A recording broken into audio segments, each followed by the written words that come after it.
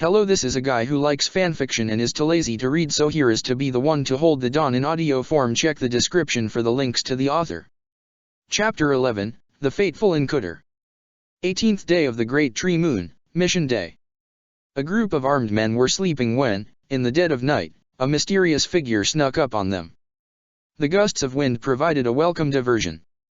Despite the adverse weather conditions outside, those who were inside the camp were able to enjoy a restful night's sleep. Someone wearing a mask over their face overheard how happy they were as they talked while sleeping. While sleeping, one of them managed to proudly proclaim, "I'm going to make a fortune." Another one sleeping close to him grumbled, "I will make you mine." His hands reached into the air, grabbing for something that only existed in his perverted imagination. The anonymous person tightened their grip on their massive axe and let out a small mutter. How disgusting. Everyone the masked figure had sneaked up on was now hiding in the rubble of a village they had previously destroyed. They slept in close proximity to a large number of fireplaces, the wood for which came from deserted homes. The houses may have been damaged, but the bandits who took refuge there were in good spirits. They seemed to have celebrated their success in taking the village by drinking and feasting on whatever the villagers had left behind. The mysterious figure looked around and found a bloody trail. Soon after, the person in the mask followed the trail and found the remains of the people who had lived there before. The villagers had fought to their last breath, and now their corpses all lay in a massive open hole. From the clues left behind, the figure realized that the last few civilians had been forced to dig their own graves. The massive red and white mask the intruder wore started to glow with a demonic red color. Now the masked figure had gripped their axe so tightly that blood streamed from their hands. The masked figure was determined to avenge the deaths of the fallen. It struggled to contain its emotions. The figure crept into the camp and removed their dagger from their wrist, clutching said dagger with her hand. Most of the criminals who were sleeping were too drunk to do anything when death came for them. The masked man stealthily took out a few bandits, swiftly slicing their throats and cutting their heads off. Without notifying anyone, the figure stuffed the heads into a large bag and made way for the largest building, the former residence of the village elder. "Who are you?" Someone with a large, bushy beard and a muscular build suddenly became aware that something was wrong. "Good, so you are not asleep then." A heavily distorted voice spoke. The masked person's voice reeked of venomous animosity and disgust. One of the man's first reactions was to reach for his axe. "Tell me why I shouldn't rip your pretty mask off and feed you to the pigs." "Disgusting." "You could try, but my power is far greater than yours, you stand only to lose. And why should I be interested in doing business with you?" He spits in the dirt. "If you do not carry a death wish, you had better hear my proposal." The masked person threw the bag with the heads at the exact spot the man had spit at. The man at first ignored the bag, but eventually, he couldn't contain his curiosity. "What the?" His eyes were wide with shock at what the bag contained. "What kind of freak are you? This will be your fate. Should you fail me." Like when they first found the bodies of the villagers, the masked person's eyes radiated a demonic light. "This is nothing compared to what you and your kind did to those who met their untimely ends in your path. They were weaklings. All pathetic worms. Maybe I should crush you too if that's the case." The mysterious person reached for their weapon. "You can never hope to be better than me." A purple magic crest appeared in front of the leader's nose in the elder's residence of the village. It appeared as though the leader's beard twitched slightly. He closed his eyes and tightened his fists in shock and disgust. "So you are noble then? Did you know that one of your kind raped my wife and forced my people into slavery? Does the noble go by the name of Akiran?" "Who told you that?" The man roared. "If you are in league with him." Suddenly there were countless screams from the outside. "I have left a little present for your remaining men outside. I am certain they don't mind a few headless bodies." "You sick bastard." The man grabbed his axe and started to attack the masked figure. "You murder a few of my people, and then you think you can decide my fate. After what you did to those villagers, I welcome a little fight, but know that this will end in your defeat." It is uncertain how much time passed, but when the armed bandits rushed inside the elder's house, they saw their leader spitting blood. He was dueling a masked figure, and that figure now held its axe against his neck. "Boss." The man tried to move in and surround the masked figure. Not one step closer, or your boss perishes. The leader spat on the mask. Do it already. No, I came here with a different purpose. I wish to hire you. A certain noble has been tasked with hunting you down. You know him well. It's the one who took your wife and people from you. When you get your hands on him, I will pay you a handsome sum for his life. He grabbed hold of the bag. 1,000 coins for one lofty noble. This one took everything from me. Double the payment, and you've got yourself a deal. You are greedy, fine. In the event that you are successful, you will be given the total payment. You will bring the noble to the Red Canyon. Don't even consider trying to double-cross me. A murderous gleam emanated from the red eyes of the mask. The man, who was at least 6 feet tall, took several strides toward the anonymous figure. He imposed his stature. Even though the masked intruder was wearing a large helmet, the man before him was still an entire foot taller and had significantly more muscle mass. Of course, this didn't matter much in a world where crests dominate everything, and yet he enjoyed imposing on his advisory. I am the king of the Iron King bandits. And you are A metallic fist landed in the mouth so quickly that none of the people who stood there even caught on to what happened. The leader of the bandits removed one of his teeth and looked at the masked man with pride. My name is Costas. You've earned the right to know my name. A pleasure to make business with you. Boss, that monster has butchered 5 of our men. A small glimpse of my power. The distorted voice spoke. The bandits were fired up and looked ready to strike at the masked figure. But Costas held them back. No, the masked man best, he stopped a moment before continuing. The masked man has a new job for us and he will pay us handsomely for it. I won't allow any of you to touch him. With this amount of money, replacing 5 men should not be a problem. Perhaps we can hire a few whores with it as well. He began to laugh directly in the masked person's face. The red gloom emanating from the mask did not relent. How disgusting. Boss, who is it we are fighting against? Listen, boys. Costas screamed around the whole camp. Every bandit in the village rushed inside the elder's house to hear him speak. We are going to kidnap a powerful noble. His name is Akiran. Finally, some real prey. One of the men in the crowd shouted for excitement. But isn't he a professor? What about his students? What about the knights? One of the men asked. I heard they never lost to bandits like us.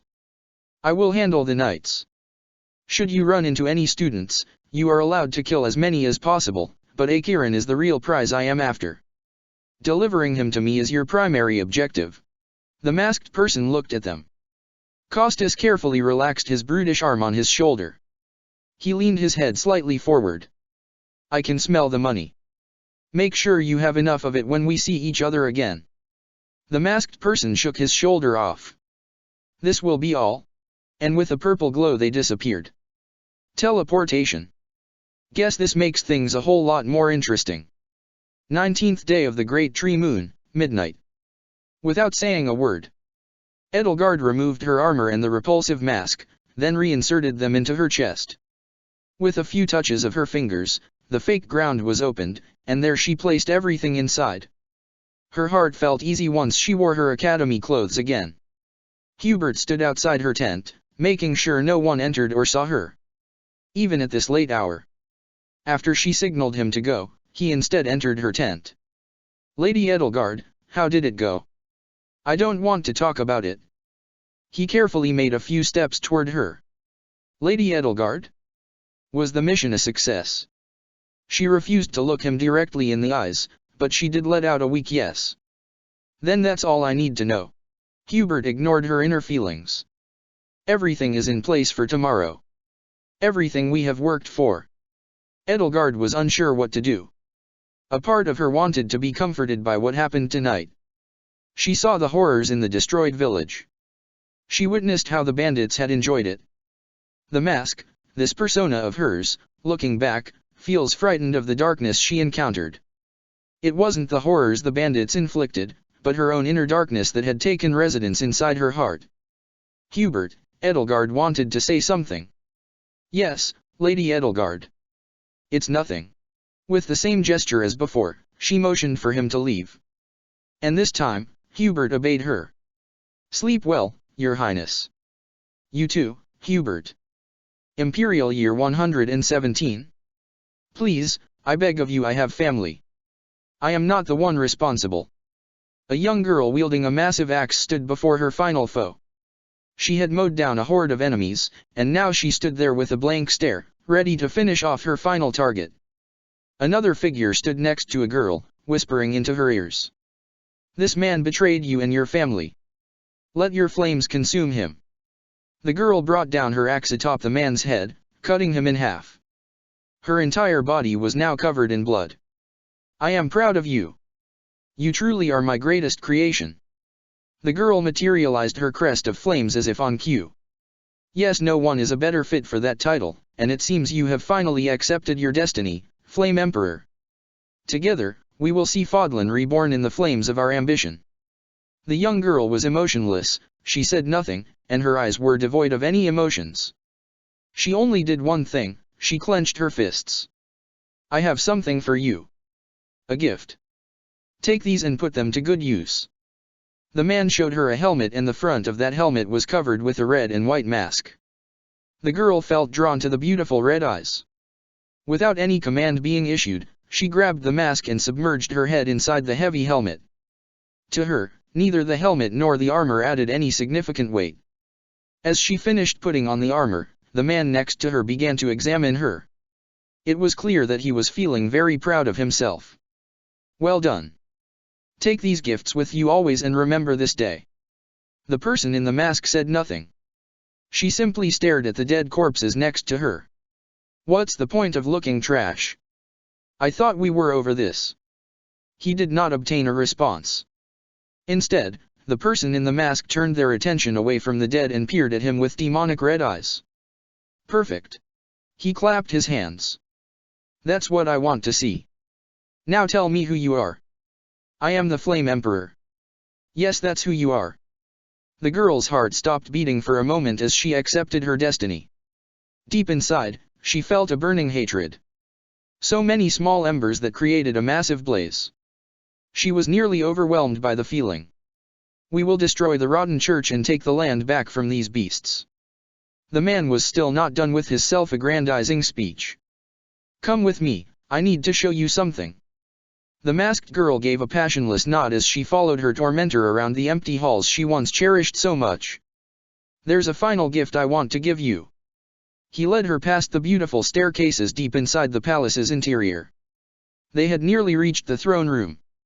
Whatever guards were on duty ran away from them or bowed in submission to them. I will give you a taste of real power. He pushed against the massive door to the throne room. What is the meaning of this? Good evening, Ludwig. This will require the Emperor's attention. The masked girl's eyes fixated on her father. He looked beaten down, and by the looks of the blood on the floor, he had coughed up blood. The masked girl's eyes eventually shifted to a boy who kneeled on the floor, and he only muttered 4 words. Father, please kill me. And next to this person was a dark-haired man. He looked at her with full concern. Don't, young Vestra. Her father screamed at him, but that did not deter him. He rushed to her, grabbed her helmet, and threw it against the floor. You will pay for this.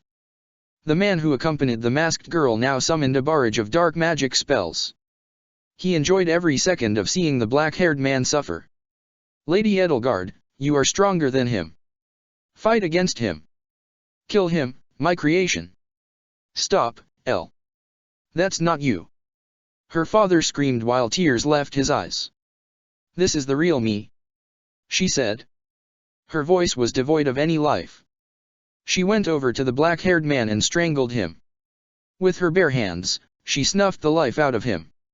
He believed in her until his last breath, and she had taken his life without any remorse. His last words were, Lady Edelgard. As his body crashed against the ground. Next was the frail figure on the throne. The Flame Emperor rushed toward him and threw him off his chair. The pathetic man begged for his life. He pleaded for forgiveness. Forgive me, Elle. I was not there for you. I was powerless to help you. Forgiveness. The figure looked at the broken man with utter contempt. I am grateful. If it weren't for you, I never would have become this. It's not too late. You are stronger than. The Flame Emperor used one swift strike of their axe to end the pathetic creature in front of them. There is one last target for you to kill. Yes, uncle. She went over and looked at the small boy. He only muttered a single sentence. Father, please kill me. Father, please kill me. Father, please kill me. The axe was streaming with blood, but the broken boy did not care. His eyes were empty. Kill him, her uncle said, and with one swift motion, she obeyed. The blood of her family now consumed the entire floor. What have I done? Edelgard looked around her, and she saw the bodies of her last remaining loved ones. Laying on the floor. Their blood streamed and created a river that swallowed her whole. As she was consumed by the darkness, a single tear left her eyes. I deserve this. These were her last thoughts before the endless abyss claimed her. 19th day of the great tree moon, dawn. Edelgard's eyes shot open, and her body was gripped in fear. Droplets of sweat began to accumulate on her brow. Her breathing quickened and slowed. It was irregular, yet it kept pace with the onset of fright. She grasped for fresh air with a jagged, unnatural rhythm. An enormous amount of work went into each breath. She woke up to find herself drenched in sweat and Hubert standing over her bed. His face betrayed his inner turmoil. Another nightmare. But Edelgard did not respond. Instead, she quickly averted her eyes from him. She refused to look into the same eyes whose life she had slowly taken in her dream. Please just go, Hubert. Eloise and the professors are worried because of your screams, Lady Edelgard. It seems you not only woke me up but them as well. I persuaded them to let me enter first. Ugh, it was just a nightmare. That's what I told them as well. But Professor Manuela and Professor Hanneman are quite protective of you, Lady Edelgard. Ever since Manuela has seen you in your naked form, she's been quite worried about you. Hubert used a moment to think. I hope it will never come to the moment where she breaks her vow. I'd hate it if it came to bloodshed over this. Hubert. He ignored her protest. Do you need help, Lady Edelgard, or should I already tell the others that you are soon going to see them? An annoyed sigh left Edelgard's lips. I will see you outside. After responding, yes, Lady Edelgard, Hubert exited the tent. Edelgard slowly moved out of her bed. She tried not to think about the nightmare, but everything had been so real. Parts of it were true. The moment where she received the Flame Emperor's mask and armor happened on that day. But her reaction and everything surrounding it were different. And neither had Lord Arundel used her to. All Edelgard did was vehemently shake her head. It was just a bad dream, nothing more. Stupid dreams I can't control. They are meaningless, or so I hope. Edelgard halted for a moment. I can't let this mask consume me. She looked at the chest inside her tent, and it sent shivers down Edelgard's spine. She remembered her monotone voice, how she was nothing more than that monster's executioner, and for a tiny moment she felt scared. For a fraction of a second, she experienced what it was like to be back in the Imperial dungeon surrounded by the stinking corpses of her loved ones and to hear the rats slowly eating away at their flesh. Focus, Edelgard. Breathe. She started to talk to herself. Are you all right, child? Before Edelgard could respond, Professor Manuela had entered the tent. It was just a nightmare. Oh, I can relate to that. Just yesterday I dreamed I was with a handsome young knight, and can you believe it? He dumped me because I was not his type. Can you believe his audacity? We nearly got. Manuela stopped. Why am I telling you this? You are too young. A tiny giggle escaped Edelgard's lips. Thank you, Professor. Manuela looked surprised. What's so amusing about my internal love life? I tell you, when I was a young diva and your age, the handsome faces just lined up to the great Manuela Casagrande. Spending a single evening with me was every nobleman's dream. So sweetie, what was your dream about? She went closer and whispered into her ears. You can tell me anything. For a moment, Edelgard considered telling her at least a portion of the truth, but upon taking a closer look, she decided to stake everything on a little lie. I was dumped in my dream. There was a man, and as soon as I looked at him, Dorothea stole him from me. She kissed him and I. Manuela interrupted her. Oh, that's unfortunate, but Dorothea is just one beautiful flower. You're not only a flower, but also the person who owns the entire garden. I am sure there's no one who can resist your charms and the prospect of becoming emperor. Manuela's words plunged a deep knife into her chest. My father and uncle decreed that I am supposed to be the ruler. But until I ascend the throne, nothing is written in stone. Manuela's body relaxed, and she let out a sigh of relief. That's good. We, women, need our autonomy. Edelgard indicated that she agreed with her by nodding. So many men are just in love with our physique, with our body, and with us as status objects, but only a handful are interested in us as. Manuela searched for the correct word, but she didn't find it. So many men don't love us for who we are. Edelgard saw her opportunity. I think the man was only behind. She paused. Only behind the former. That's unfortunate. Manuela appeared pleased with the outcome. Her hand went against Edelgard's forehead, and her lips kissed her ears while she whispered. Please, Edelgard, I know this has nothing to do with your personal love life. This is about your absurd scars and where they are coming from, isn't it? Edelgard gave a tiny nod, and that was enough for Manuela to seize her advance. I knew it. She made a small gesture to celebrate her success, but then she glossed over the cold eyes Edelgard gave her. Do you want to talk about it?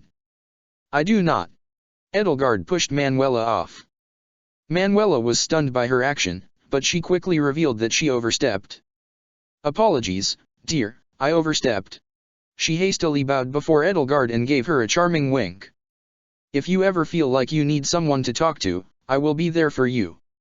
A small, no, I'm sorry, escaped the young princess's lips as she quickly controlled her inner turmoil. You are sweet. Now, if you'd like, we are making breakfast for the early risers. Ana Luisa is busy planning our next moves with the other two professors. You can sleep a while longer if you'd like. Given our current bickering, we aren't going to set out soon. I will be there shortly. As soon as Manuela left, Edelgard went over to her belongings and changed into a pair of new clothes. She quickly took care of her hair, and as promised, she left the camp. She saw Hanuman, Alois, and Akiran looking over a map. The map appeared to be a detailed map of the Northern Empire. As I have said, the most prudent position would be this. Hanuman pointed at a hill. From here, we can create a supply line, and any injured fighters can easily fall back. I doubt we can simply take this mountain. The bandits are probably already well positioned there. The Knight's scouts told me that the bandits have taken up camp here. In this village. According to my sources, every other village in the region is abandoned with one exception. Remire. Edelgard already knew what Alois was talking about. A village that goes by the name of Remire. It appears to be a relatively new village. It's on none of the maps, but the locals described its location to me. And what has Remire to do with our mission? Akiran yawned at Alois. While Hanuman looked at him with utter content. It's the last village that wasn't evacuated and hasn't been plundered. When the Iron King bandits stumble across it, they will reduce it to ashes. And, Hanuman stopped. I assume you catch my drift. These bandits will be merciless. So what now? Akiran asked. We proceed in accordance with Lady Ria's plan. You. Alois pointed at Akiran with his index finger. Will an instructor Juritsa build our vanguard? Juritsa, who had simply listened in on the conversation, now rolled his eyes and yawned. Get on with it. The tower of a man imposed on the group. He was eager to depart until his eyes met Edelgard's. Without saying a word, Edelgard told him. No, wait. Don't let the Death Knight consume you. In response, a smile slowly spread across Emil's face as he managed to suppress his hunger. He spoke a single word. Princess. Lady Edelgard. Hanuman bowed. Edelgard? Can you try to sleep quieter next time? You are lucky you only managed to wake us professors. It doesn't behoove you to lie. My knights and I woke you up. We held guard duty. Alois corrected him. That said, It was my directive to wake you. As for the young Vestra, he was already awake once he heard your screams. This sounds like him. Edelgard felt a little bit embarrassed about having caused such a commotion. Fortunately, not many were woken up by your screams. Most students are still asleep. Well, if this was an attack then we as professors should be scolding our students by now. Hanneman finished for Eloise. But it wasn't an attack, and she merely caused an unnecessary commotion. This will be reflected in your grades, young princess. Hanneman sighed. He seemed so done with having to deal with Akiran. He nearly made a dismissive gesture and stopped it there. Now is not the time to talk about grades. We have a task ahead of us. We don't see eye to eye very often. But I agree with Hanneman. Manuela. Don't look at me like this. I don't want to needlessly put our students at risk, but we can't ignore this Remire village. As far as we know, our enemy has no clue that we are coming for them. But they are probably searching for this village. And I don't want to know what they do to the villagers once they get there. Manuela, Hanneman, Eloise, and Edelgard looked at the ground at the prospect of the bandits raiding another village. The empty eyes and the giant grave had burned themselves into Edelgard's memory. It was then that she resolved to rid the world of these bandits in some way. Can you point at the rough location where Remire is supposed to be? Edelgard spoke to Eloise. Of course, Your Highness. Here. His finger pointed to an area south of their current position. So Remire is south of the bandits' current location. What should I say to them? Suddenly Hubert, who had just walked by, joined in the conversation. So Remire is here, and our opponents were last seen here. Should they target Remire, they will strike from here. He pointed to a spot in the north. I advise sending Akiran and Jaritsa here to draw the attention of the main force. The knights and the main force of the students will assist. In the meantime, a force of our elite fighters will create another diversion from behind the enemy lines. The house leaders, alongside their retainers, should suffice. I'll have you know that I don't have a retainer or loyal vassal like your two highnesses. Hubert looked at Claude with an annoyed look. Lady Goneril or Lawrence from House Gloucester should be capable of completing this task. Claude. Edelgard looked at him. The mantle he used to wear was covered in a little bit of dirt. Next to him was Petra. She looked at Edelgard with the innocent eyes of a puppy as she held a massive white pheasant in her hands. Lady Edelgard, we have been hunting. She made a respectful bow. As much as it pains me to admit it, Petra is a far better hunter than I am. Claude lowered his hands in defeat. Do not be harsh on yourself. You are quite a skilled archer. It's just that you lack instincts. Petra winked at Claude, and he winked back. Felix, Dimitri, and Didu had joined the group. Felix had previously been training, but as soon as Claude and Petra returned with the pheasant, he looked excited about a real meal. In the meantime, Dimitri and Didu had made a large campfire to warm everyone. So if it's our strategy to divert the enemy, should we not try to replicate this attack on another front? If we pincer them from 3 directions, it should break their spirits. We did the same thing with the minor uprising 2 years ago. Don't ever mention that again, Bor. Edelgard, Hubert, Claude, and Hanneman all seemed to think about this proposal. Claude was the first to speak. It is a huge gamble. Once the enemy learns of our size, they will attempt to engulf our weakest force and destroy them before moving on to do the same to our main force. We could send additional troops to support the rear and ensure that our diversionary attacks have enough numbers to repel such an attack. In any event, we don't want to draw their entire attention. Akiran and Jaritsa are meant to catch the attention of the enemy's main force. Then hold on for a few minutes while our main force gradually engages the enemy. Hubert completed Claude's thoughts. Hanneman summarized the situation. So we either support the pincer attacks with more fighters or we risk not having enough fighters to support Akiran and Jaritsa and risk losing them. Yes, but there is one core difference. Akiran and Jaritsa are unable to retreat once they have engaged the enemy.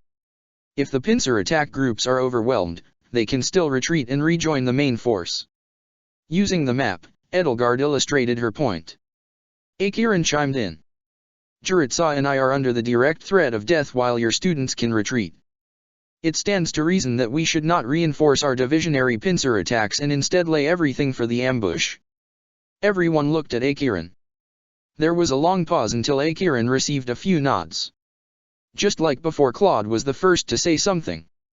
As much as it pains me to say this, he is right. Instructor Jaritsa and Akiran are putting themselves in too much danger, and if the trap doesn't work they are practically done for. I agree with this assessment.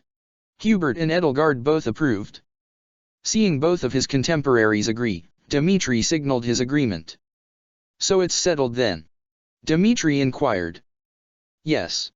Hanuman stated as he quickly demonstrated everything on the map. Here is the enemy force. He showed at the pillaged village. Here is where we assume their next target is. He showed Alois where he thought Remire was. Then he showed at the left and right flank of the bandits' positions. The house leaders, his other index finger pointed at Edelgard, Claude, and Dmitri, will attack the right flank, and should their force prove too strong, they are ordered to retreat. Meanwhile, Hubert will lead the other pincer attack force that will attack from the left flank. Hubert performed a formal bow. Thank you, Professor. I won't let you down. Dmitri and Claude let out a sigh. A part of them felt conflicted about Hanuman's choice of leader. They were disappointed that their confidants weren't best suited to lead the operation. All the while, Edelgard held back a little burst of pride. Is everyone present here in our plan? Hanuman looked around. Outside of the pincer, everything is according to Lady Ria's designs. I am sure she would agree to this sudden change. The students must be able to think on their feet and change. In this case, 6 of our most experienced students are putting themselves in danger. Manuela looked at the 5 present. You must promise us to retreat should the tables turn. Don't play the heroes. We promise you that, Professor Manuela. Manuela, I have chosen the 6 carefully. And if you are wondering about the 6th member's whereabouts, she's currently sleeping. We are taking Miss Goneril with us. Both Didu and Hubert spoke in unison. Their voices were in disbelief. She's a capable warrior who bears the minor crest of Goneril, and unlike the rest of her class she is the last person to seek glory and quick enough to retreat.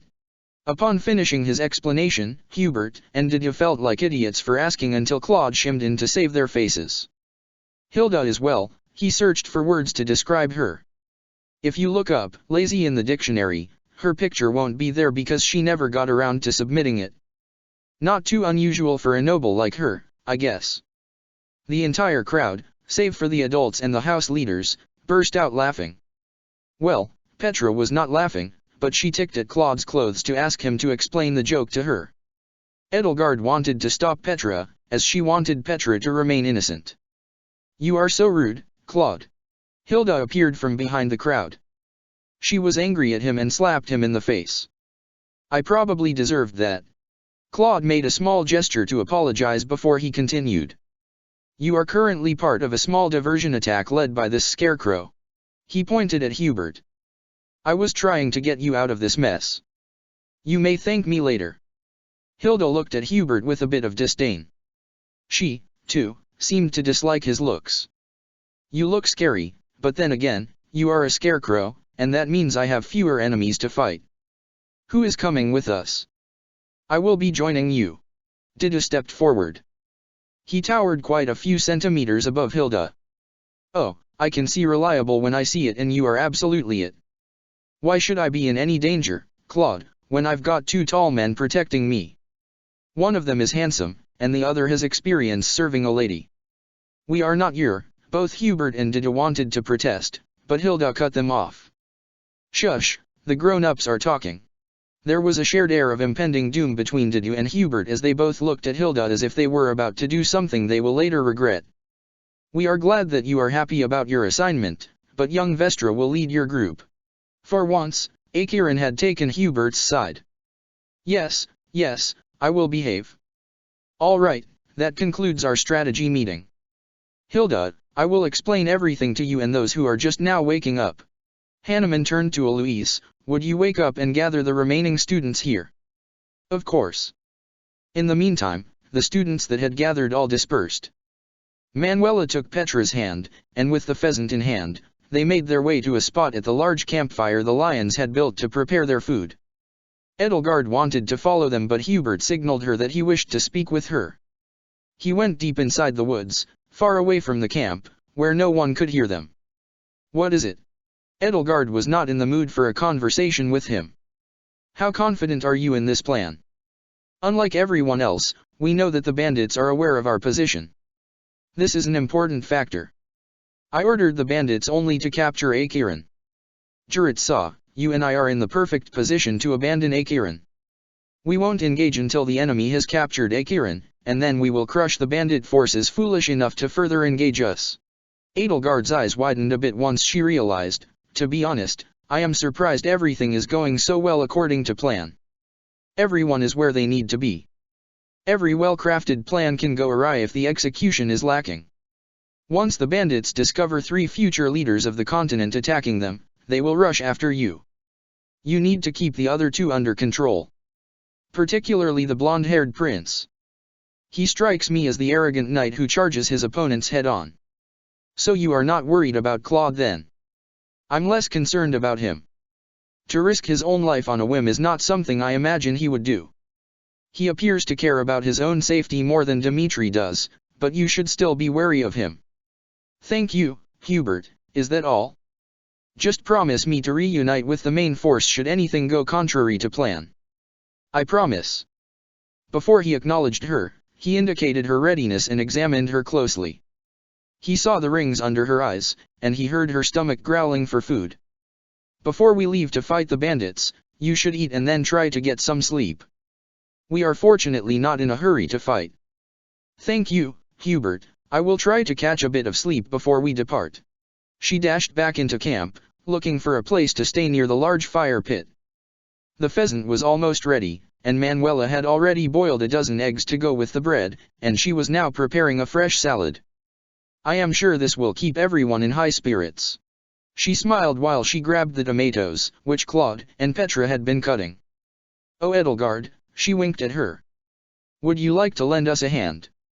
Petra, however, answered before Edelgard could. I am afraid she hasn't been trained well enough at cooking. Oh, then this might be the perfect occasion. Would you kindly cut those? She pointed at a pair of mushrooms.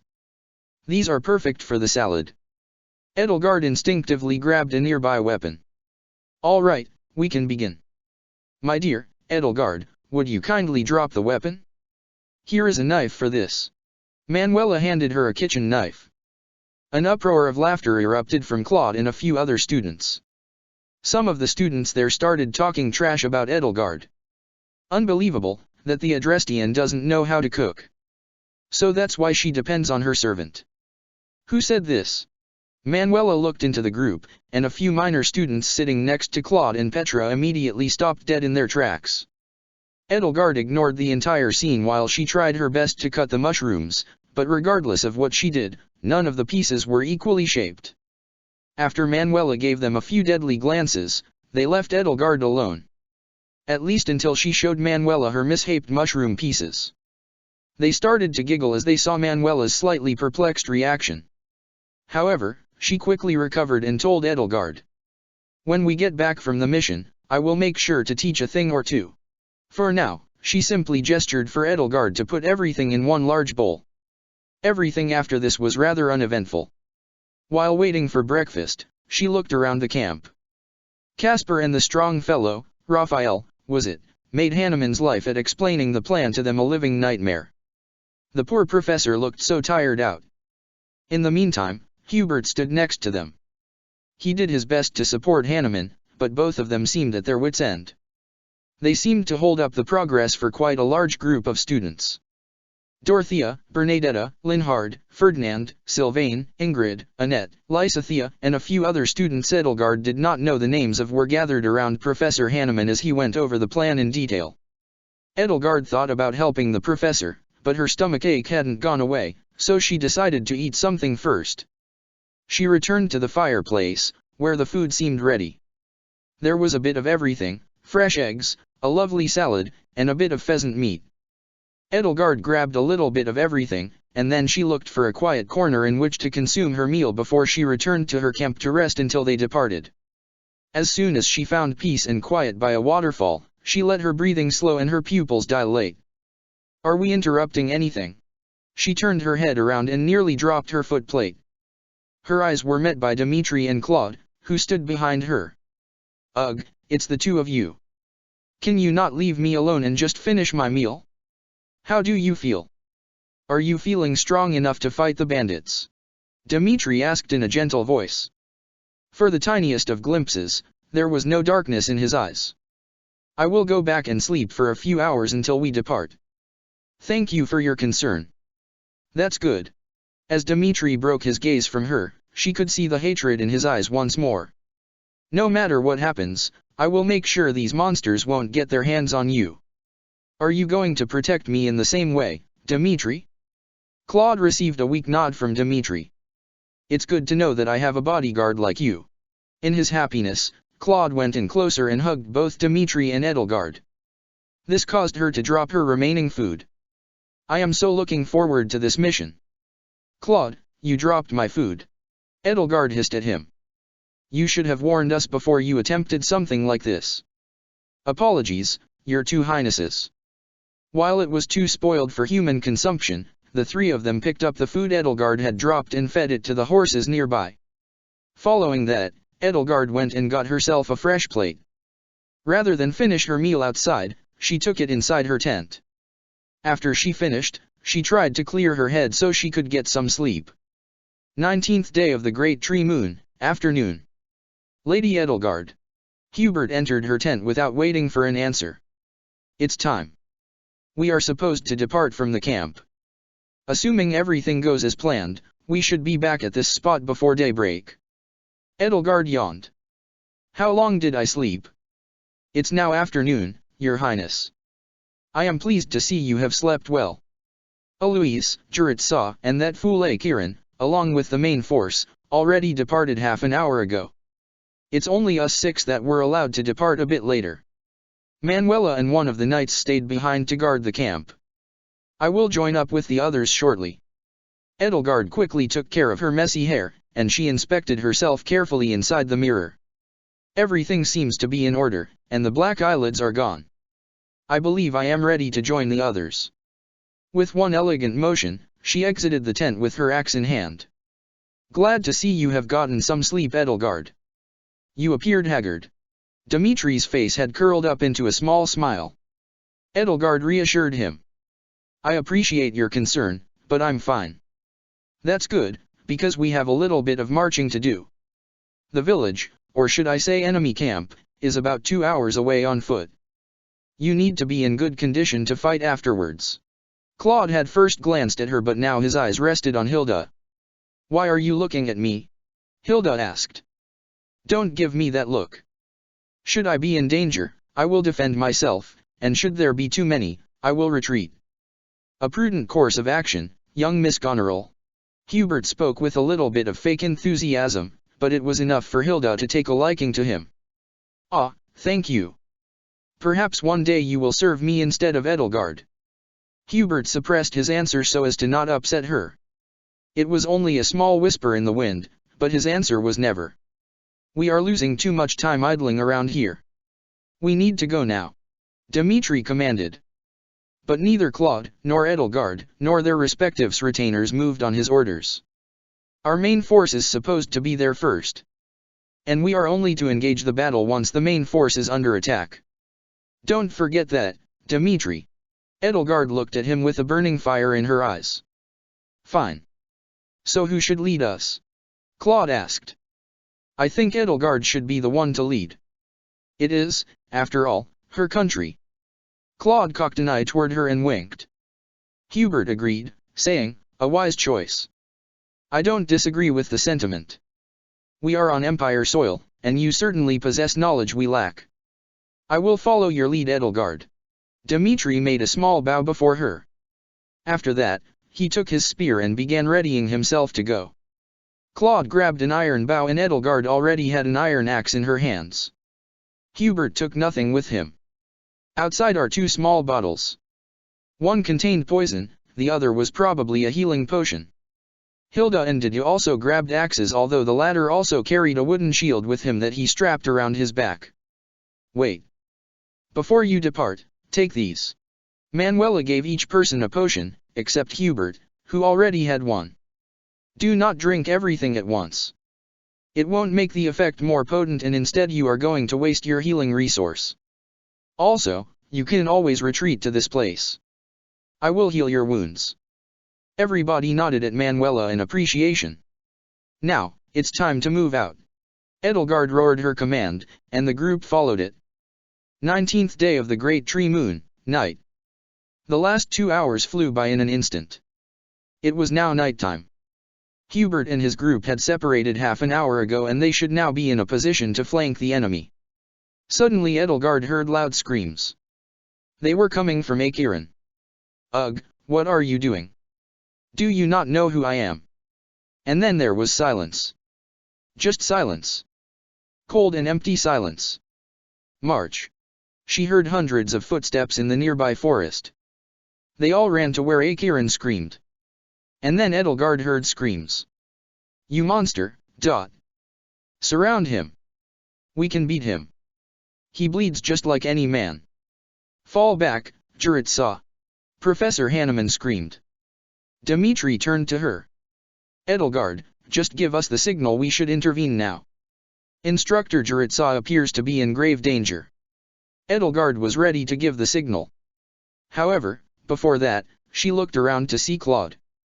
He was nowhere to be seen, and then she heard someone scream. Here, you fat, ugly bastards. I am the grandson of Duke Regan. He shot at one of the bandits, and during that shot, his moon-shaped crest manifested. Boss, look. One of the bandits notified Costas. He is worth a fortune. Forget that Akiran fool, this is the real deal.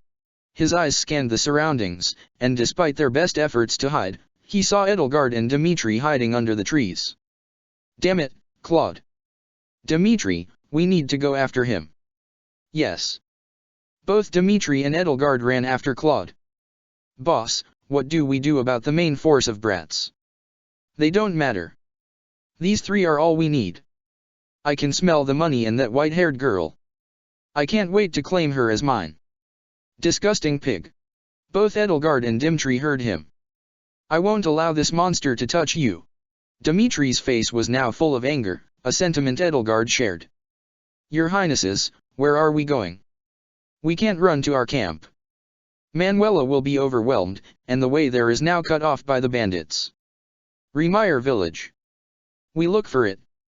That's suicide, Edelgard. Suicide is to stand still while they kill us. We are out of options, but the villagers are just that, villagers, and we have no guarantee if the village even exists. When I was sick, I overheard Ria talk about Remire and how a very powerful mercenary named Geralt and his company were resting there for a night. I hope they are there tonight. What do you know of this Geralt? Dimitri asked. I think I am familiar with the name. Leonie once mentioned a mercenary with that name who inspired her to come to the monastery. I know that the older knights and church members speak in awe of him. Supposedly, he was a former knights captain. Leonie did not mention that. Claude, you need to run faster. Dimitri reminded him. How come these bandits are so fast? Edelgard felt how he and Dimitri stared at her while they were running. You are rich too. Yes, but we are not girls, Claude answered. Claude. Dimitri reprimanded him. Should they get us, they are not going to kill us. But I doubt these bandits are going to play nice with any of us. Edelgard is the last person of us 3 they should get their hands on. Claude sounded resolute. Yes, they are only going to beat us up, but with you. I won't let it come to that. Enough. I need to focus. Left, right, left. Half an hour had passed, and the 3 leaders were lost. The village was nowhere to be seen, and the bandits nearly caught up with them. Their superior numbers had thinned every potential path they could have taken until only one narrow path remained. They exited the forest and saw an enormous watchtower. 3 armed mercenaries were guarding the tower. Edelgard screamed from her lungs out. Sound the alarm. Bandits. The three mercenaries quickly followed her command. Come with us. Geralt will want to see you.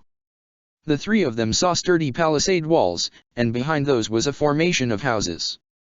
Remire, it exists. The three leaders screamed for excitement before switching back to their formal behavior patterns. Geralt. One of the mercenaries looked for their commander. They overheard a rough and mature voice speaking from inside one of the houses. Okay, time to get moving. Our next job is in the kingdom. Another empty and cold voice answered. Of course. Good grief. Everyone is already waiting for us outside. The mature voice said. The three leaders wanted to peek, but they decided against it. Instead, one of the mercs from the watchtower barged in. Geralt. Sir. Sorry to barge in, but your presence is needed. So the rough voice belongs to Geralt. What's happened? Geralt asked as he stepped outside. Alongside him, a young mercenary with smalt blue hair exited the building. Edelgard and his gaze locked. Before she could realize it, she was staring at him. Edelgard's heart began to beat a little faster, and she could not find the reason why. In the meantime, Claude and Dimitri had taken charge, as they were the first to address Geralt. Both Geralt and the blue-haired man next to him. Geralt and Dimitri were roughly the same height, while the young man next to Geralt was as tall as Claude. Dimitri was the first to speak. Please forgive our intrusion. We wouldn't bother you were the situation not dire. When Geralt looked at them, he realized he wasn't speaking to mercenaries or villagers. What do a bunch of kids like you want at this hour? Dimitri continued, we're being pursued by a group of bandits. I can only hope that you will be so kind as to lend your support. Bandits? Here. Geralt's eyes widened. And we paid so much to the villagers to keep this place a secret. Edelgard finally entered the conversation. It's true. The church had tasked us, students, with dispatching them. But despite our best efforts, they were hot on our trail, and we were separated from our companions. They're after our lives, not to mention our gold. Claude finished for her. All the while he looked at Dimitri and Edelgard as to indicate that they were the gold he was talking about. Byleth caught a glimpse of Edelgard's lilac eyes as his mumbling repeated the words the church.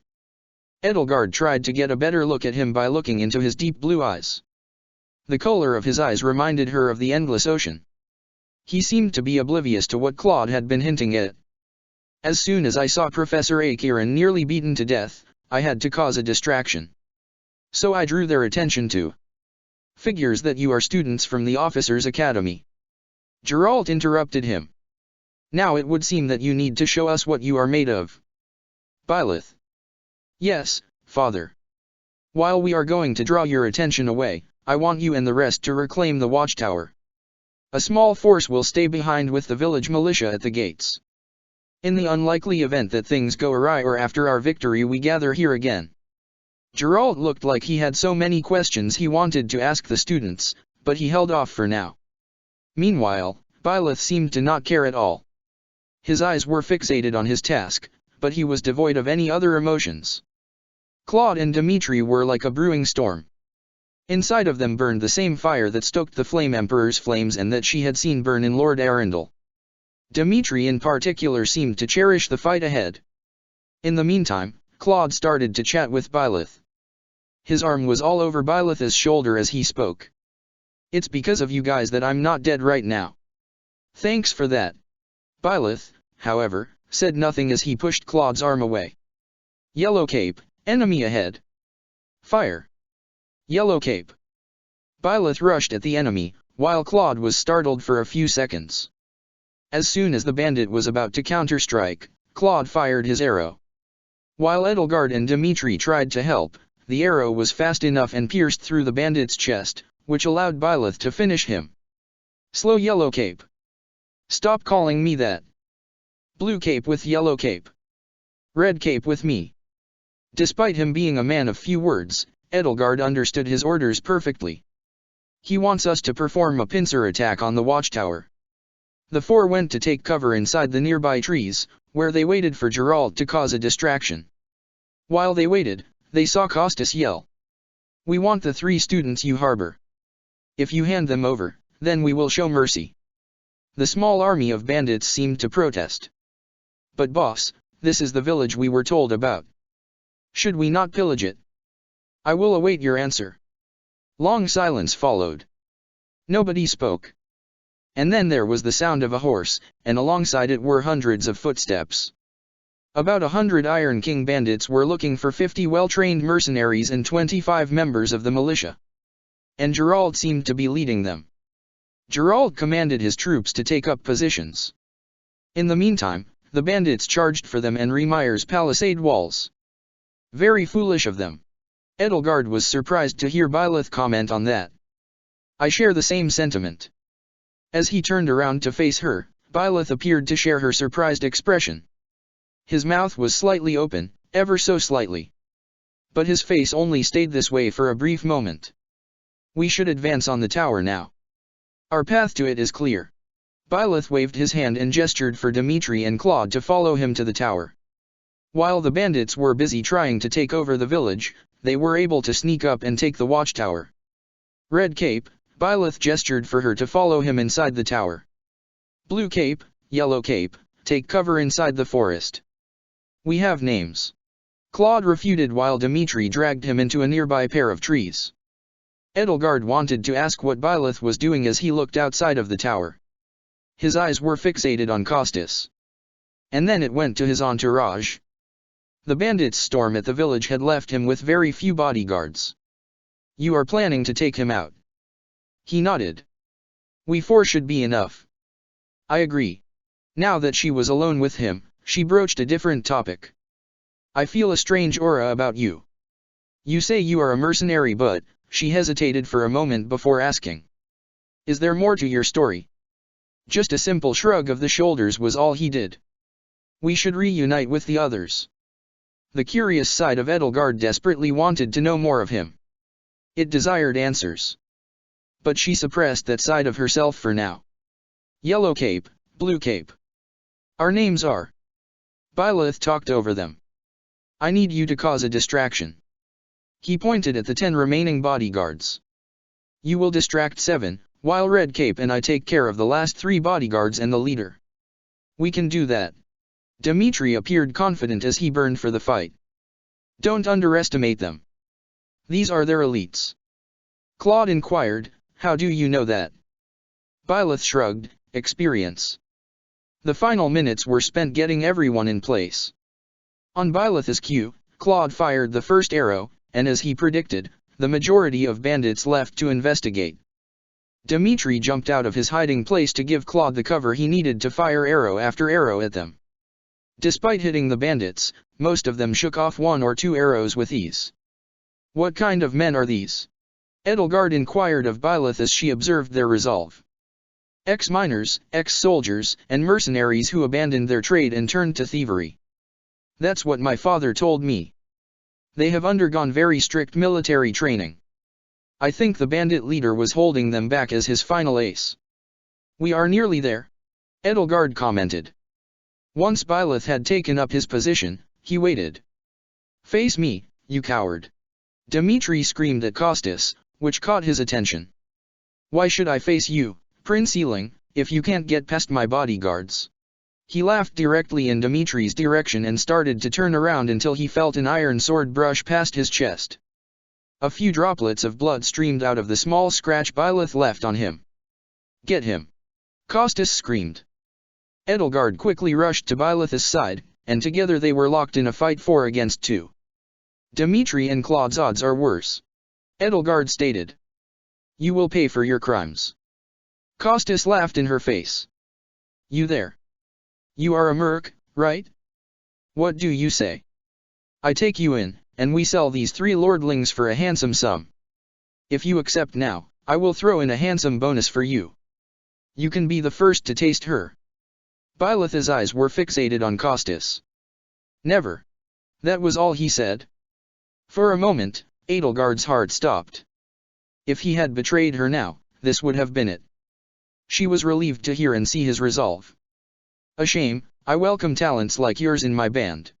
Costas gestured for his 4 men to target Edelgard. Subdue her first, perhaps he will reconsider once he sees a princess broken and humiliated. A princess? Edelgard gave him a pleading look that told him that she would explain everything once she was done. Red Cape. Get behind me. Byleth and Edelgard assumed the pair-up formation. He was at the front while Edelgard waited for her turn to assist him. The first two bandits rushed at Edelgard without any coordination. In a flash, Byleth had them cornered, and with Edelgard's help, he inflicted severe wounds on them. Just like the others they encountered did with Claude's arrows, they shook off the wounds and pressed their attack further. I told you that I have an eye for talent. These men are the reason why we are called the Iron Kings. Costis smiled once he saw Byleth and Edelgard's struggles. She contemplated using the power of her crest of flames to turn the tides. Suddenly she witnessed how a mysterious crest manifested. It was an incomplete manifestation, and yet Byleth had empowered his strike with the power of a crest. His most recent blow was so devastating that it killed a member of the elite bandit group. Costis looked surprised to see one of his best lieutenants dead on the ground. Neither Byleth nor Edelgard hesitated. They both capitalized on the moment and pressed the attack. The remaining two bodyguards now gestured for Costis to enter the fight. Something he did. Costis and one of his bodyguards were Thoron focused on Edelgard. He wanted to see her fall. Byleth used this to his advantage. He switched places with Edelgard, and now she only had to deal with one attacker while Byleth took on Costis and his minion at the same time. They coordinated their attacks well. Once Edelgard saw that Byleth was wounded, she threw the potion she had received from Manuela at him. Drink. Byleth reluctantly drank a good portion of the potion until he sealed it again. Thank you. Since Edelgard only had one battle to focus on, it was going very well. She prepared her combat art smash, and while she lined up for the finishing blow, a purple-shaped Ceros flower manifested. Byleth seemed genuinely surprised by the sight of the flower. Now it's 2 against 2. She said it while smiling. Byleth handed her the potion back as soon as he saw her hurt. There was only enough for one final sip. Don't underestimate Costis, he's dangerous. Byleth's eyes were serious. Costis, meanwhile, was grinning from ear to ear. Finally, someone who understands that I am dangerous. I don't know where the bad rumors are coming from that says that only my elites are dangerous. If you want to surrender, this is your last chance. I'll let you watch as to how we. Edelgard wanted to attack him right away, but Byleth restrained her. Control your temper. After successfully regaining her composure, Edelgard let out a deep sigh. There were so many emotions inside of her. Pure disgust at what Costis did to the villagers whose lands he plundered. The guilt she felt as she looked into the dead and empty eyes and the anger she now felt at Costis' insults. They were all getting to her. Cracks in the facade of Fodlan's peerless emperor. Now, Byleth went to attack Costis, but Costis shrugged off his assaults and focused his attention on Edelgard instead of Byleth. Fortunately, Byleth was there to deflect the majority of the blows he had aimed at her. Up until Edelgard stepped in, Costis had him entirely on the defensive. She relished her confrontation with him. They were both getting ready to perform their smash combat art. Edelgard poured her heart and soul into it. She felt the inhuman pressure she put on her weapon. Costis did the same. He used his muscle mass and experience to try to match her. Both weapons clashed against each other, and the shock wave sent Costis flying to the ground. All the while, Edelgard looked at her broken weapon. The axe was pulverized, and all that was left was a broken handle. Costis, meanwhile, was ready to go for another round. Edelgard looked around for another weapon, but it was too late. Costis was already on his feet, and he went for the killing blow. Edelgard searched for the dagger in her position and readied herself to strike back at him. Suddenly, Byleth had rushed in front of her, and with a single well-aimed strike, he managed to disarm Costis. Costis looked around. He wanted to go for another round. He did not want to lose his prize, but when he heard footsteps and the sound of a horse, he seemed unsure. Geralt the Blade Breaker? What is a renowned mercenary like you doing here? Both Dimitri and Claude were with Geralt. They looked a bit haggard, but they went to check on Edelgard and Byleth. Before Geralt could answer, they heard the booming voice of Eloise. The Knights of Syros are here. We'll cut you down for terrorizing our students. Costas and the rest of his band began to flee for their lives. Hey, the thieves are running away. Go after them. Alois ordered the knights who accompanied him to rush after them. Geralt, in the meantime, first looked at his son, then at Edelgard. Hey. Did you just... What? Byleth asked. Ugh. Why him? Geralt complained as he saw Alois slowly approach. The students seemed to be unharmed. And, who's this? A few moments ago, in a different timeline, Byleth saw how Redcapes managed to send the bandit leader flying. He was impressed that the young girl was still standing. She looked tired. Somehow, Byleth's eyes wandered to her for some inexplicable reason. When Byleth looked back at the bandit leader, he was already on his feet and rushing toward the girl. Redcape was taken by surprise as she frantically searched for a weapon to defend herself with. From her red skirt, she drew a blue dagger. But Byleth knew that she couldn't win, so he rushed in to help her. He sprinted as fast as he could to reach her before Costas did, just in time to push her away before the lethal strike. She was out of the danger zone, but now, Byleth looked up at the axe that was just like him, frozen.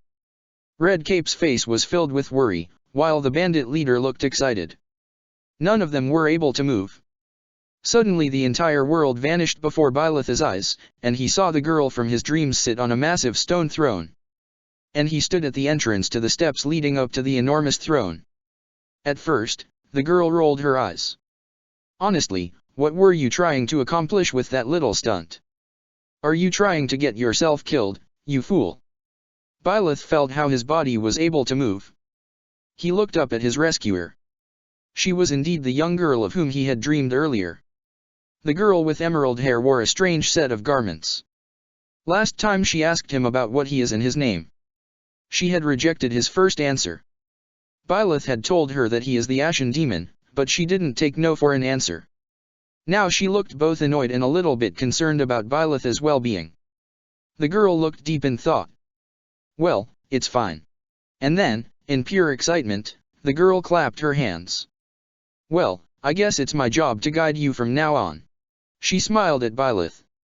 After that, she paused to consider her next words. Suthies. Yes, that is it. My name is Suthies. And I am also called, the Beginning. But who once called me that? Byleth made a step toward her and asked. What are you talking about, Suthies? I was not able to recall my name, until just now. And just like that, it came to me. How odd. That look upon your face. Did you think me a child? A mere child who forgot her own name. Phooey. That child just saved your life.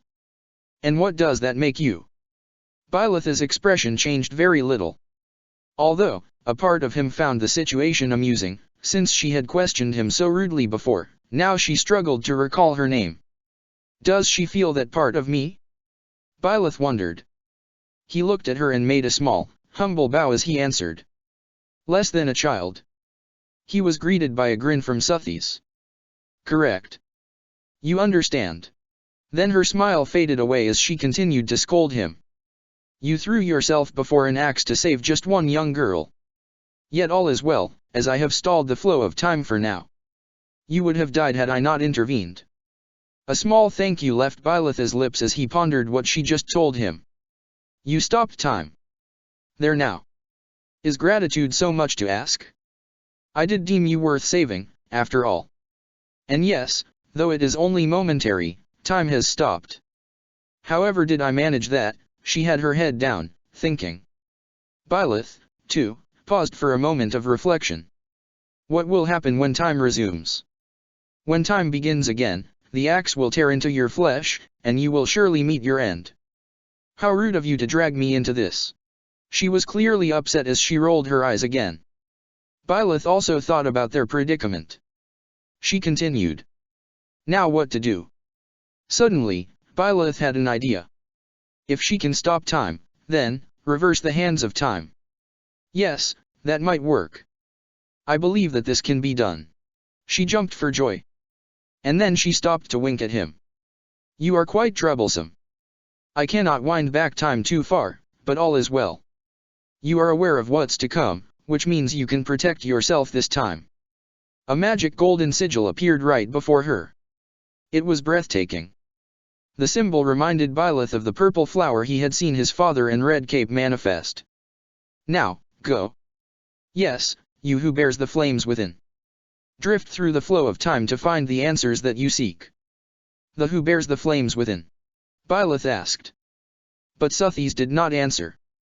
She, alongside her throne, disappeared, and Byleth was once again frozen on the same ground where the axe loomed above his head. He saw Red Cape's face switch from shock to concern as her body moved backwards to the spot where she previously stood, and the same Byleth felt for himself. He saw his own position change. From standing right next to her to growing further and further away. Once more, he stood a few meters away from the girl. But now he knew what was about to happen. Without wasting a second he rushed toward her. Red Cape looked at him in pure surprise. In her shock, she went for the dagger a little earlier, but this time Byleth made sure that she wouldn't need it. This time, Byleth was far faster than the bandit leader, and with a single well-aimed strike, Byleth disarmed him. The technique wasn't easy, but through all of his experience, Byleth managed to accomplish this feat. The bandit leader frantically looked around. He was eager to continue the fight. He appeared nervous upon hearing the sound of footsteps and Geralt's horse. Geralt the Blade Breaker? What is a renowned mercenary like you doing here? Byleth gripped his sword tighter and stepped in his direction. Blue Cape and Yellow Cape now stood beside them. The four appeared ready to finish him off once and for all. But the coward took his 2 feet and ran faster than Byleth had ever seen. He felt Red Cape looking at him. Once he turned, she gave him a bright smile. Blue Cape and Yellow Cape followed her example, as they also smiled. While he watched as the bandit leader got away, he saw that his father was next to them. Just as Byleth predicted, he was successful in driving away the foolhardy bandits. Geralt's mouth was wide open as he asked, "Hey. Did you just?" Their eyes met. "Did I what?" Byleth wanted to ask, but he didn't. Instead, he looked as his father's eyes shifted toward Red Cape as if he wanted to tell him something. Suddenly, a bearded man with massive white armor appeared. His armor had the same flower on it as the symbol his father and the Red Cape manifested. At the sight of the man, his father let out a deep sigh. "Ugh. Why him?" The bearded man with the white armor spoke. "The students seem to be unharmed." "And, who's this?" The man made a few steps forward toward father. "Captain Geralt. It is you. Goodness, it's been ages. Don't you recognize me? It's Alois. Your old right-hand man." "Well, that's how I always thought of myself anyway. It must have been 20 years ago that you went missing without a trace. I always knew you were still alive. You haven't changed a bit, Alois. Just as loud as ever. And drop that captain nonsense. I'm not your captain anymore. These days I'm just a wandering mercenary. One who has work to do. Goodbye, old friend." Geralt took Byleth by the hand and went on his way. Red, Blue and Yellow Cape were surprised to see father in such a hurry. The bearded knight replied without pausing for thought. "Right. Goodbye, Captain." Then he saw how quickly Geralt and Byleth were on their way to leave and he stopped them. "Wait. That isn't how this ends. I insist that you return to the monastery with me." Geralt slowly turned around. He released Byleth from his grip and said, "Garreg Mach Monastery. I suppose this was inevitable." When Alois saw Geralt's defeated face, he smiled, but when he realized how highly Geralt thought of Byleth, he quickly diverted his attention away from Geralt and toward Byleth. "And how about you, kid? Are you the captain's child?" Alois looked at the symbol on his chest and how it matched Geralt's symbol. Now that he had inspected the two, they looked like father and son. "I'm a bandit," Byleth answered in a monotone voice. His gaze was fixed elsewhere. Great sense of humor, this one. Clearly cut from the same cloth as the captain. "I'd love for you to see the monastery too. You will join me, won't you?" Geralt did not respond, he instead looked at Remire. "What's troubling you, Captain?" You aren't about to run off again, are you? Even I wouldn't dare run from the Knights of Syros. But we've still got matters to attend to. Lend me a hand, would you? Kids, you can relax. Eloise and I have things to handle. Byleth waved to the kids and gestured for them to come back to the village with him. It was a brutal sight.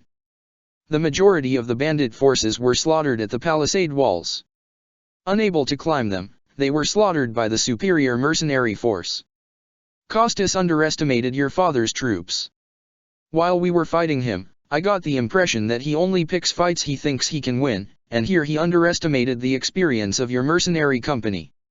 You have to admit, Edelgard, that it's also impressive how large this wall is. Both Red Cape and Blue Cape admired the wall. They seemed not to be shaken by the look of the countless corpses that lay in front of them. Give it to your two highnesses to look at something so grotesque without. Yellow Cape made a step toward a nearby bush and began to puke. Both Red Cape and Blue Cape looked at the Yellow Cape with set eyes. For a moment, Byleth began to ponder everything. The leader, whom Red Cape called Costas, told him that these three were royalty. Byleth looked at their colors. Red Cape had to be an Adrestian princess. According to what he had heard, the family had suffered some sort of misfortune after the emperor lost most of his political power. That's what his father, at least, used to tell him, and that's why the empire has been very profitable in recent years. The same goes for Firgus, whose king was apparently murdered by the people of Duskur. Geralt didn't seem to believe in that, but regardless, it made the kingdom very profitable. Now the alliance was truly without an heir. Is that a member of House Gloucester? No, he would need to have pink hair for that.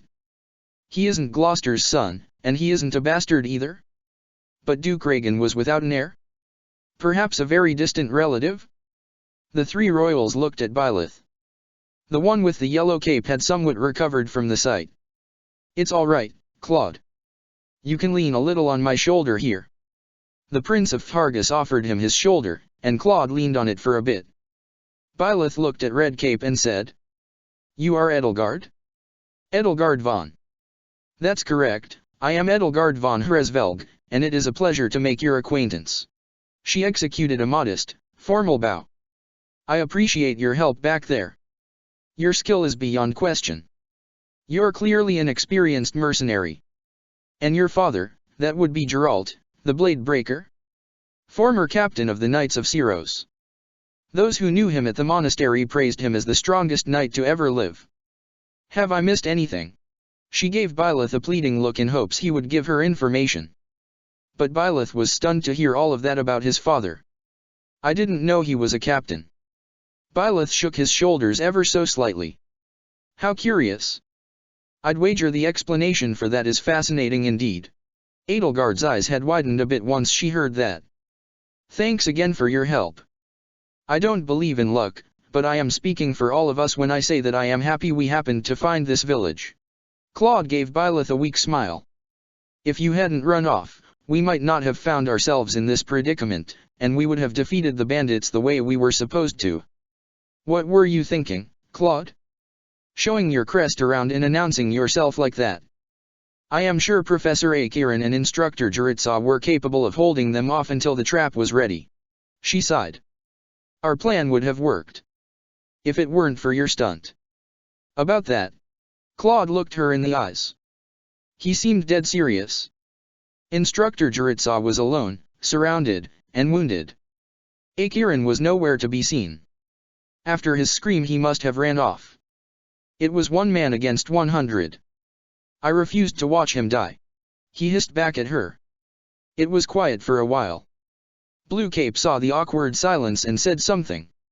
So your plan was to serve as a decoy and draw their main force away from Instructor Jaritsa. Edelgard made a snarky comment. His intentions were as clear as day.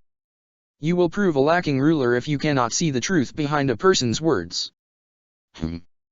You will prove a lacking ruler yourself if you look for deceit behind every word and fail to trust those whom you rely on. When Claude saw the two arguing, he decided to join in on the fun. Oh, joy. A royal debate between their highnesses. I wonder how being completely predictable affects one's ability to wield power. Personally, as the embodiment of distrust, I'd say your little exchange smacks of naivete. Me? Naive? Tell me, are you actually incapable of? Edelgard wanted to retort back at him, but Byleth gently touched her shoulder as he made it clear that there was something he wanted to ask Claude about.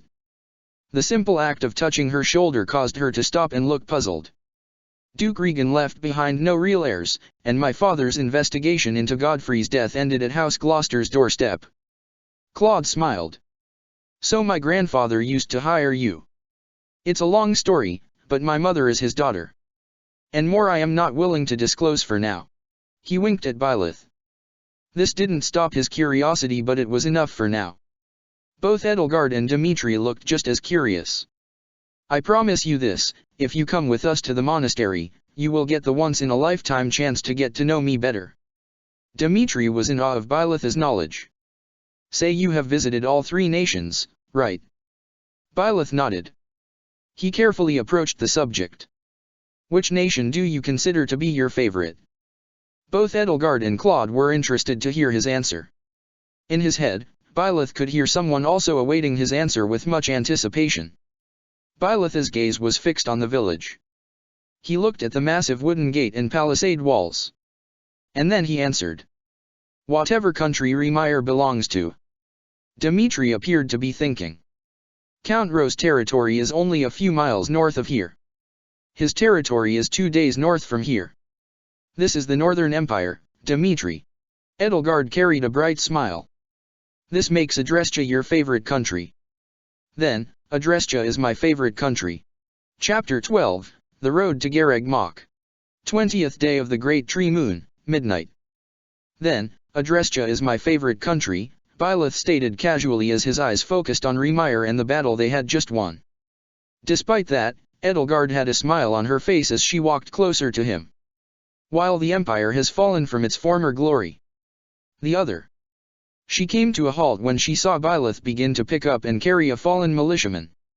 The villager had taken up arms to fight alongside them, and he paid the ultimate price. A bandit's axe had grazed his chest, and the subsequent blood loss was fatal. In the grand scheme, he was just one of the countless corpses. But Byleth had known that person. The man, whose remains Byleth now carries, had lived in Remire his entire life. He had a family there and was well known in the village for banking some of the finest bread Byleth had ever tasted. As Byleth looked around, he noticed that his fellow mercenaries were following in his footsteps. They, too, started to carry the fallen. The bodies of villagers and mercenaries who died in battle were returned to their homes so they could be buried properly. In contrast, the dead bandits were being gathered and piled in a single location outside the village. Throughout the whole process, Edelgard, Dimitri, and especially Claude were silent. The sight and smell of all these corpses significantly impacted the 3 lordlings. Their expressions reminded Byleth of his father after a job didn't go according to plan. Geralt and Byleth were proficient at being the bearers of ill news, which is why Byleth knocked at the door to the family's house. He felt nothing as he gently dropped the body before the man's wife, while her face filled with tears. No. She cried out at the body as she fell to her knees next to her dead spouse. A small child, a girl just a few winters old, was woken up by the commotion. Byleth remained silent. As he looked around, he saw that it was identical for everyone who had lost a loved one. In his mind, Byleth reflected upon how he would feel if he had lost Geralt. He cared for his father, but witnessing this young girl and the widow cry wasn't enough to evoke a reaction. He knew death was integral for his job and would eventually come for everyone. Why did you not save him? The widow broke down before Byleth. She beseeched him for an answer, but Byleth had none to give. She then veered around to 3 royals. You. She pointed at them and roared, you are at fault. She stepped toward them. The 3 pairs of eyes shifted to the floor. They appeared willing to accept whatever she had to tell them. But Byleth intervened. Your husband chose to be there. He chose to join the militia. Sooner or later, the bandits would have picked up their weapons and marched against Remire.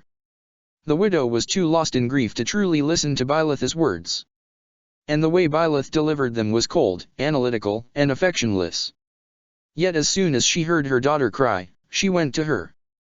When Byleth turned around, he saw the young girl beg her father to stand up. It was customary for the bearer of bad news to stay until the family had time to say goodbye. So Byleth waited for the family. Minutes eventually turned into hours.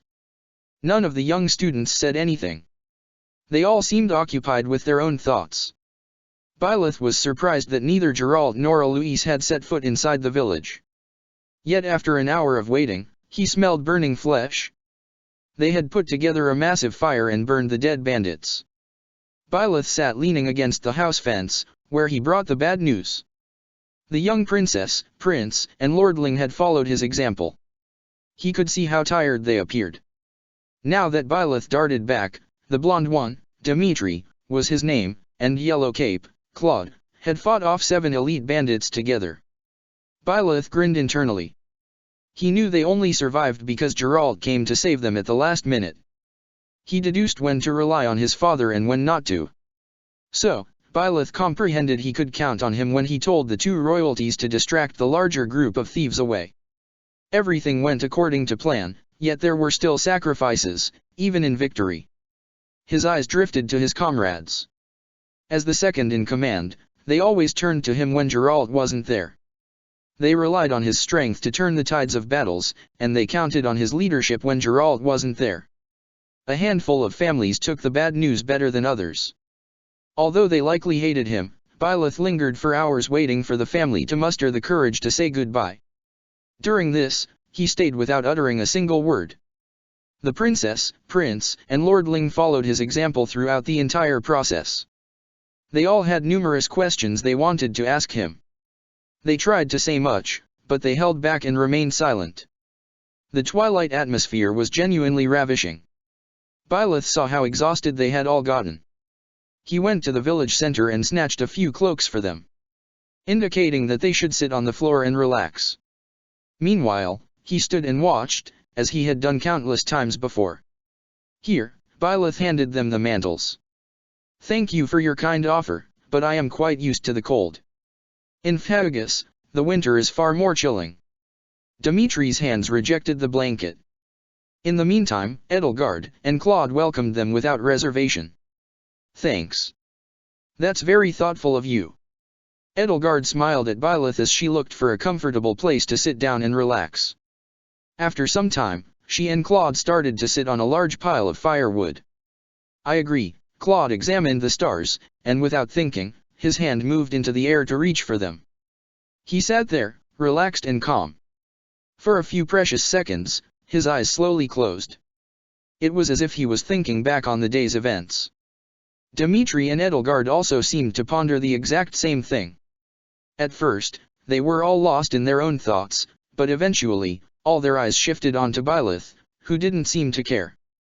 Byleth just stood there, and for them, it seemed like not a single thought was leaving his mind. "Do you have a favorite?" Byleth could hear Suthi's voice. He felt startled, and this was reflected in a slight change in his expression. His body shifted to look for her, but she was nowhere to be seen. The trio also seemed concerned. Dimitri was the first to pose the query, "Are things all right?" "Don't tell me there are more of them." A look of shock came over Claude's face as his eyes shot wide open. After a moment to take in the surroundings, Edelgard looked at him with a bit of confusion. "Byleth." "It's nothing," he answered with his usual stoic expression. "You must be weak of heart. Each time I speak, it scares you so." Suthi's couldn't hold back a chuckle, which resulted in Byleth giving her the cold shoulder. In protest, he refused to talk to her. The trio, however, appeared too tired to further investigate Byleth's surprise. Claude and Edelgard let out a sigh, while Dimitri had seemingly decided to take matters into his own hands. He went over to the family and spoke a few words with them. Claude and Byleth waited somewhat off in the distance with Edelgard. Byleth watched how Claude could no longer stand the silence. "My backfired plan is to blame for all of this." There was a tiny crack in Claude's voice. Edelgard and Byleth looked over at Claude. Edelgard had opened her mouth to respond, but Byleth was faster. "We knew the risks when we helped you." His expression was cold as he looked into Claude's green eyes. "If Dimitri and Edelgard hadn't followed me, perhaps there wouldn't have been a need to escape to Remire." These deaths were avoidable. It's pointless to dwell on the past. Edelgard let out an annoyed sigh. The Iron King's thieves were more robust than the Archbishop estimated. If we had not followed you, then it stands to reason that they might have been powerful enough to murder a few of our fellow classmates. Death was inevitable, but unlike most students, these villagers and mercenaries made up their minds and are prepared to live with the consequences. They died for what they believed in. It would be disrespectful to merely label them as the victims of your schemes, Claude. It took Claude a few moments, but as soon as Edelgard had finished lecturing him, his mood gradually improved. I know that.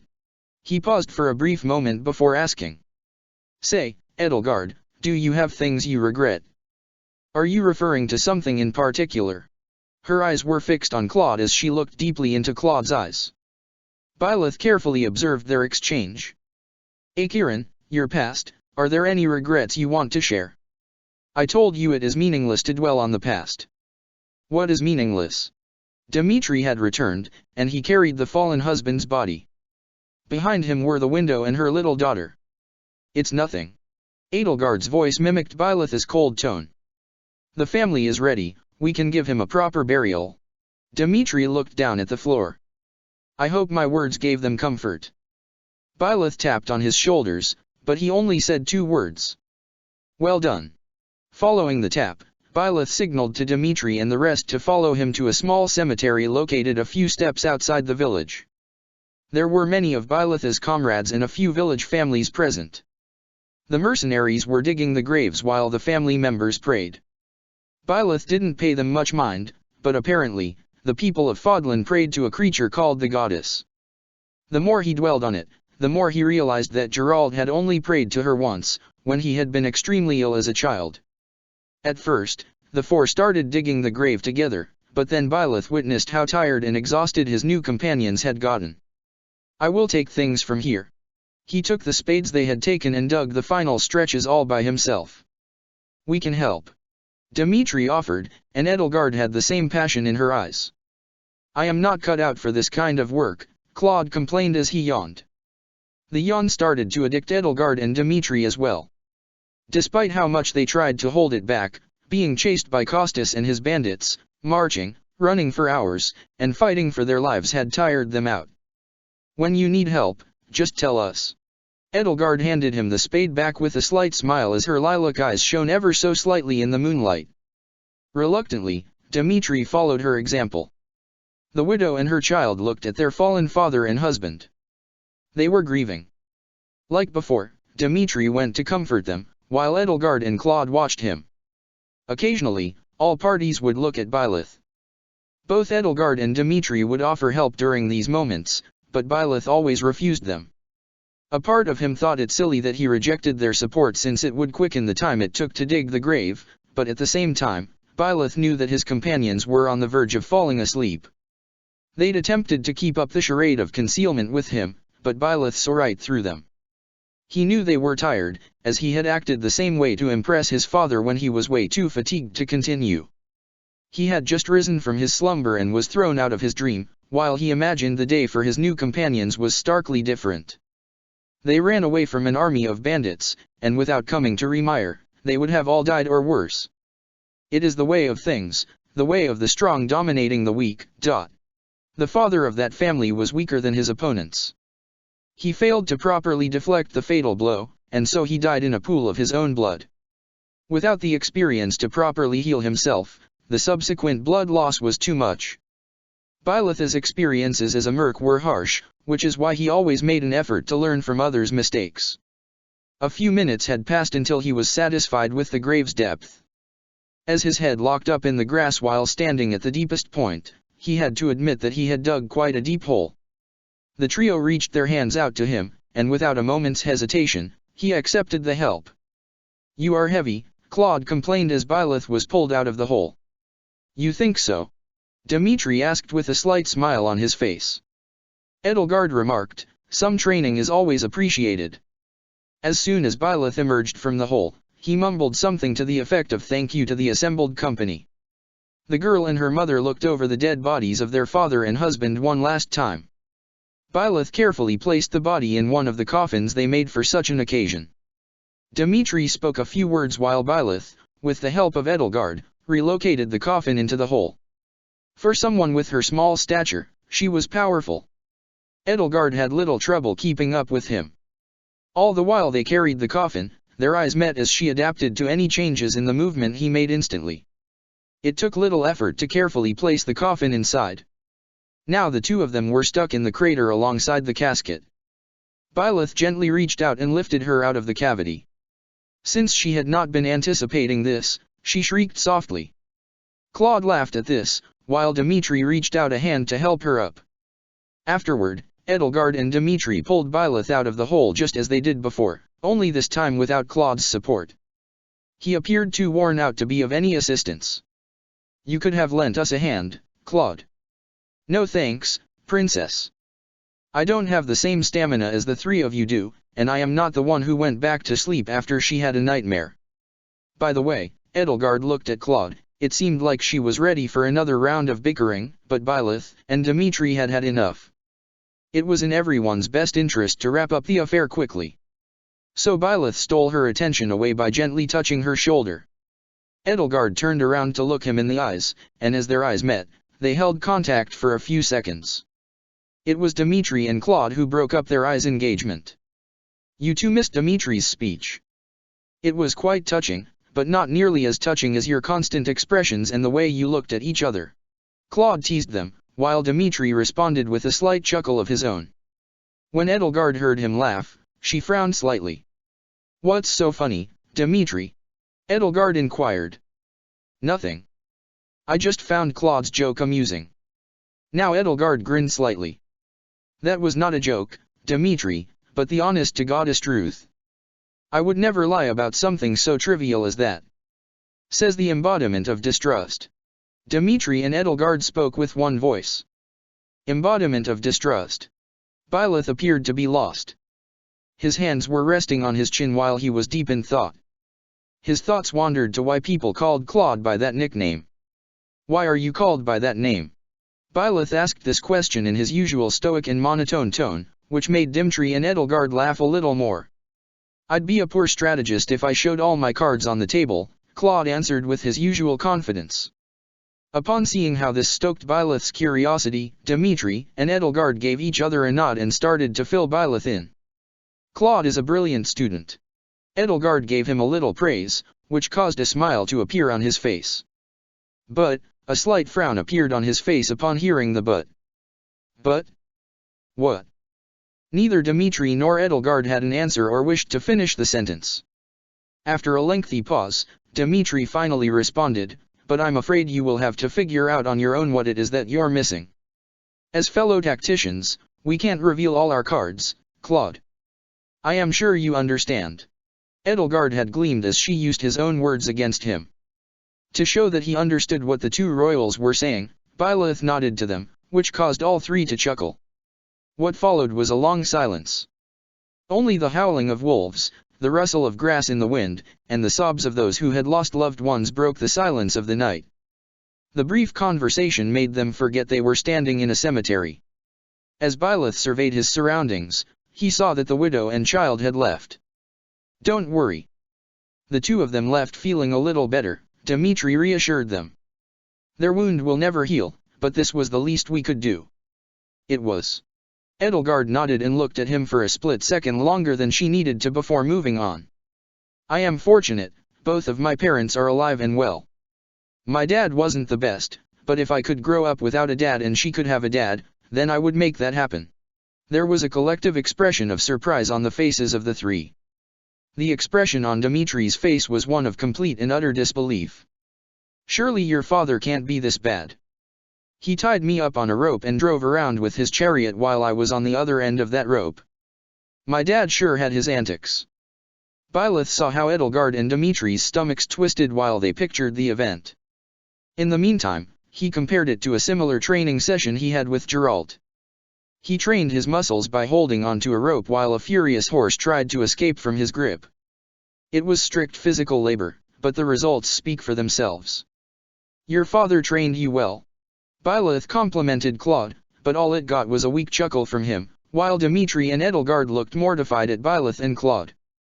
Edelgard was the first to raise her voice in opposition. Good training? This sounds like attempted murder. Kids, what is taking you so long? Byleth could hear his father yelling out to them from the village center. Kid, are you there? As they left, they saw the graveyard was nearly empty. Most mercs and families had left. Geralt, accompanied by Eloise, entered it. I hope the life of a mercenary was not too different from when you were a knight. Eloise looked around at the graves, his face saddened by the large number of mercenary graves. Life is life, Geralt declared. It's as I taught you. The battlefield knows no discrimination. I suppose I haven't changed too much since I was your captain. I still ensure that most of my people make it alive, but I am no goddess. Geralt kneeled at one of the graves as he expressed softly. This cemetery would be much larger if not for my son. Byleth, along with his new company, reached his father. We are finished. Some of our warriors and families need more time to grieve, but I am prepared to depart on your orders. Eloise touched Byleth's shoulders and took him into his firm embrace.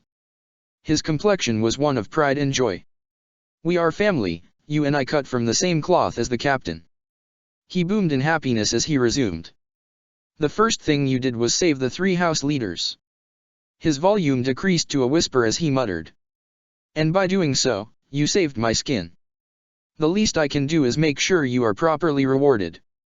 Byleth answered, unconcerned as to whether the current company had heard them. I don't care about any reward. The lords were shocked by this, but Geralt just let out a small laugh. That's my kid, all right. You have always been this way, which is why I always have to go myself to collect the money. If you join the Holy Kingdom of Faerghus, you could be knighted in record time. The kingdom desperately needs more principled individuals that uphold our values. I aim to see more commoners rise into the ranks of knighthood. You'd set a shining example to follow. The only response Dimitri received was how Byleth looked past him, and when Geralt shook his head, he did the same. Non-verbally answering with a no. When Byleth glanced at Edelgard and Claude, he discovered they had an analogous proposition. Geralt yawned. Out with it. When you wish to hire my kid, you must also hire this dusty old relic. Of course, my sincerest apologies. Dimitri made a long bow before Geralt. As a former knight of Siros, you'd regain your rank. Your son could serve the required time as your steward. We feel flattered, young prince. Nonetheless, we are better suited to life as mercs. Geralt spotted how Dimitri wanted to protest. But it wasn't him who raised another question. You will accompany us back to the monastery, right? Claude inquired. Geralt simply nodded. Byleth witnessed how effortlessly Edelgard seized the opportunity. Then perhaps you are open to further discussions on the way. I won't make any promises. Geralt laughed their attempts off. At any rate, the rest of the students should be awaiting our return to the camp. Your retainers were quite bothersome. They wanted to rush after the thieves' main force. Yet Professor Hanneman and I held them back upon seeing their wounds. Byleth spotted how tense Dimitri and Edelgard had gotten. They instantly requested to know their retainer's well-being. How is Didu? How is Hubert? They are fine. Alois raised his hand slightly to calm them down. Mercedes and Marianne looked after them when I left. A giant sigh of relief escaped from the two. Alois, Geralt, and Byleth examined Remire one final time before they took off. The knights who are with me will stay here and look after things. I am sure the rest of your company will join up with you once your business with Lady Rhea is concluded.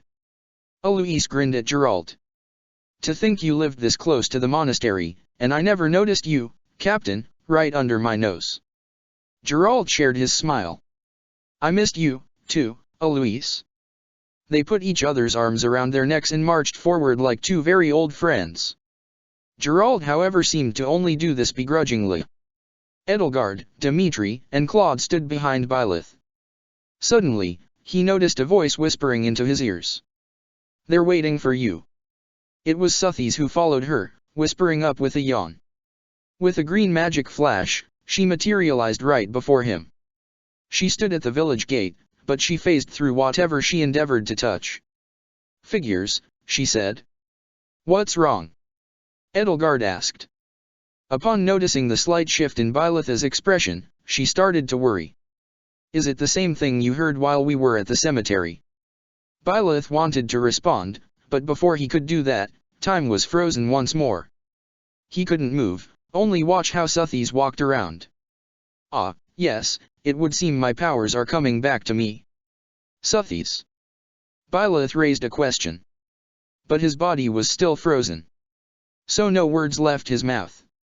Interesting. You can't move while time is standing still, but I can. Suthies was absorbed in discovering the boundaries of her abilities. She first used her feet to move, but then she floated around. Her 2 feet levitated above the ground. It left Byleth speechless. You see? I am a goddess. Suthies teased Byleth with a long giggle. Suthies walked over to him. He desperately tried to say something. Don't speak. Think about what it is you want to say to me. She gently tried to stroke his head, but her hands faded through him. Suthies? Yes, Byleth? She answered.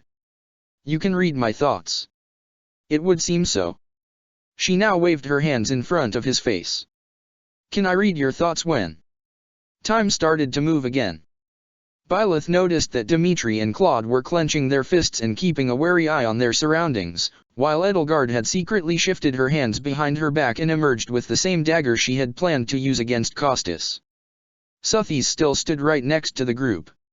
She enjoyed levitating right before their faces. All the lords were nervous. She barked at them, made the noises of a cat, and enjoyed herself to the fullest while she messed with the trio. Her attempts at humor failed to provoke any reaction from Byleth. Can we move on? He thought. Suthies? Suthies? He called out to her in his thoughts, but nothing happened.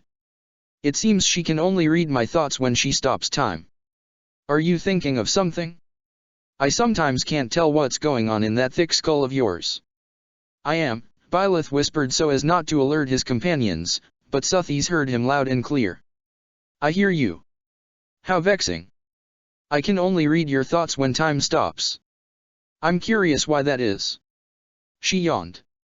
I suppose it's just another mystery I have to solve. Byleth said nothing. He put it out of his mind for now and focused on calming down the situation with his new allies. They had all used the time to prepare themselves for another battle.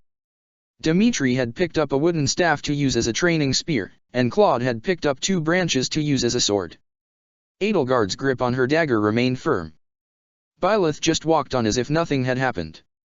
After a few seconds, when the trio was quite perplexed at his reaction, they realized that there was no fear, and so they followed him. However, Dimitri and Claude were unwilling to abandon their makeshift weapons so quickly. Edelgard returned her dagger to its sheath in the meantime. Byleth responded, it was nothing. The trio still didn't take his word at face value. But slowly, they started to trust him when they checked for themselves that everything was in order. Dimitri was the first to throw away his wooden spear, while Claude needed a lot longer. Byleth could see that Edelgard, despite having returned the dagger to its sheath, was still holding onto it with her hands. She forgot to put it where it belonged behind her back. Yes, then let's be off. It would have been foolish of Costas to attack again. Edelgard now marched forward alongside Byleth. Then again, who knows what a bandit like him thinks. There is always a chance that your opponent will do something seemingly stupid to surprise you. And that action is sometimes brilliant. Claude spoke. Dimitri bowed slightly. I agree with you too, who knows what goes on in that bandit's head. Monsters like him are only interested in causing pain. The bandits won't launch another attack so soon. They need to regroup first and pick off smaller villages first. Did you read this somewhere? Claude asked. The Tactician's Journal, Byleth answered plainly. Interesting. May I borrow this book from you? Hubert has a spare copy. Edelgard chimed in, and then she turned to Byleth. I assume Geralt taught you how to read and write. A nod from Byleth confirmed the answer. That makes sense. Not many within our company can read and write. It's part of why I am second in command. It's a shame so few people can afford an education. Edelgard's head hung low as she spoke. Adrestian military education is free. Byleth countered.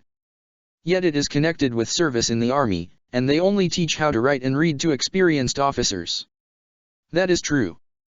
A regular soldier, however, needs to rely on his physical training to obey the commands they are given. Gerald taught me that, and he leads our company like a general. Hence your victory. Claude finished for him. This is impressive, friend. Dimitri placed his hand on his shoulder, and Claude did the same. Only Edelgard refused to do the same. She walked a few steps ahead of the group. Byleth stared at her back while they were going. A part of him wanted to shake the two of. But he understood their gesture as a sign of camaraderie, so he let it slide. Reading, writing, fighting with a sword, owning large portions of land, so many things are only for nobles. Noble privileges. The world is an unfair place, Byleth answered as he gazed at the night sky. Brutal and irrational, Edelgard replied. After that, a silence followed. Claude hummed a little joyful melody as they walked, but outside of that, they only occasionally chatted. It was still nighttime. Edelgard enjoyed her banter with Byleth. After all, he was a fascinating stranger. As they made their way back to camp, she began to think back on what had transpired. Remire was no fairy tale, and for a village, it appeared pretty prosperous. Despite saying she had no regrets, she was sad to see its people mourning the dead. There was no other way to her future. A few villagers and mercenaries against a brighter future for all Fodlan. As she inspected Byleth, she started to admire this stoic warrior. The son of a former captain of the Knights of Syros who left his life behind. They may be the key to leading Adrestia out of the darkness that plagues it. I will offer them to stand by my side as Edelgard and the Flame Emperor. She walked a few steps ahead of the others. When Edelgard looked back at the trio, she suppressed the urge to laugh. Claude leaned fully against Byleth and Dimitri while he was half asleep. The sight provoked a slight grin. What's so funny, Edelgard? Claude yawned. I am drained. First, the hunting session with Petra, second, our gloriously miscalculated plan. Thirdly, we still don't know what happened to Akiran, followed by a then 7 against 2, grave digging, and now a 3-hour walk back to camp. I am reaching my limit. His head turned to Dimitri. What are you made out of? You've been awake as long as I have. It would seem. Edelgard's grin faded quickly as she saw Dimitri's strength begin to fail him in the same way that Claude's had. I'll take Claude, Edelgard stated. She allowed Claude to lean against her shoulder while they marched forward. This must have been the final stretch to camp. Geralt and Eloise were far ahead, and she refused to complicate things further by screaming for them. After all, the forest is dangerous, especially at night. There might be other bands of mercenaries and marauders that would jump at the chance to kidnap the future of the continent. Are you fine with me leaning against your shoulder? Dimitri asked Byleth, and he nodded. Despite Edelgard's efforts, Dimitri and Byleth were faster than them. For a brief moment, she contemplated carrying Claude. Suddenly, she felt someone grab Claude. It was Byleth. He picked up Claude and took him on his back while Dimitri asked her in a nonverbal way if he could lean against her. A loud sigh escaped her lips. If this gets us to camp faster. Thank you, Edelgard. She did not respond. I am surprised that their strength managed to carry them this far. They had been awake almost the entire day, and with little sleep, they managed to make it this far. It's impressive. In a better world, I would look forward to working with them. But now all I can say is that they are worthy adversaries. I'd preferred to be one to carry Claude, he seems like the lesser of two evils, but I can survive Dimitri's arm around my shoulder and his occasional leaning towards me. It's nothing against the horrors, I ensured. Her mind slowly drifted off to how Dimitri comforted the villager family. At the very least, he can act compassionate and reliable when he needs to. For the tiniest of moments there was a little boy I met in the kingdom in him. But I still refuse to believe it's him. Ugh, I wish I could remember the boy's face. A few minutes later. It shouldn't be too long, Edelgard divulged. We are on the right path, a little further on this road, and we are there. I think I can spot the camp entrance.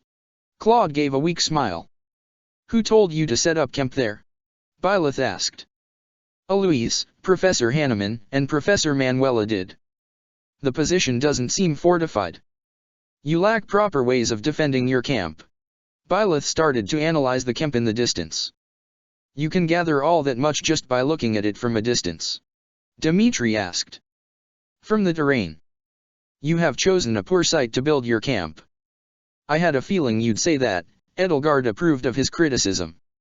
We spent too little time searching for a better place, and we refused to fortify it properly. If the Iron King bandits attacked us directly, they'd easily crush us, hence why we didn't give them the chance. It's just everything else that nearly turned into a fiasco. Claude was trying his hardest not to close his eyes. You saved our skins. I will make it up to you. This I promise. Byleth responded with silence to Claude's promise. Instead, he appeared to be more curious about the stratagem they employed and how it backfired. He looked to Edelgard for an answer, and as their gazes locked, she revealed the entire plan to him.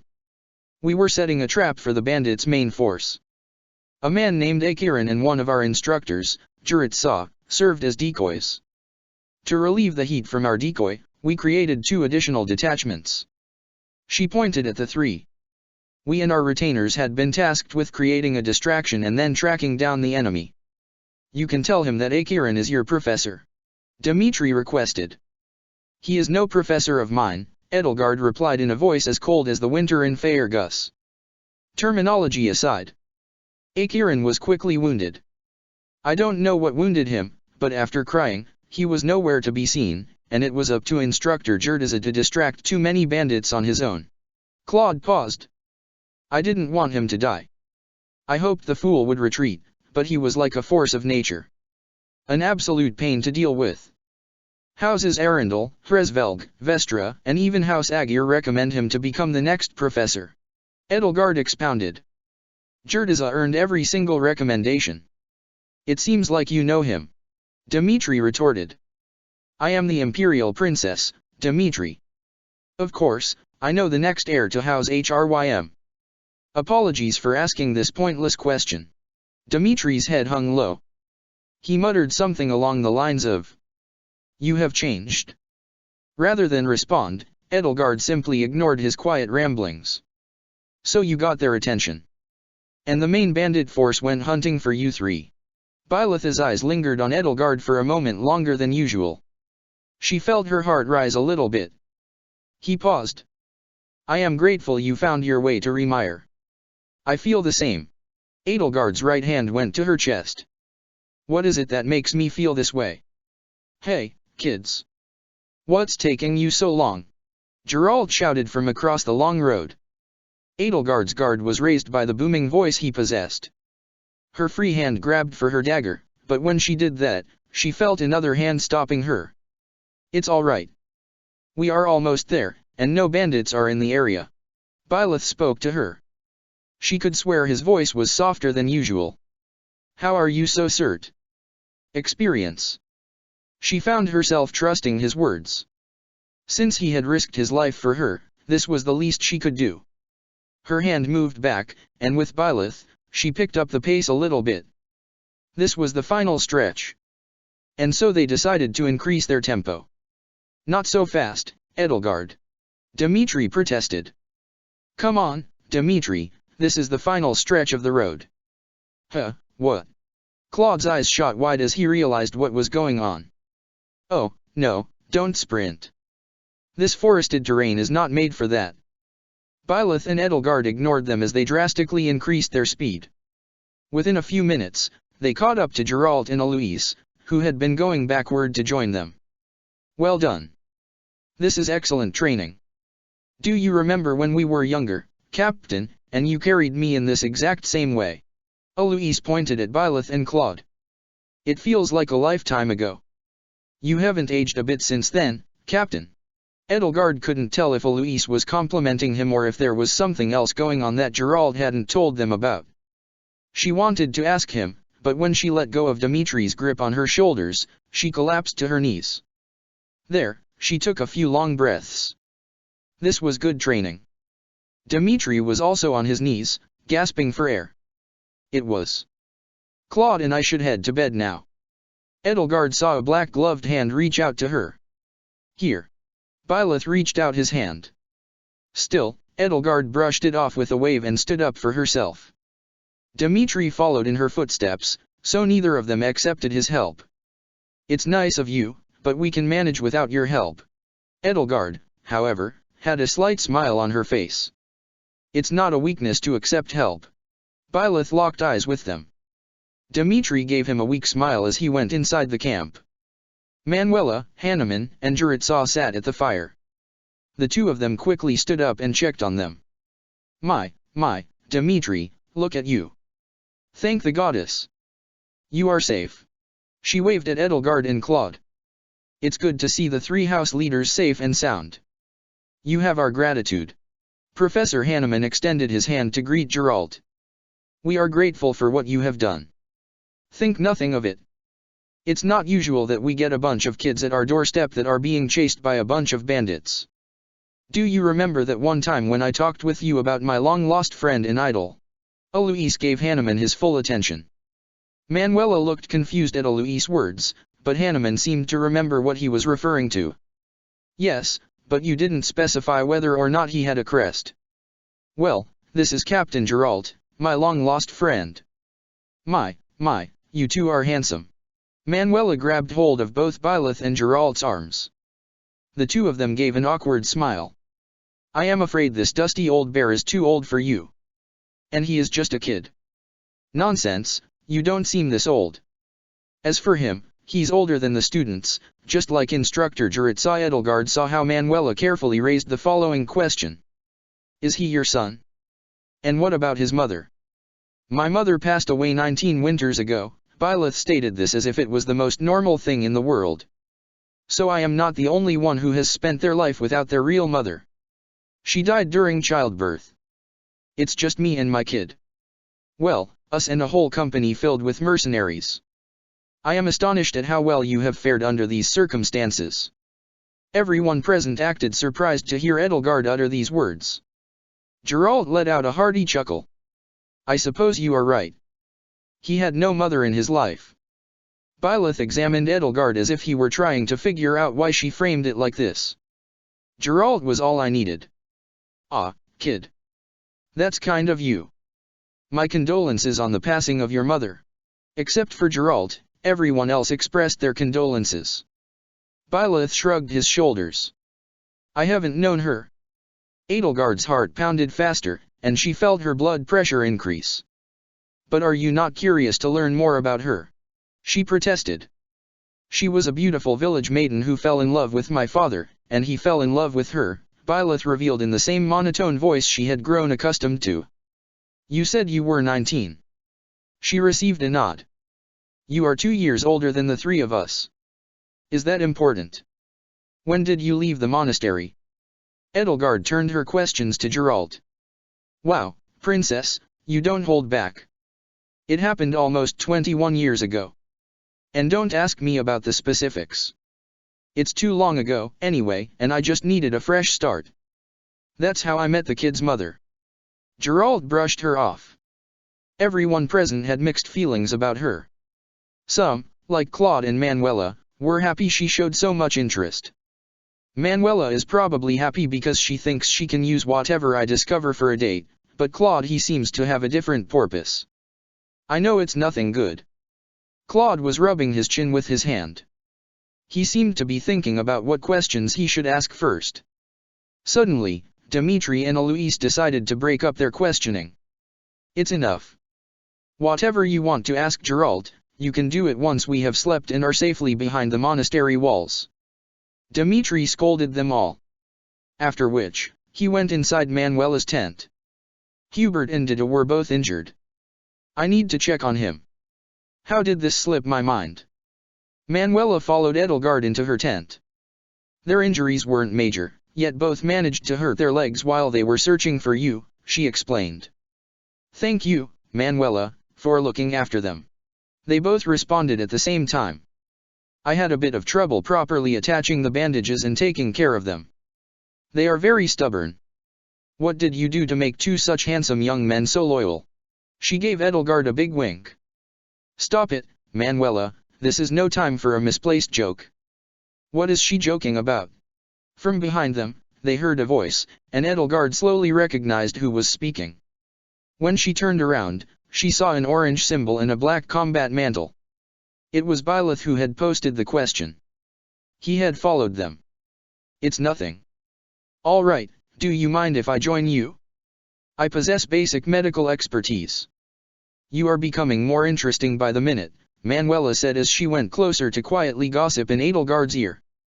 He is fascinating, isn't he? He is, Edelgard whispered back softly. Would you mind checking by my office at the monastery now and again just to chat? When I get the time, I will consider it. Byleth and Dimitri ignored them. Your Highness? It would seem that my lord is here first, Hubert. The man from Dusker had raised his voice. The way Dimitri cares for you is admirable. I admit that I lost this wager. Don't sputter, Hubert. Dimitri and I entered the tent at the same time. He refused to look her in the eyes. With a single look in his eye, he told her, I don't blame you for not wanting to look after a useless servant. Edelgard kneeled at his side in a way that was reminiscent of the countless times he had been there for her. She gently stroked his face. It's all right, Hubert. I am safe. This is Byleth. He is a mercenary we meet in Remire village. Yes, we found it. He gave her a weak smile. I knew that no matter how slim the chances that you might find it. It's just a shame that our plan was so effortlessly thwarted by poor execution. We will talk more about this later. For now, get some rest, Hubert. Hubert nodded as he turned to Byleth. The two of them examined each other before Hubert addressed him. Thank you for coming to the aid of Her Highness. Byleth nodded back at him. A man of few words, Hubert remarked with his familiar, malicious grin. Despite having spent years side by side, Edelgard couldn't figure out whether or not Hubert had complimented or humiliated him. Regardless of his intention, she gave him a tense glance. Didu, who had finished conversing with Dimitri, did the same. Afterward, Edelgard instructed Byleth to follow her, and they walked outside the medical tent. Once there, they were greeted by Claude. How's Hilda? Edelgard inquired. She's fine. As I predicted, she allowed your retainers to do all the work. Claude's eyes were first at Edelgard. Then they wandered to Dimitri, who had just left the camp while he was talking, until they finally rested on Byleth. He tapped at Byleth and Dimitri's shoulders. Come, let's grab something to eat before we head to bed. Alois and Geralt were already sitting comfortably at the warm and cozy campfire. They exchanged tales about their past while grilling a fresh chicken. The smell was lovely. Her stomach, alongside Dimitri's and Claude's stomachs, was growling, pleading for food. Byleth looked over the food. He took the knife he carried near his belt, cut a piece of the chicken, and offered it to the hungry students. Here. Claude was the first to grab a piece and eat it. Edelgard witnessed the pleasure in his eyes upon tasting the meat. This is excellent. My father and I are experts when it comes to this. Byleth snatched a few spices that lay around and commenced to enhance the seasoning. Subsequently, he delivered the following portions to Dimitri and Edelgard. I can't wait to taste it. Her lilac eyes shined as soon as her lips gently touched the flesh. This is remarkable. Without realizing it, she moved an inch closer to Byleth. In the meantime, Dimitri and Claude were conversing about what had transpired today. They praised Geralt for his aid and joined in his exchange with Alois. They brimmed with happiness. This is my chance. Edelgard gently touched Byleth's arm and progressed with her mouth to his ears. Can we converse in private? Her voice was a thin whisper. But Byleth heard her all the same. In the elegant fashion she always behaved, she sneaked away with him into the nearby forest. The way Byleth stared at her reminded her of Petra. He was like an innocent kitten. She almost developed the urge to pet his head. But she held off on this since there was a critical matter she needed to discuss with him. If it's about our next contract, then you have to speak with Geralt. Yes, and no. He's seen through me so effortlessly. Impressive. I wanted to thank you for rescuing me from Costas's attack. He charged at me, and you intervened. Even for someone with my skills, it would have been difficult to prevail under these circumstances. You have my sincere thanks. His face didn't move an inch as he replied. You are welcome. And now to the other reason why I wished to speak with you in private. She examined her surroundings before she lowered her voice. How can I convince your father to work for the Empire, to work for me? Have enough coin to pay us, we are quite expensive, or so our employers claim. Byleth brushed his chin. And he needs to like you. Like me. Edelgard's shot wide. What do I need to do to make him like me? Can you cook? She gave a disapproving head shake. Do the laundry. What has this to do with anything? Edelgard protested. Clean. A little bit. That's the sort of expertise that will win him over right away. That's why I picked those skills up. This earned Byleth a giant smile from Edelgard. Will you teach me these skills? I don't know how long Geralt intends to linger with all of you. Now that it is spring, we usually get most of our good contracts in Faerghus. As soon as Byleth mentioned the kingdom, her smile faded slightly. If we stay longer, I will teach you those skills. Thank you. Edelgard suppressed the happiness she felt and made a formal bow. We can go back now if you'd like. Byleth chose to linger for a moment before affirming with a nod. The night is beautiful, isn't it? He asked. It is. They heard the wind howling in the distance, and the stars and the full moon shone upon them. It was a magical night. She stepped closer to him as they slowly headed back to camp. Once there, they saw that Dimitri and Claude were no longer present at the campfire. Claude and Dimitri finally went to bed. You two are going to sleep in my tent. We don't need to take up space in your tent, Alois. The kid and I are used to sleeping near the campfire. If you have a bedroll to spare, we are going to take it. Alois seemed both excited and worried. It can be pretty cold outside. Are you sure? Yes, old friend, we are sure. My tent isn't that far away. Alois pointed at a large tent just a few feet away. Byleth was straightforward, saying, Geralt and I prefer the freedom of the night sky. Alois gave them one last pleading glance before he let out an enormous sigh. Fine. I guess I am just a bit too carried away with joy at finally having found you, Captain. Promise, won't sneak away. Alois's cheerfulness had shifted for a split second, where he was dead serious. I have no intention of running away anymore, Geralt answered. That's good. So you won't mind me sleeping outside with you? Geralt let out a long laugh. Do what you have to. Byleth and Edelgard were bewildered by the scene. She let out a small laugh, which caused Byleth to inquire, Are you going to sleep outside with us? For a moment, Edelgard seemed to contemplate. I'd love. Suddenly, images from her nightmares entered her mind. She vehemently tried to shake them off. Following that, her head hung low as she professed, I'd like to sleep inside my tent. Do as you wish, princess. Geralt made a formal bow. My name is Edelgard. If you insist, young lady. Do as you wish, Edelgard. Sleep well. Byleth wished her a good night. Don't forget we are going to wake up at sunrise. That's only a few hours. Our goal is to arrive at Garreg Mach at noon. Good night to you all. Before she left, her eyes lingered on Byleth for a moment longer than they had to. She was overjoyed with everything that had happened. Every fiber of her being hoped she would get a good night's sleep without any nightmares that plagued her thoughts. Chapter 13, Unfinished Business. 20th day of the Great Tree Moon, past midnight. Edelgard had arrived back at her tent. Her temporary room was in the same messy condition she had left it in. And so, her last set of clothes was sprawled around the tent's floor, as she had been in a hurry to depart. After a long sigh, her mind drifted back to the generous offer the young mercenary had extended to her. She would have loved to sleep outside under the stars, but her anxieties held her back.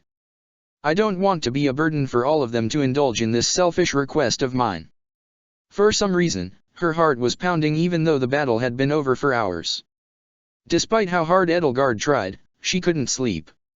On the one hand, she was terrified of nightmares, but on the other, she was overjoyed and happy. Something about Byleth gave her a sensation she'd almost forgotten, but she could not put the feeling into words. The time flew by as her thoughts preoccupied her. There was so much she didn't know. What happened to Akiran? Did everything go according to plan on Juritsaw's end? Where is Akiran? At this hour, she could attempt sneaking into Juritsaw's tent. However, she refrained from doing that. She didn't want any harmful rumors to spread just because someone caught them in each other's tents. She had to rest and wait for what tomorrow had in store for them. It's a shame Hubert was injured. I would have loved to talk to him in private. I can't wait for him to recover from the infirmary. We have much to discuss. Now, what do I do about Akiran?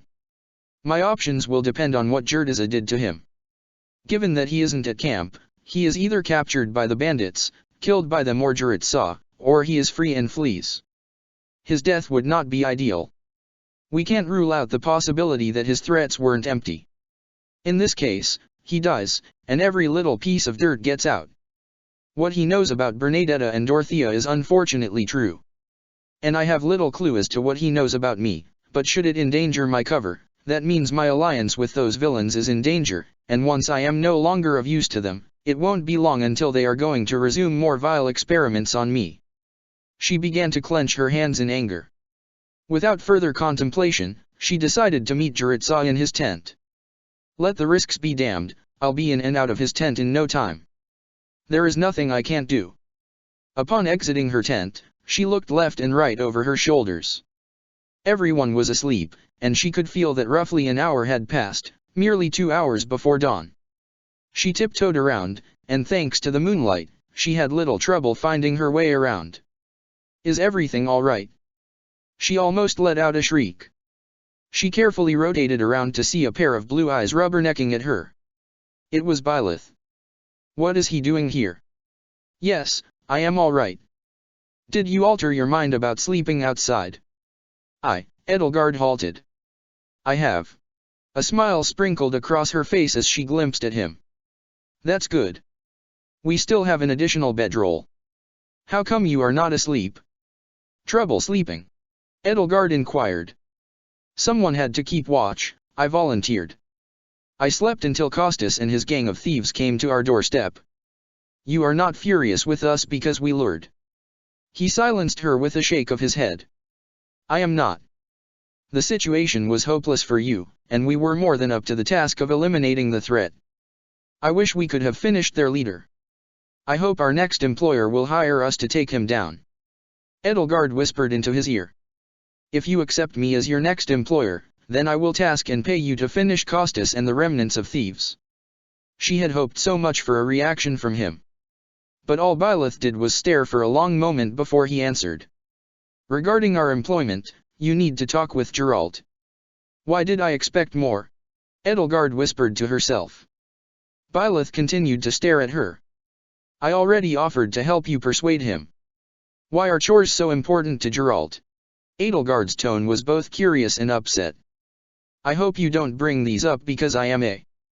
He shook his head. It's mostly just Geralt and me, who do all these tasks, Byleth answered plainly. All of our members can pull their weight in a fight, but outside the battlefield, they are, Byleth was searching for the word. Ineffective. Edelgard's temper cooled down. Ah, I see. Thank you for clarifying. If you can do the chores the best warriors fail at, you are sure to impress him. They reached the burned-out campfire. Staying with them prevents me from sneaking to Juritsah, and I wonder why the thought of sleeping under the stars makes my heart race. They both curled up in their bedrolls. After a while, Byleth started to look at her. You can trust me to keep you safe. Byleth held eye contact with her. A clash between two blue eyes and a pair of lilac eyes ensued. I can't let you alone with this task. Edelgard lied. In truth, I need to sleep, but I don't want to. I am afraid to sleep and wake everyone with my screams. Trouble sleeping? He asked. For a moment, Edelgard contemplated her reply. She responded with a firm no while shaking her head. Calm your breathing. If you do, your pulse stops racing. Byleth had seemingly ignored her. I am well aware of that, she exclaimed, slightly raising her voice. Can I just keep you company? It's your choice, but you need to sleep, or else you are not the victim who was defeated by exhaustion. I have gotten more rest than Claude and Dimitri. I should be fine. Byleth turned his gaze away from her and began looking up at the stars. A few minutes passed. Wish for something, he commanded. Wait, what? A shooting star, he said, pointing to the stars. But Edelgard failed to spot anything noteworthy. It has passed. Edelgard couldn't help but feel slightly disappointed that she missed seeing the shooting star. Are you an expert in this? His head nodded. Can you? He nodded again. You don't even know my question. I do. A sigh broke out of Edelgard's lips. So, are you proceeding to teach me a few tricks? Focus and patience, he advised her. That's uncomfortably vague advice. She scolded him. Trust me, that's all you need. How about a clear view? What if I focus only on a specific part of what's in front? Having a clear view of the sky helps. But this is more than sufficient. He looked away from the sky and directly into her eyes. If you only focus on what's directly in front of you, you will miss the bigger picture and countless opportunities to see shooting stars. I agree. She stutters. You make quite a sound argument. Try it again. It's still quite dark. When I see a shooting star, I will notify you. I promise to do the same. An hour went by. There is one. Edelgard pointed at a magnificent blue magic beam that shot across the sky. It looked beautiful. I see, you can wish for something. Right. She attempted to concentrate, and she made an effort to focus her feelings on her ambitions. She desired a world free of the influence of crests and those who shackled it. She yearned for the shooting star to grant her wish for this objective. But there was something else that popped into her thoughts first. She longed to see Byleth's smile before she dreamed of seeing her ambitions come to fruition. Did you make your wish this time? She nodded. Good. What is it that you wish for? Edelgard asked innocently. Byleth got out his bedroll and proceeded to get nearer to her ears. For my father's safety, he whispered. I always wish for that. This earned Byleth a genuine smile from Edelgard. I wish to see you. Byleth put his hand over her mouth. Is this your first time watching shooting stars? Edelgard gave a nod. Should you tell the person to whom your wish is addressed what you wish for, it won't come true. Byleth's tone was solemn. Do you believe that? Edelgard posed the question with genuine curiosity. Byleth took a step closer, looking her directly in the eyes before answering with a blunt, no. This behavior caused Edelgard to giggle. So if you don't believe in it, then why do you mind me telling you my wish then? It is customary not to reveal the content of your wish to the person to whom you addressed your wish. At least until the wish is granted. My father taught me to respect traditions and customs even when I disagree with them or don't care about them. Interesting. With each more minute, you become more and more fascinating. I am not fascinating, Byleth replied. Oh, but you are. Edelgard countered. You are the son of a former Knights captain and appear to know nothing about the institution that has reshaped Fodlan. You were raised outside of the church's influence. Why? Byleth shrugged his shoulders. Is he hoping I will leave him alone with this? Every child learns of the Church of Ceros. You seem to recognize the crest, but you know nothing of the church. While Edelgard mentioned the crest of Ceros, she summoned it. The purple flower glimmered ever so briefly in the palm of her hand. I wasn't seeing things. Gerald conjures the same magic as you. He usually does it when he fights a worthy opponent. Edelgard's eyes widened a bit. She partially pretended to be surprised, but it was still interesting to see her theory prove correct. So he has a crest of Ceros. Rhea must have shared her blood with him. I wonder if every Knights captain has done that, including the recently departed captain. At any rate, I am sure Hubert will find this detail most curious. We need to know what we are up against. She was met with Byleth's blank gaze. Is there anything else you want to know? Yes, she gave him a satisfied smirk. Why do you watch out for the shooting stars when you don't believe in their ability to grant miracles? To sharpen my skills, kill time, and maintain consciousness. That's. Edelgard lacked the right words for it. Practical, Byleth answered for her. My father taught me to survive. I understand. She paused briefly before raising the question, do you want to continue watching for shooting stars together? I could use the training. He gave her a nod. Afterward, he placed his bedroll closer to her as they watched the stars together. 2 more hours had passed, and it was now dawn. During their watch, nothing unusual happened. Occasionally, Byleth gave her advice on how to improve her focus. Most of the time, however, they competed to see who could spot a shooting star first. It was a clear night, and they could spot quite a few stars. Edelgard had to concede that it was a great way to pass the time, as the hours passed quickly while she thoroughly enjoyed herself. Thank you, she muttered. Byleth ignored her. This caused Edelgard to get out of her bedroll and move closer to him. Thank you for teaching me this. Byleth grabbed for the blue dagger on his wrist. Edelgard held his hand. What do you think you? Byleth freed his hand and silenced her, placing his hand before her mouth. Horses. That was all Byleth said before Edelgard heard the sound of horses and footsteps approaching the camp. I count more than 50 pairs. Both Geralt and Eloise jumped out of their sleeping bags. The men hastily retrieved their weapons. Eloise screamed, alarm. Byleth's hand wandered to Edelgard's back. He grabbed her dagger and placed it in her hands. Then he released the other hand with which he had blocked her mouth. Stay behind me. Edelgard had been occupied by her thoughts about what to do next. Hubert is too weak to fight, so we would need to run. Who would be foolish enough to attack us? The Iron King bandits were routed. Is Akiran stupid enough to? When Byleth placed her dagger in her hands, she smiled at him. Thank you, I believe I know who is attacking us. Byleth guided her to the weapons tent. She quickly grabbed an iron axe. When they arrived, they saw how Dmitri and Jaritsa both rushed inside. HMPF, that was all that left Jaritsa's lips as he greeted them. In a hurry, he grabbed an iron spear and rushed outside. Neither Byleth nor Edelgard attempted to greet him, and even Dmitri only made a slight bow before he grabbed an iron spear and followed them outside. Once they stood outside, they heard horses ride inside the camp. The riders were members of the Knights of Syros. Edelgard inspected them more thoroughly. She seemed to recognize one face. The knight in question was only allowed inside the order because Akiran paid for it. He had been there with them at the underground Colosseum. It's Akiran's entourage. Edelgard was confident in her words. Fellow brothers, what can we do for you? Your arrival comes as quite a shock to us. They overheard Eloise speaking to the knights. We are here to take the former instructor Jaritsa on charges against a higher-ranking member of the academy into custody.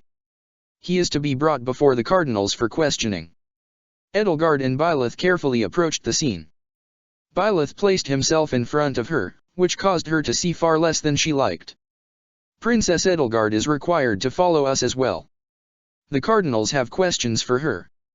And where is your proof that these things have happened? The knights and their horses broke the formation to reveal the man at the center. I am. From what Edelgard could spot, Akiran appeared mischievous. He was in terrible shape, covered in scars and bruises. This monster heinously attacked me. He turned to address Jaritsa directly. Where is she? You better cease whatever it is you are attempting here. Turn tail now, and we won't tell the Archbishop of your escapade. Hanuman had approached from his tent. On the palm of his hand, he had a wind spell prepared. He was backed up by Manuela, who was equally as resolute as him. It's unbecoming of us teachers to abandon our students in their time of need, Akiran, Manuela admonished him. A red magical rune materialized before her. She was itching to fire at him. In response, Akiran's knights all drew their weapons. Stand down, fellow professors. I am only here for him and Edelgard. His breath was still like poison. This doesn't have to be violent. I have valid reasons to suspect that Edelgard conspired with Jaritsa to harm my reputation. The princess needs to pay the price of her conspiracy. You are accusing a child. Geralt mocked him. And who are you? Acheron sounded annoyed. They call me the Blade Breaker. Geralt pointed his spear at him. You are that mercenary who caused the wares to disappear last summer. What is your name again? Gerald? Gerald. Geralt slapped Acheron with the spear's wooden shaft before the latter could finish his remark. The knights almost jumped at Geralt, ready for retribution. Edelgard noticed that Byleth was now standing next to his father with his sword drawn. She followed him while Acheron spat blood from his horse. This is Captain Geralt. Former knight's captain. You should have shown the captain the proper respect. Eloise grinned at the scene. You heard our offer. Go now, and we will overlook this. Hanuman gave him his final warning. Look at my scars. Several bruises covered Acheron's face. You will be held accountable, little princess. I have brought 50 knights with me. Enough to knock out a pair of professors and abduct you and your lackey. Geralt's attack had ripped off his mask. Now he was no longer hiding his true nature. Those wares you are trading are human beings. Human trafficking, slave trade, you are the worst. Rather than respond to Geralt, Acheron ignored him. Are you going to hand them over? Everyone present was tense. Acheron and his escort were all on horses and heavily armored and well equipped. Unlike the bandits they fought yesterday, they'd be far more challenging to defeat. Think this through. You are leading a bunch of kids against trained knights. The knight on Acheron's side from earlier spoke. Never underestimate the youth. Hanuman shot him off. What is it you are trying to accomplish, Acheron? These young students are the future. I didn't think you were mad enough to risk Lady Rhea's wrath to get the better of those you feel wronged you. This monster nearly beat me to death with his ugly hands. I barely survived. He will pay for what he did. No one messes with me, Acheron Lethe Phlegethon, of the most prestigious house in the entire alliance. More like the most worthless house in the entire alliance. Claude walked right into the middle of the discussion, his bow in tow. Claude, where is everyone else? Manuela asked. They are getting ready to defend against the threat. You say you brought 50 knights to capture Jaritza and me.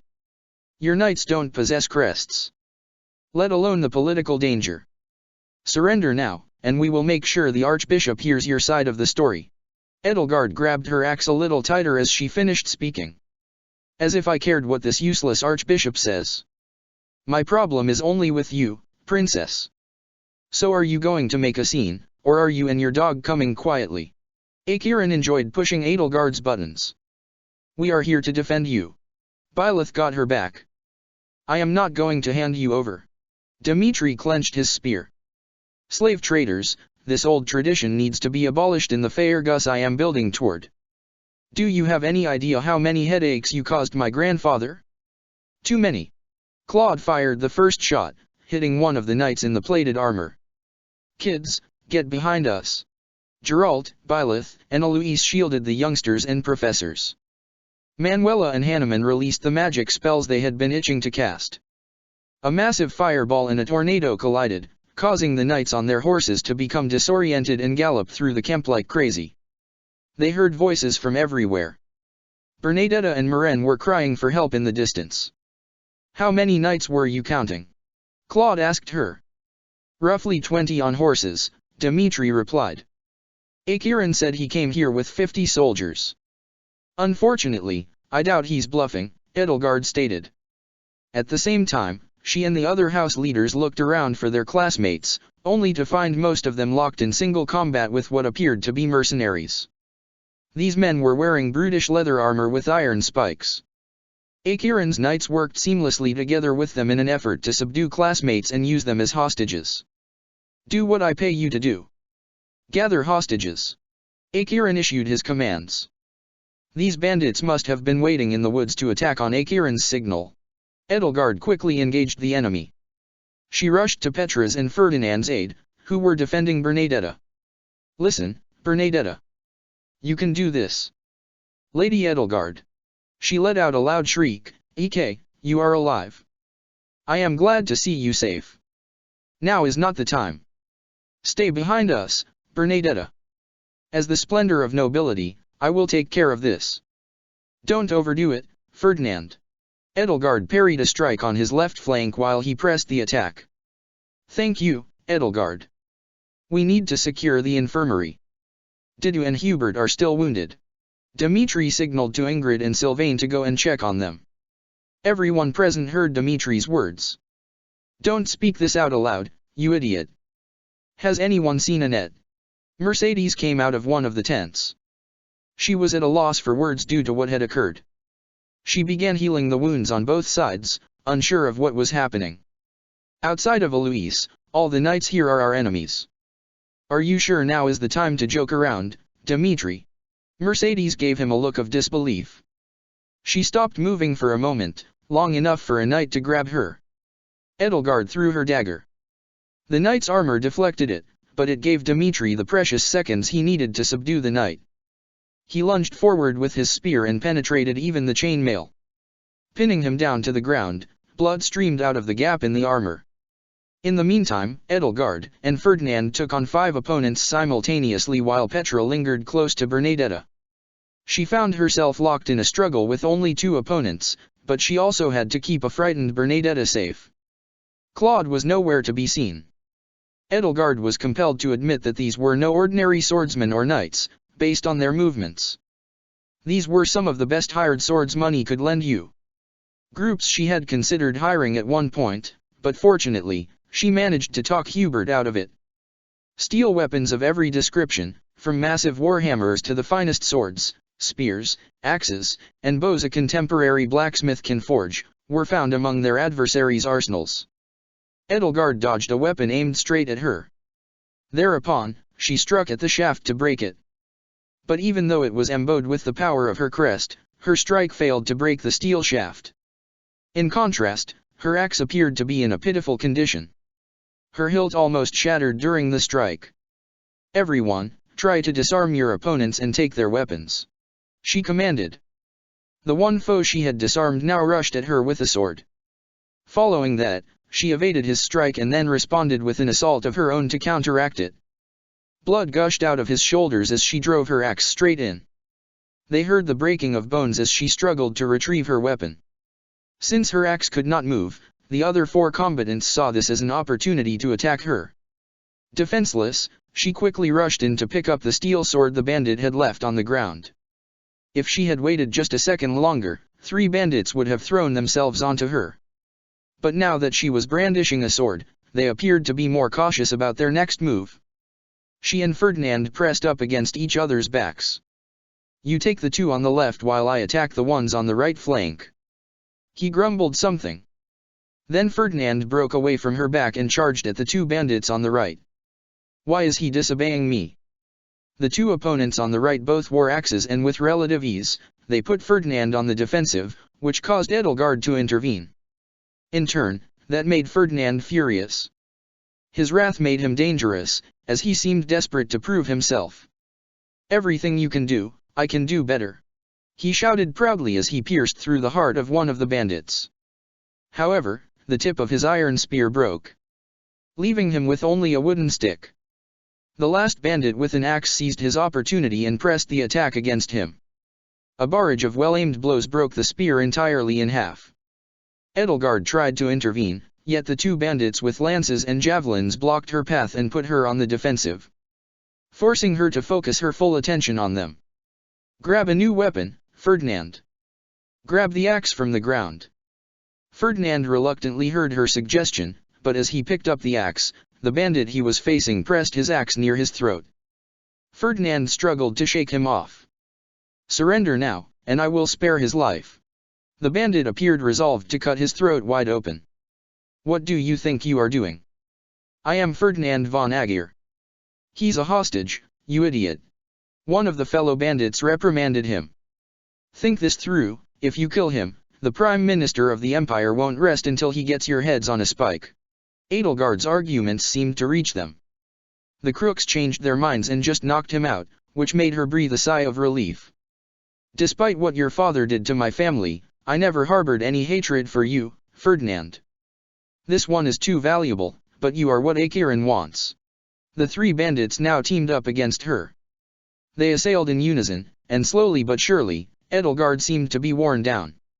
Even when she used the Ciro's crest to tip the scales, the skirmish looked dire. The crisis worsened as the knights Acheron had brought with him swarmed the camp. The sweeping chaos of the case made it effortless for them to pick off isolated students and knock them out. Nonetheless, those students who resisted gave a valiant effort. Petra was now utilizing her 2 hunting knives as her blade was deep inside the bandit who attempted to touch Bernadetta. She first contemplated supporting Edelgard, but then 3 knights came for her, and she was in an even more dire battle than she was. "Just hold out for a moment longer, I will help you, Petra." "Stupid brat, keep your eyes up here." Edelgard felt a stab of pain run through her body. A spear hit her leg, and she struggled to stand. She required a potion or the aid of a healer to nullify the ache. Her movements got slower. Despite this, she still managed to smash one unprepared opponent. As the other 2 were about to herald their victory when they heard screams from the epicenter of the camp. "No, we beg of you. Stop it, you psychopath. You monster." Someone arrived at the scene, drenched from head to toe in blood. He threw his dagger, and it struck right into the heart of one of the bandits next to her, while Edelgard utilized the surprise to thrust her sword into the remaining bandit's stomach. Here. Instead of slaying her, the person made her swallow a potion. As a consequence, the bleeding ceased after a brief moment. A feeble thank you escaped her lips before she redoubled her efforts in the fight. The stranger, meanwhile, went over to the knights, who cornered Petra. Edelgard noticed a violet glow as one of the knights crashed to the ground, headless. Blood streamed all over his colleagues, and even Petra and Bernie were covered in it. The other 2 knights nearly dropped their weapons in fear as they saw the lifeless head of their comrade. "The stranger is Byleth?" Edelgard had seen the mysterious crest again, and it wiped all of her doubts from her mind. For a moment, she experienced the same fear that everyone else felt when they looked at him. Gradually, this fear made her feel protected. She had experienced a similar feeling with Jaritsa once. Having both him and the Death Knight on my side will make a deciding difference in the war that is to come. Together, the 3 of them subdued the other 2 knights, who were shaking in fear. "Goddess, have mercy on us. Please don't kill us." They begged Byleth to spare them. As he stepped closer to them, they tumbled and fell to the ground in fear. In response, Byleth resolved to end them. "Is he waiting for me to give the signal?" "Cowards!" With a strike of her sword hilt, Edelgard knocked out the knights. "They are not worth killing." Byleth simply gave her a nod as he rushed onwards to the source of a bunch of screams. Edelgard looked over the scene. Ferdinand appeared to be still unconscious while Bernadetta was next to him. She was too frightened to be of any use. Mercedes and Petra seemed to be looking out for them. Petra signaled to Edelgard to follow Byleth with a hand wave. Before she departed, she traded the steel sword for a steel axe from one of the fallen bandits she killed. "Lady Edelgard, you must be hurrying after him." Petra did not have to tell Edelgard twice, she quickly sprinted after him. As Byleth walked, he left a trail of blood behind him. For everyone who saw him, he was death personified. Leave me alone, ghost." "A ghost? Get yourself together." Edelgard recognized Claude's voice in the midst of fighting. He was reprimanding 2 of his peers. Was the other voice Lysitheus? Once Edelgard entered the scene, she witnessed how Lysithea lost control over her spells in her panic. Her spells attacked allies and foes left and right. Claude attempted to snap her out of it. At the same time, they were fighting a losing battle. A young, gray-haired archer from the Blue Lions was among them. But he seemed paralyzed, as he could only stare at Byleth in terror. "Edelgard, is that?" Claude gave her a weak smile. He was interrupted as an opponent rushed close to him. He used his fists and bow to fend them off in close combat, yet it was clear Claude wouldn't hold on for long. She was quite a distance from him, and so she made a risky maneuver by throwing her axe at Claude's assailant. It paid off and even went straight through the thick knight's armor. His body crushed against the ground. But unbeknownst to Edelgard, another knight appeared right in front of her eyes, and now she had no weapon. "Claude," Edelgard pleaded non-verbally, "return the axe." He attempted to grab her axe, but he failed to pull it out. The knight advanced toward Edelgard, swinging at her. With each attack, he came closer to hitting her. She attempted to grab his sword, but he had gripped it tightly, and with his iron first, he managed to make her bleed with each punch he threw at her while she was not leaving a dent in his thick armor. She waited for Claude to finally throw her axe at her so she could retaliate against her foe. Instead, he appeared to have given up on the prospect of returning the axe, and now he aimed at them while they wrestled for control over the sword. One wrong arrow could be her doom. She cast a searching glance in all directions for Byleth. But she could only make out the lifeless bodies he left in his wake. Byleth's absence was everywhere apparent, as the knight seemed to muster the courage to go all out against her. "This is all your fault. If you had come with us." A punch came from his fist. Edelgard managed to dodge a few of his jabs, but those that were unavoidable hurt her badly. Her face and stomach were hit, and blood streamed out of the wounds his iron fists created. She needed to back off. As she backed off, she fell to the ground. As she lay on the ground, she saw how an arrow had pierced through the knight's armor plate and even got through the chainmail. Edelgard was thoroughly impressed by Claude's archery. "Sorry, I didn't get your axe out of the body." "Better late than never." She spat blood on the ground. "Lysithea, the man is gone." This was not a ghost. She questioned cautiously. Edelgard went closer and patted her on the head. "Everything is all right. Watch out, Edelgard, you shouldn't treat her like her a child. Edelgard, you look like you could use some healing." "Unfortunately, Manuela hasn't taught me any healing magic yet and none of us carry healing with us." In her opponent's blood, Edelgard saw the bruises in her reflection. The wounds inflicted on her by the monster who murdered her uncle were more severe. So it was nothing she wasn't used to. "I assume our mercenary friend left because of these two." "Yes," Edelgard confirmed Claude's assumption. "Despite our best efforts, we are losing the fight. They caught on our tails. It seems Akiran has hired some of the most expensive sellswords he could get his hands on." "Yes, and too many of our students are green." "Can you tell me if any of your students are currently being held as hostages?" Edelgard inquired. "Yes, they got Marion and Ignatz. I don't know what became of Raphael and Leonie." "Ash, can you look over Lysithea?" His consciousness returned to him slowly. "I can fight." Edelgard observed how much pain shot through Lysithea's entire body as she attempted to conjure her magic once more. She had lost all of her energy. "Stop it. The two of you can make it to the north side of the camp. Petra and Mercedes are waiting there for you." Edelgard ordered them to go. "So, Princess, what do you think about cutting off the snake's head?" Claude handed her a new axe he had just picked up from a corpse. "I concur with your plan. Akiran is probably outside the camp with his hostages. I saw how they dragged Ignatz away. I can probably find the place again. I will follow your lead." She took the axe from him. "No crazy stunts, Claude, or I am out." They stealthily sneaked out of the camp. From afar, many tents appeared to be ablaze. A shock overcame Edelgard as she knew her retainer had been in the infirmary tent when she last saw him. "I need to rescue Hubert. He is a noble. They likely took him captive. You know how trash like Akiran operates. He won't kill potential hostages." Claude's words almost convinced her, but her emotional side got the better of her. Losing Hubert or Jaritsa would have been too much of a blow for her. Because of this, she had to change course and chase after them. Not when one of them was in danger.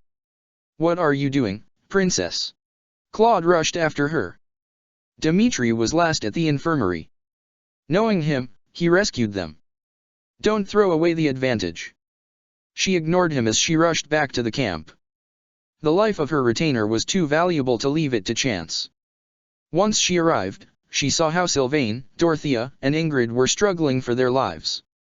The three of them were in poor shape. Their blood dripped to the floor, where a few thieves they had taken down lay. The bandits, aided by the Knights of Akiran, were able to cause a significant amount of trouble for them. "Edie, do you mind giving us a hand?" It was 10 against 4. Sylvain and Ingrid could barely stand, while Dorothea appeared to be nearly out of magic. Given the odds, even Edelgard knew she alone wouldn't be enough to turn the tides. Byleth, Juritzau, or Geralt would also be needed to tip the scales back in their favor. Right, Edelgard said, positioning herself at the top of the trio, between Ingrid and Sylvain and ahead of Dorothea. I only have enough for 1 or 2 thunder spells in me. I'm sorry, Edie. We can't hold out much longer. Dorothea, if your magic runs out, run away. Edelgard had never before seen a serious side to Sylvain. Edelgard whispered to her. Petra and Mercedes are on the north side. With their help, we might stand a chance. Dorothea nodded. What's that you are whispering about? A bandit asked. Now, surrender to his lordship Akiran, and you shall suffer no further harm. Akiran promised us our payment. And we are going to collect it one way or another. When the criminal saw the look of revulsion on his adversaries' faces, he smiled. They are prisoners and not your toys, capture them immediately. The knight reprimanded him. Whatever you say. You call yourself knights, yet you blindly support a man that uses you as his pawns, Ingrid shouted at the senior knight, who appeared to be leading the group. We are loyal to the holy cardinals. When they disobey the archbishop, then so be it. The majority of them doom you as a threat, princess. You have brought nothing but pain and misery to the monastery since your arrival. Come with us, and no one needs to be harmed further. Don't listen to him, Edie. They're just lying. I know. Edelgard and Dorothea were on the same page regarding this. Together, they exchanged glances, and Edelgard made a split-second decision about a new tactic to try. Everything depended on Dorothea's capacity to carry out the instructions she had just been given in a tiny, whispering conversation. The knight didn't notice anything as he continued. Why should we waste any more time fighting students? The knight seemed confused. Surrender, and it will all be over. None of this needed to happen if you and Instructor Juritzau hadn't resisted. Edelgard saw that her words couldn't get through to him. In his mind, there was no doubt that he was in the right. None of these orders were supported by the archbishop. People like Akiran simply use others and get their way with it in this wretched system. I see you won't stop resisting then. The knight sighed. A shame. Your Highness, I do not believe that we are able to hold out for much longer. And so the conflict raged on. The bandits and knights tried to swarm Edelgard in the middle, but Dorothea cast 2 thunder spells with her hands to keep them apart. This opened the door for Ingrid and Sylvain to join the fray and flank them. Even with all this, the students were still outnumbered by a considerable amount, but this strategy made it easier to fight the more extensive group of enemies. Edelgard and her lion companions had the enemy surrounded from all sides. An amateur mistake, Edelgard commented while carrying a faint smile as she glimpsed behind her to see that Dorothea was gone. She will get the reinforcements we need. Where is the other girl? The bandits looked around for a moment. But Dorothea was nowhere to be seen. No matter. We will deal with them first. One of the knights spoke. Subsequently, their commander ordered, subdue the princess, and we have won. But this was easier said than done, as they soon realized. Their foes had their backs pressed against each other, which made focusing on a single target almost impossible. Edelgard knew that she and her allies only had to hold on for a few minutes until the reinforcements from Dorothea arrived. And so she held her ground against 3 foes at once, while Sylvain and Ingrid held off 2 enemies simultaneously. The only thing that could ruin their strategy is if one of her allies were to. Ugh! Ingrid's spear shattered, and this created an opening in their formation. Despite Sylvain and Edelgard's attempts to close the rift, it was too late, and the knights along with the bandits, escaped their trap. Ingrid only had a wooden spear shaft to defend herself. Consequently, she would be outmatched entirely if she didn't acquire a new weapon. Edelgard and Sylvain desperately tried to help her, but in their attempts, the trio found themselves trapped with their backs against the wall. They were once again in the same precarious position as before, except this time, it was the knights who had them cornered. Ingrid got injured while reclaiming a new weapon. Following the bleeding from her hands and ankles, she found herself on her knees. Her eyes were furious, but both Edelgard and Sylvain knew that she could no longer fight. Sylvain, who possessed superhuman strength, rushed to her side and swatted away several of the knights, placing himself before her to shield her from further harm. "Thank you, Sylvain. We will get you out of here, right, princess? His eyes pierced through Edelgard. What Edelgard saw in his eyes made her shiver. It was pure determination, wholly unprecedented and unexpected to see Sylvain so determined. Just hold on, Ingrid. Edelgard picked up on what he was doing.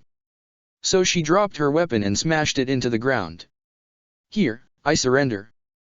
The knights looked at her in disbelief, but it was apparent that they simply wanted the fight to be over, so they looked tempting. Here, use these to bind her. The knight commander handed one of his subordinates a pair of iron chains. The bandits and knights slowly but steadily surrounded Edelgard while leaving Sylvain alone. Once Edelgard looked into his eyes, she saw gratitude in them. With a wink, he picked up Ingrid, and like Dorothea before him, he silently vanished without causing a scene. Seeing them disappear put Edelgard's mind at ease. Even though the fight was unwinnable, she was happy. She did the right thing, and as a great leader, she placed their lives before her own. So foolish of me. One can only imagine the countless ways in which Hubert scolds me. Edelgard picked up her axe, and so her final battle against this superior foe began. So you are bluffing again. The knight commander sounded disappointed. Well, you'll pass out at any time. Together with his knights and the bandits, they attacked Edelgard from all sides. She couldn't fend off their attacks. For her, it became a matter of how much pain she could endure. And, thankfully, she was pretty adaptable in dealing with all the blood loss. After around a minute, she witnessed how a single arrow flew past her and how it hit the knight commander's helmet. With one precise strike, she managed to take his helmet off. Subsequently, the archer fired another shot directly at his throat. The experienced knight was in pure shock as he grabbed for a mixture in his pocket while he attempted to remove the arrow. Yet it was too late, he died from the enormous blood loss before he could drink it. The knights were furious to see their commander die right in front of them. They pressed the attack even more ferociously than before. Hey, princess. Mind if I lend a hand? Even though Claude couldn't keep himself from insulting her a little, his arrival made her smile. I assume the arrows are yours. Edelgard coughed up a little bit of blood while she was desperately holding off 6 foes at once. Glad to see you can still keep up with me despite the blood loss. The bandits were scared away by Claude's arrows, so the 2 knights left to swarm Claude, which made it much easier for her. The bandits weren't as much of a threat to her as the knights, but because of their higher numbers, she still had to be careful and watch out for their attack patterns. Meanwhile, the knights quickly bridged the gap between them and Claude. Without Edelgard's help, he seemed to lack the force necessary to break through their steel plates. Seeing his arrows shatter made Claude sigh in frustration. Edelgard knew that feeling. The Academy's equipment didn't prepare them to fight actual knights. When the 2 knights engaged Claude in direct combat, he used his fists in a bow to counter them. Edelgard was surprised by his moves. Almost like a dance, but his repeated blows with the bow were in vain. The situation did make Edelgard chuckle a little. It served as a diversion from the otherwise unbearable suffering her wounds gave her. The bandits who had her surrounded seemed too cowardly to attack. Upon witnessing the knight's commander's corpse, they lost much of their initial courage. But their waiting around made the blood loss Edelgard experienced that much worse. Her mind felt dizzy. Oh come on, princess, not now. I just need a moment, Claude. She tried to catch her breath, but the beating Edelgard had taken a moment ago started to take its toll. Her eyes couldn't see clearly. Her foes began to attack her, and all she did was swipe aimlessly to defend herself from their attacks. Suddenly her opponents stopped, and they ran away from a figure. That figure was completely red with the blood of his victims. Edelgard realized there was only one person who fit the description. Here, drink it. Byleth gave her the mixture that the commander of the knights had tried to drink before he died. You need something potent right now. Her eyes were nearly blind. The dreaded sensation of fainting was present. Without saying a word, Byleth used his fingers and brought the bottle against her lips. The mixture tasted terrible, but it did the job. Her wounds gradually closed. You remain here, father, and Eloise are fighting Akiran's final force. What about Dorothea and the others? Edelgard tried to stand, but she nearly fell to the ground. Byleth held her with his arms, which caused a little protest from her. I can still fight. What about the other students? Claude joined the conversation. By the way, thanks for your help. I don't think my punches did anything. If you hadn't scared them away with your terrible smell. Claude placed his finger on his nose. Does that always happen when you fight? Byleth simply gave him a nod. His entire skin was red with the blood of his enemies. I rescued your friends, many of which successfully returned to the fight. You have our thanks. I need to head back. Bye. Byleth rushed on his way. Edelgard wanted to stop him, but then she sighed. He has not told me anything about Dorothea and Ingrid. I doubt he knows their names, Claude interjected. This caused a faint grin to appear on Edelgard's face. You are right. He hasn't been introduced to them yet. She made a move and used Claude to support her weight. I carried you a few hours ago. Time for you to return the favor. Shift my weight. Arg. You are heavier than you look for someone your size. That remark caused Edelgard to elbow him. You left me alone. Remember. You abandoned our plan. And, by the way, Hubert hasn't been rescued either. Instead, the task fell on me. Edelgard's eyes widened in surprise. You abandoned your plan to follow through with mine. Claude shook his head. I couldn't rescue our allies alone. So I stopped by Dimitri to look for some. Well, he had his hands full protecting the two retainers, that I can tell you. Tell me everything while we are going to the camp center. Claude's sigh was interrupted by another elbow from her. Fine, I'll tell you. Dimitri was separated from his two companions and badly outnumbered.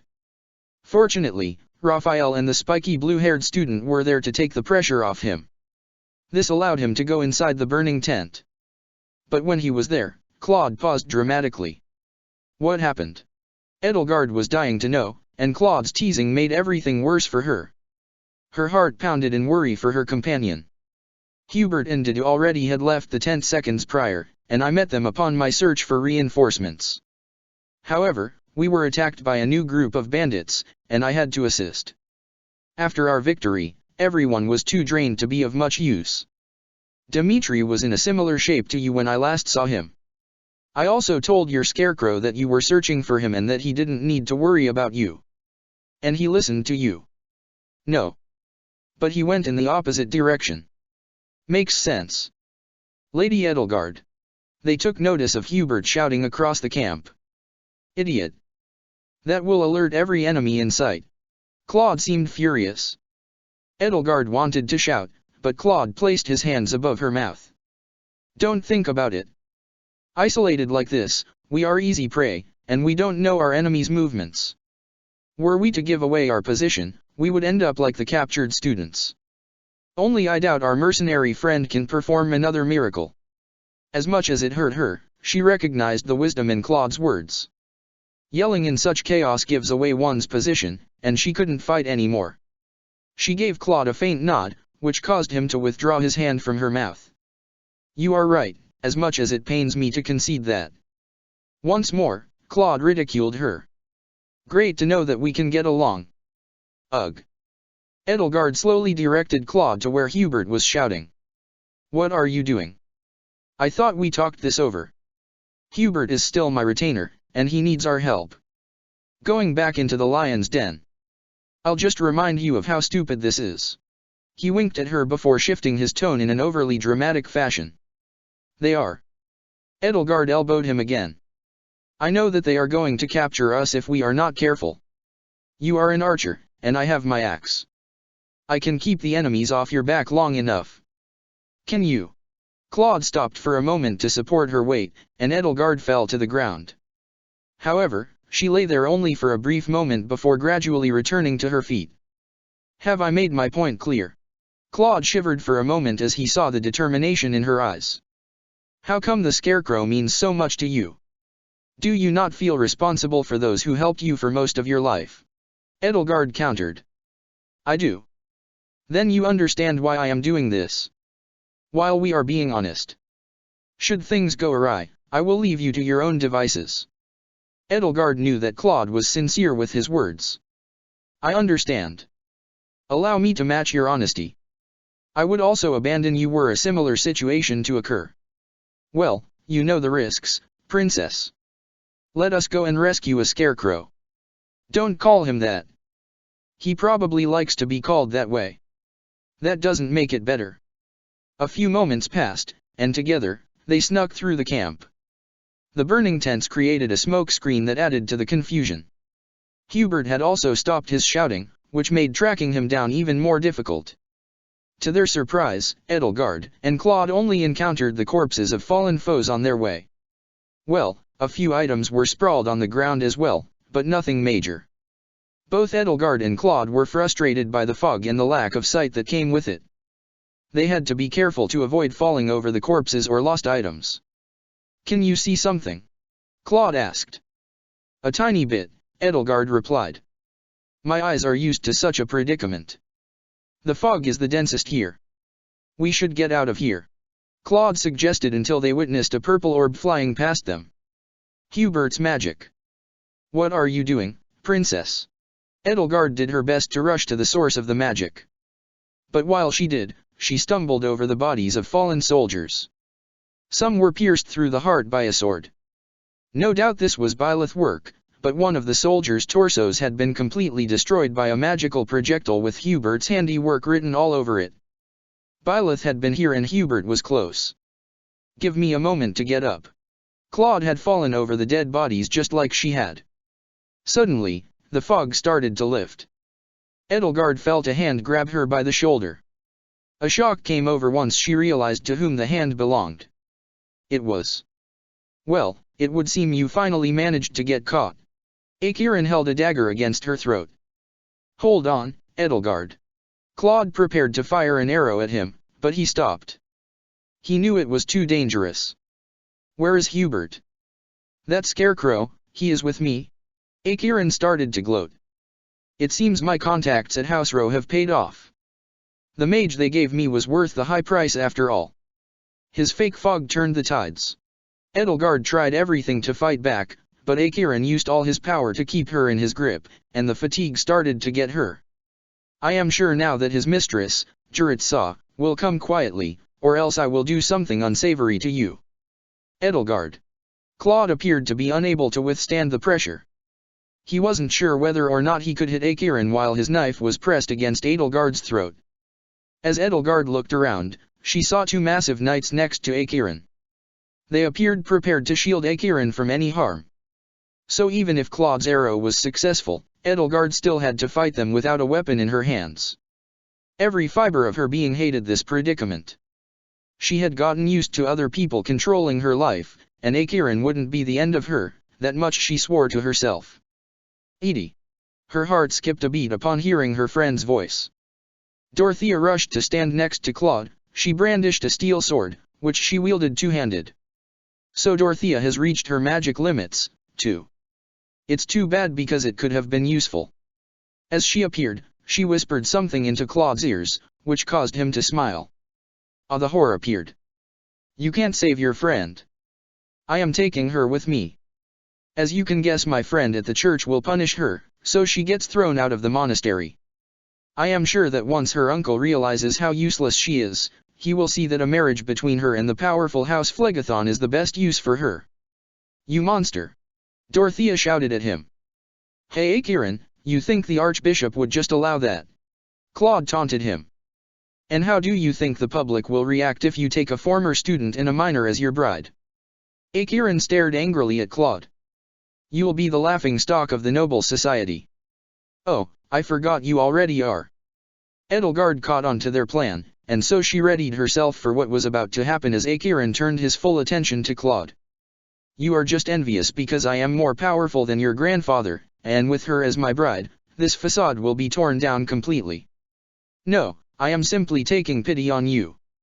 You took the quick way to power, and now you will see where this has led you.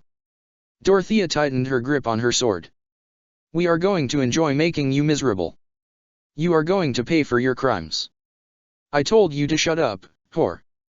Well, no matter, I might as well just tell you of the wonderful present that will await you at Garreg Mach. Consider your future dreams crushed. I made sure that the right people know how you got in. What does that matter? Claude defended her. It's pitiful that you're attempting to shackle people. This only works because the people allowed it to happen and the very people you kept prisoner are starting to riot. From the depths of her heart, Edelgard agreed with his words. Suddenly she heard footsteps from the front. Linhard, Caspar, and Bernadetta had come. "Ek," Bernadetta shrieked upon seeing the knife directly pointed at Edelgard's throat. "What's the meaning of this, Professor Akiran? What kind of crazy exercise is this?" Caspar was still confused in regard to what was going on. Caspar, how many times do I need to tell you? This is no lecture, and he's been attacking us. I can't say that it was a pleasure to teach you, but at least I finally have my prize. Lady Edelgard. Bernadetta started to cry. Burn. Caspar first turned to her, then Akiran. Professor, you owe us an explanation. Caspar's iron gauntlets were slightly raised. Caspar, your professor needs your help. If you stand by my side now, then you can be sure to have a great future ahead of you. I'd rather take my future into my own hands, so no thanks. Explain what you are doing. Akiran ignored his rebuttal. Do you want a bright future or not? Before Caspar could answer, a dark orb appeared from behind Akiran and another flew straight at the knights from behind. Caspar wanted to shout, but Dorothea had quickly placed her hand at his mouth. In quick succession, Claude fired his arrow and it hit Akiran. However, in his rage, Akiran refused to let go of Edelgard. It was only when a spear pierced through his shoulder that he came to stop. People like you are unworthy of the nobility. It was Ferdinand. Edelgard wondered at how he had gotten there. Seems like you are worth something after all. Hubert applauded him. Yes, you were indeed sneaky. Although I am thinking that I would have been quicker. Petra had a bright smile on her face. Suddenly, Edelgard overcame the urge to hug her entire class. She was overjoyed to see everyone. In the meantime, Akiran was on his knees, and now it was Edelgard who had pressed a dagger against his throat. You deserve so much pain and punishment for what you did to us. She stabbed him right in the ankles. All of this is on you. So it is true. You abused me to make her suffer. I did not want to see that, but you exploited my trust in you as our teacher. Ferdinand stood and removed his spear from Akiran's chest. He began to bleed out.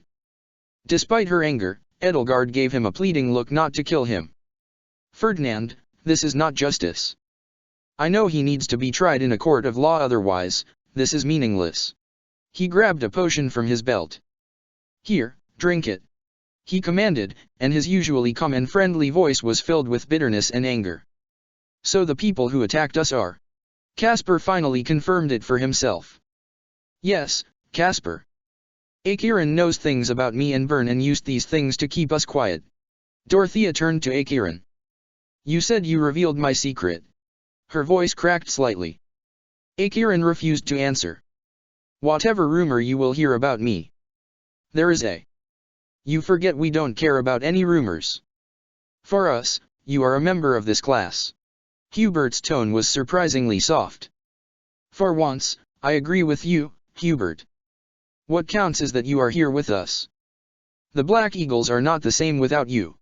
The kindness in Ferdinand's voice was only rivaled by the warm expression Hubert had.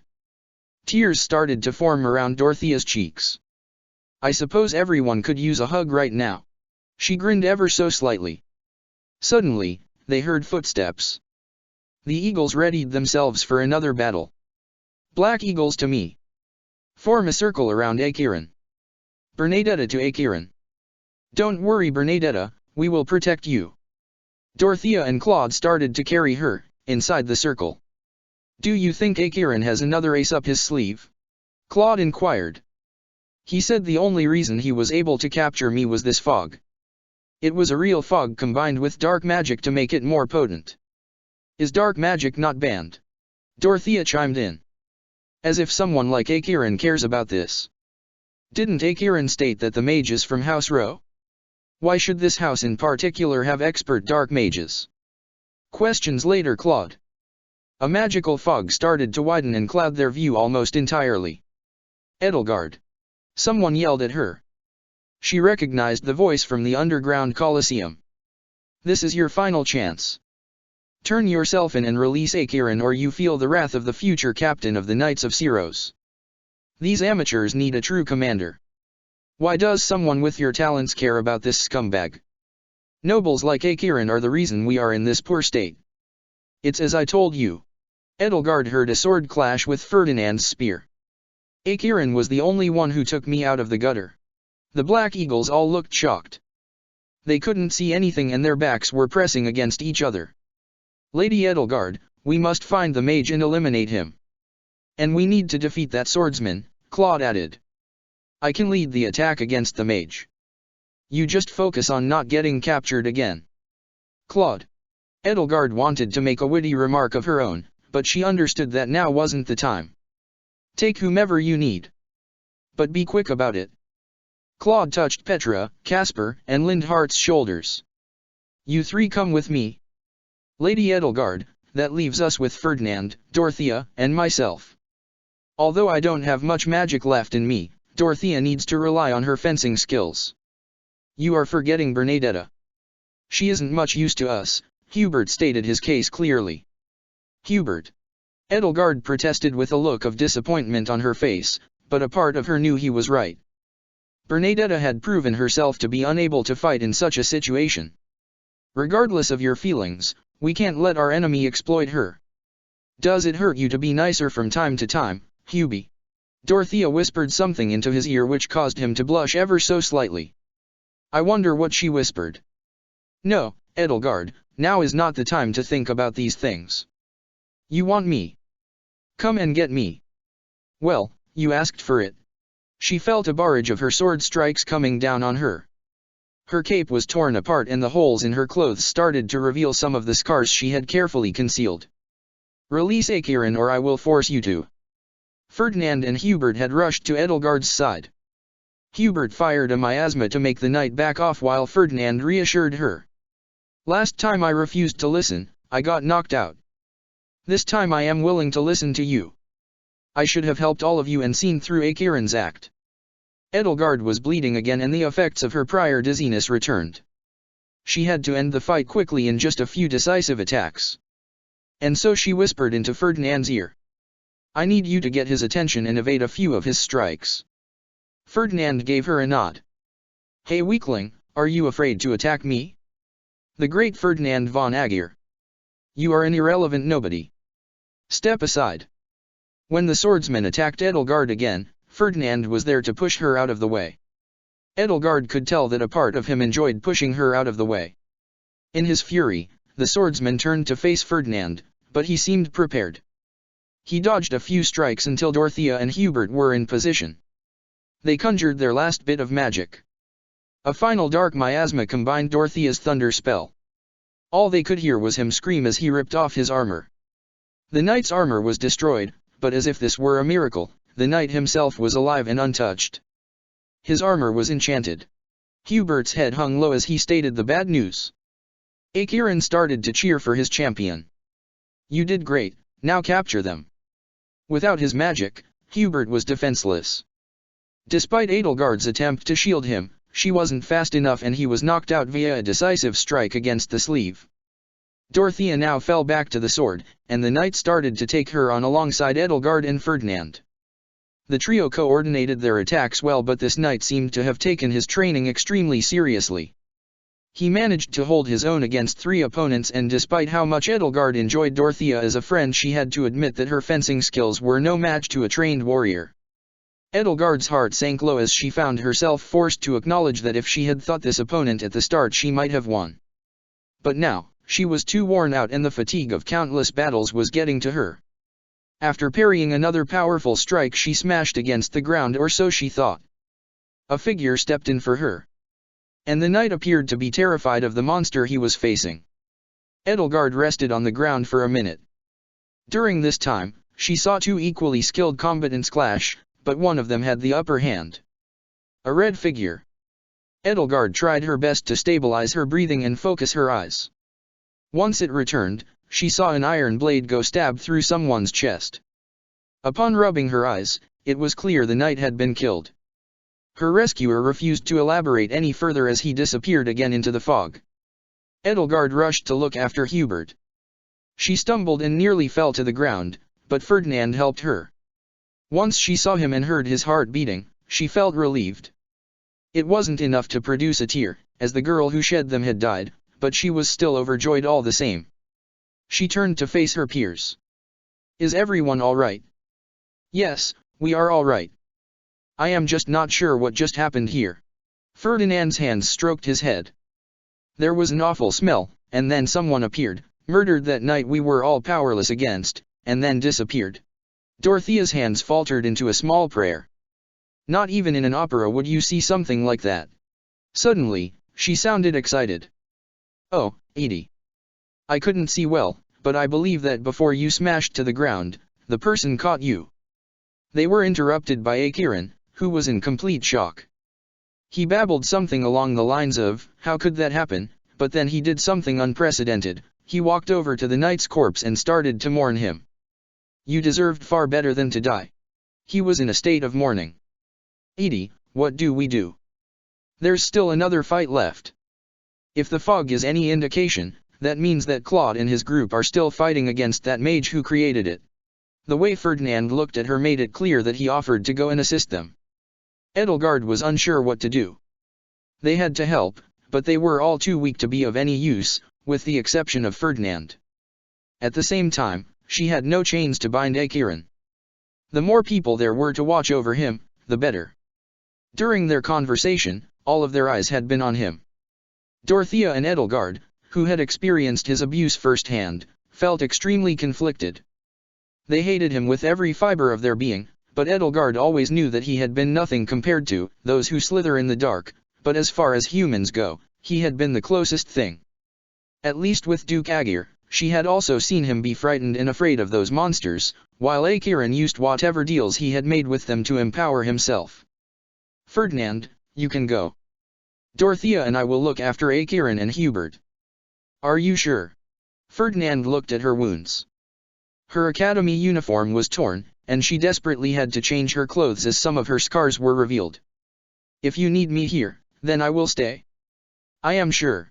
She was relieved when Ferdinand's gaze turned elsewhere into the fog. "It's still so thick, but I can find my way through. After all, I am Ferdinand von Aegir. Now get going, Ferdy." Ferdinand rushed on his way through the dense fog. To their surprise, Edelgard and Dorothea were able to see him. In just a few moments, the fog started to lift. So they were successful in killing the mage. From a distance, they heard the voices of their friends. Inspirational. Petra seemed to be in awe of something. "So you show up now to steal my kill?" Claude let out a deep sigh.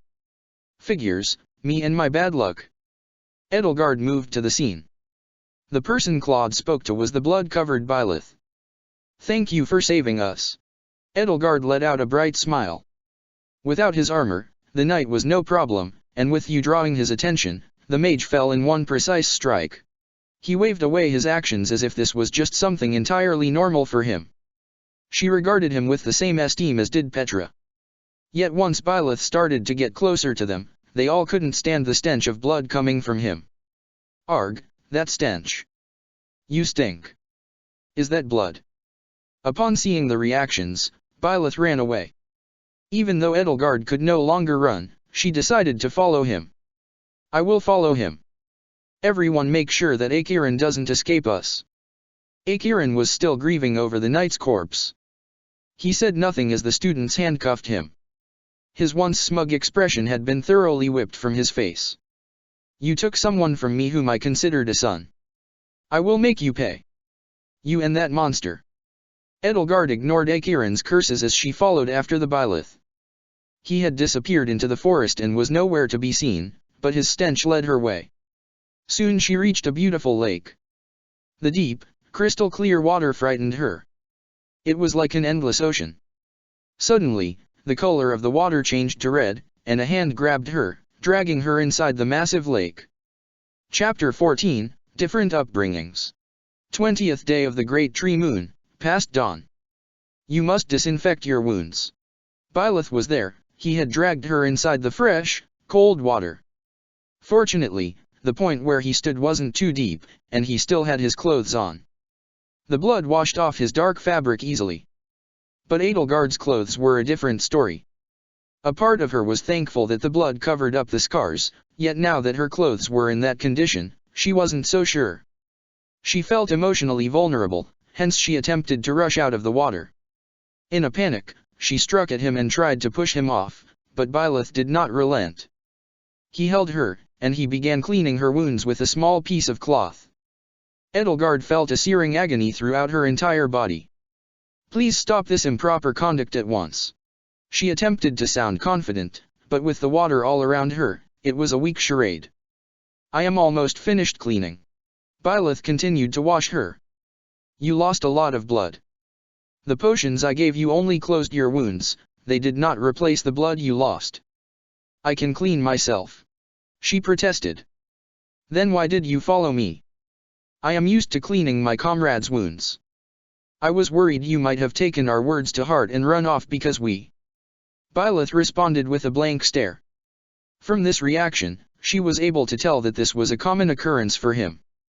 Byleth exclaimed, "So I'm done." Edelgard quickly exited the water. Her face fluttered with crimson. "I must ask that you refrain from such conduct in the future. I can clean myself." She slapped him in the face. Byleth took the slap. His expression was one of pure bewilderment, or so Edelgard interpreted it. It was almost as if he was asking what he did wrong. It made her feel a little guilty. "I apologize for my outburst, but have you never heard of proper conduct?" Byleth's expression remained unchanged. "He seems not to know what I am talking about." "Ugh, fine." Edelgard decided to drop the topic. "I see that you had no ill intent. Just refrain from cleaning members of the opposite sex in the future." Byleth gave a nod. "Now then. It's good to know that my peers' comments haven't hurt you. While we fought, I got the impression that you looked out for us. I want to thank you again, in their name and in mine, for the great service you provided. Were you to join the Empire, I would pay you handsomely." As Byleth got out, he conjured a small fire from the palms of his hands. Edelgard caught on to what he was doing and gathered a few branches to make a small campfire.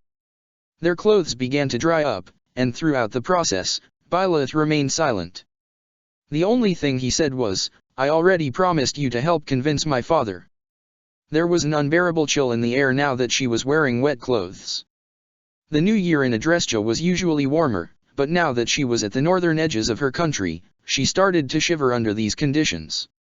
Subconsciously, she leaned ever so slightly against him, the same way she had leaned against her siblings. "Rub your chest." Byleth utilized his hands and performed a powerful rub against his chest. "It keeps you warm." Now Byleth posed a question as Edelgard glanced, baffled as to what she was supposed to do. "Have you ever been to the kingdom?" Edelgard hesitated for a moment before she nodded. "I'm surprised you are clueless about this technique." He looked deeply into her beautiful iliac eyes. Now he was bringing her hands closer to her chest and rubbing them against it, forward and backward. Though it did its intended job, Edelgard's different chemistry from his made her blush. After their hands smacked into the more delicate parts of her chest, she debated whether or not to strike him. But given his initial reactions, she demanded restraint as appropriate. He really just wanted to help. "It seems incorrect for me to lose my temper.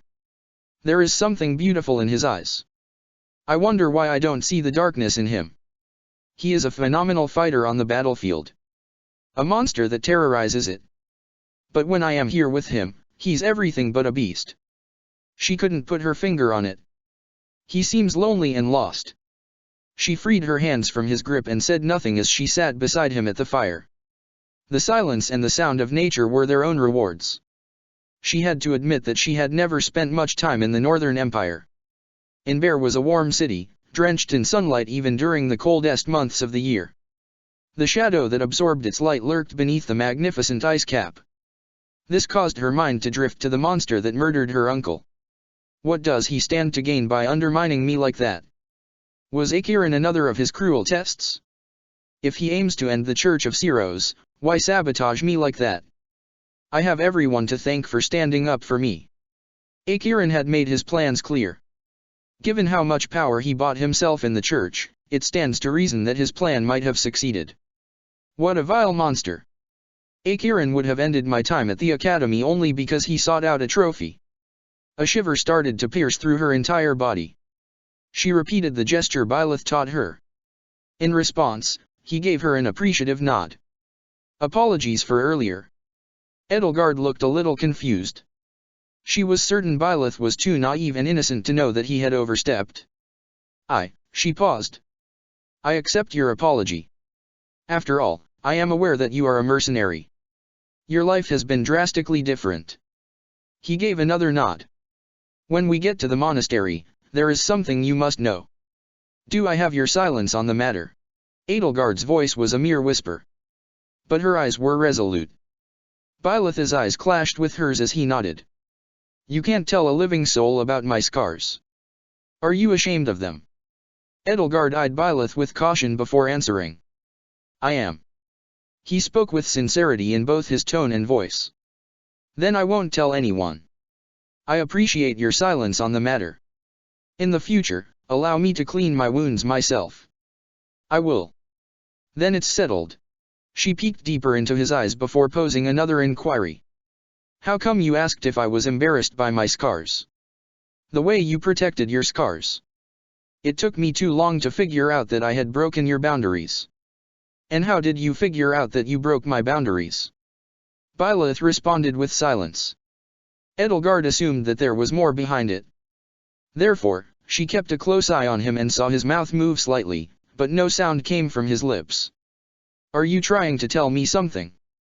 Byleth answered with a blunt, no. You can tell me whatever you want to say.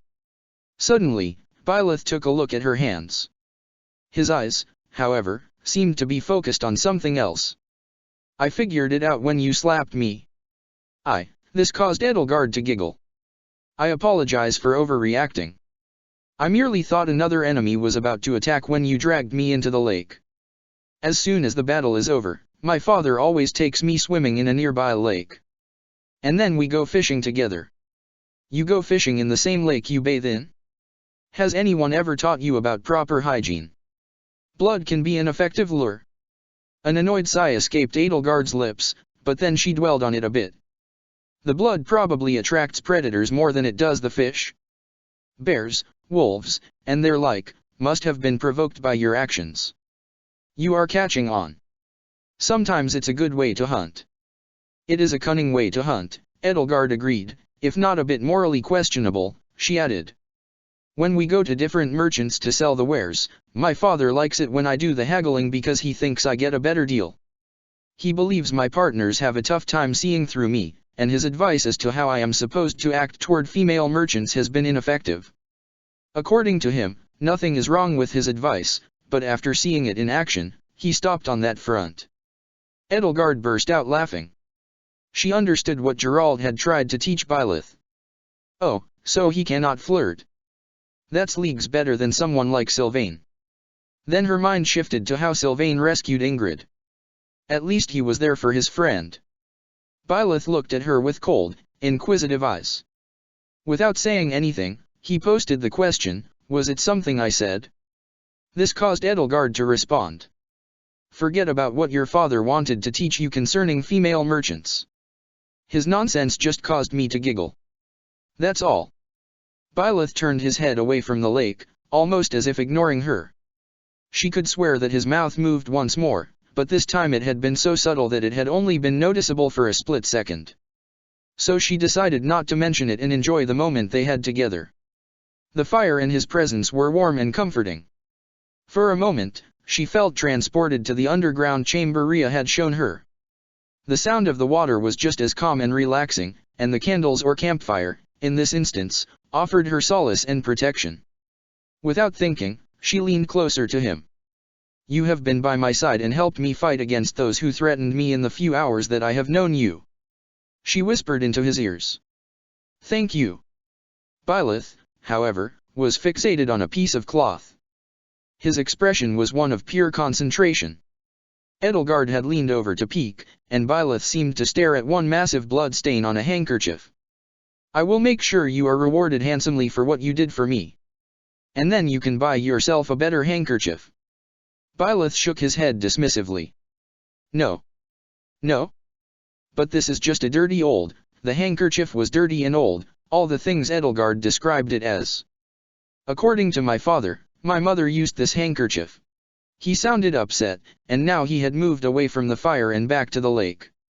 His hands were desperately rubbing against the water in an effort to clean it. Edelgard slowly followed him. When she did, an unbearable chill ran through her entire body. Byleth, you can clean the handkerchief at another time. Right now, you are only catching a cold. He continued to ignore her. My previous words were a bit tactless. You wanted to know how to clean. Byleth was finally communicating with her. She gave a firm nod. Yes, so that I can convince your father to work for the Empire. Byleth gestured for her to sit beside him. He stood up, grabbed a few pieces of wood, and started a fire closer to the lake near where they sat. This should help against the cold. He rubbed his hands. Now, on to your lesson. He gently grabbed her hands. When he did, he stared at her white gloves. Well, despite her little bath, they weren't white anymore, but over the course of the fighting, they had turned red, red with the blood of her enemies and her own. This crimson color had proven itself impossible to wash away. Please ignore my gloves. Edelgard commanded in a firm, authoritative voice. But Byleth simply ignored her order and continued to stare at it. You should no longer use them. I know they have turned blood red. Edelgard seemed annoyed at Byleth.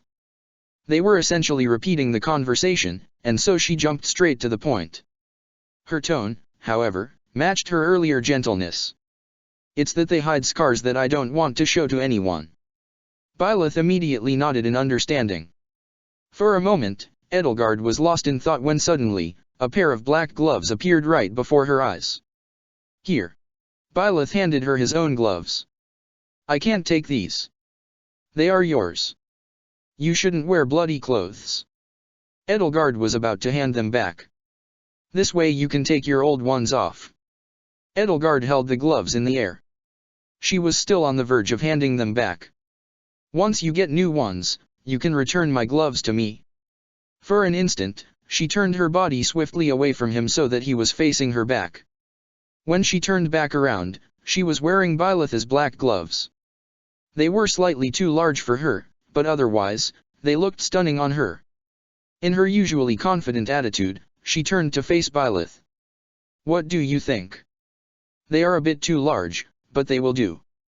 Why did I say that? She let out a tiny sigh, only to realize that her heart was beating a little faster. For a brief moment, Byleth glimpsed past her, but after 3 seconds, his eyes wandered back to the handkerchief. Furthermore, he also kneeled down to pick up her blood-red gloves and hand them back to her. Here, you can follow my movements while you perform them on these. He stretched out the handkerchief. Edelgard mimicked the exact same motion with one of her red gloves. Then Byleth soaked the handkerchief in water and began to rub gently against it. With each rub, however, he moved faster and faster until he was moving with an impressive rhythm. A little bit more blood was removed with each rub. Edelgard was amazed by the dedication Byleth put into such a simple task. Byleth noticed her astonishment. These tasks are all about dedication. To think that so many servants used to live in the imperial palace. They were and are all commoners, and for all of their lives, they are looked down upon by the upper echelons. Byleth seemed more intrigued than before, as it seemed she had his undivided attention. He seemed to contemplate asking her something. Please feel free to ask me anything. Who taught you to fight? Edelgard's head started to hurt as she tried to remember her first lessons. Fragmented memories of the first time she held a wooden sword began to surface, but she could not recall who had taught her the basics. And then another picture appeared in her head, and this time it was of that monster, laughing at her. Byleth had placed the handkerchief down, and he had grabbed her shoulders. Are you all right? It was nothing, she pushed his hands away. During the process, she felt the warmth and gentleness of his hands as she did so. Then she faced Byleth to answer his question. I can't remember who taught me.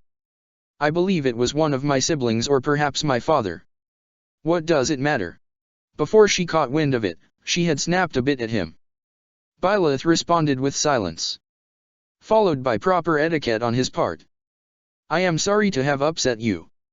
Edelgard gestured to him that the fault was hers.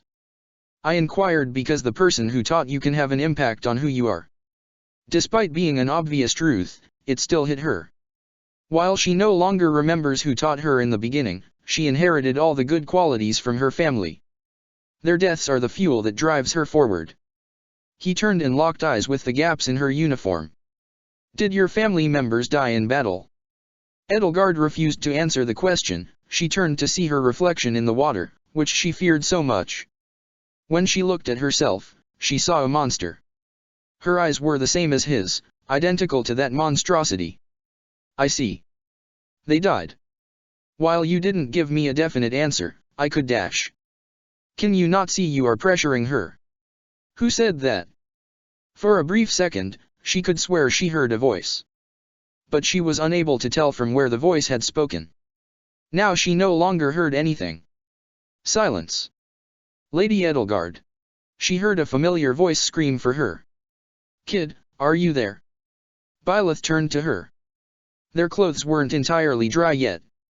Suddenly, she felt a warm piece of cloth around her. It was Byleth's mantle. He had hung it around her shoulders. Thank you. She smiled at him. But are you certain you won't need it? It will cover your scars. You can return it to me later. It seems I am in your debt once more. I will find a way to make it up to you. Byleth gave her a nod. As he did so, they could spot Hubert and Geralt approaching from a distance. Your Highness.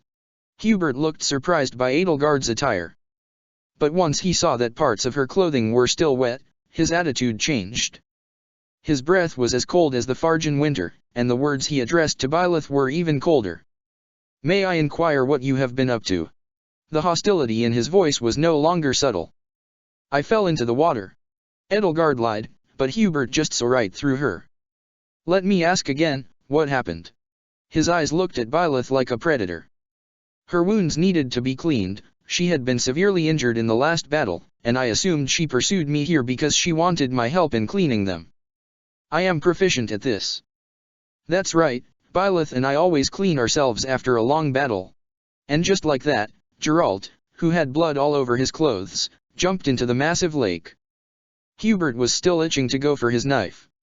So Edelgard stayed off his hand, checked, and once Geralt was preoccupied and outside of their range, she whispered so that Byleth and Hubert present were able to hear her. He'll keep my scars a secret. Lady Edelgard, you are aware that he can hear us. He deserves to hear us. Do not forget that he has done a better job at protecting me than you have. Byleth's expression had visibly changed at her words. She was confident that he had frowned just a little. Don't be so harsh on Hubert. Byleth expressed. You were separated, and he counted on you to be safe. Hubert dismissed him. She has every right to be angry at me. As her loyal aide, I have failed her. Your exploits in protecting her have earned you a proper introduction. He bowed his head. My name is Hubert von Vestra, loyal servant of Her Highness. Now it was Byleth who ignored him. His eyes first strayed to his father, who was swimming in the lake, and then to Edelgard.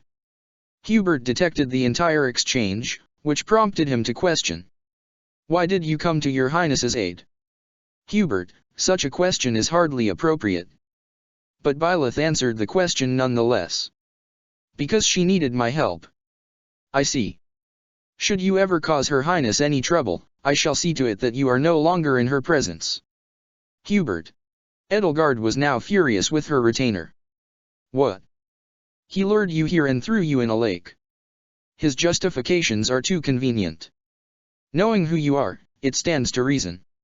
Is there a problem? Geralt had returned from his small bath excursion. Not at all, Hubert lied.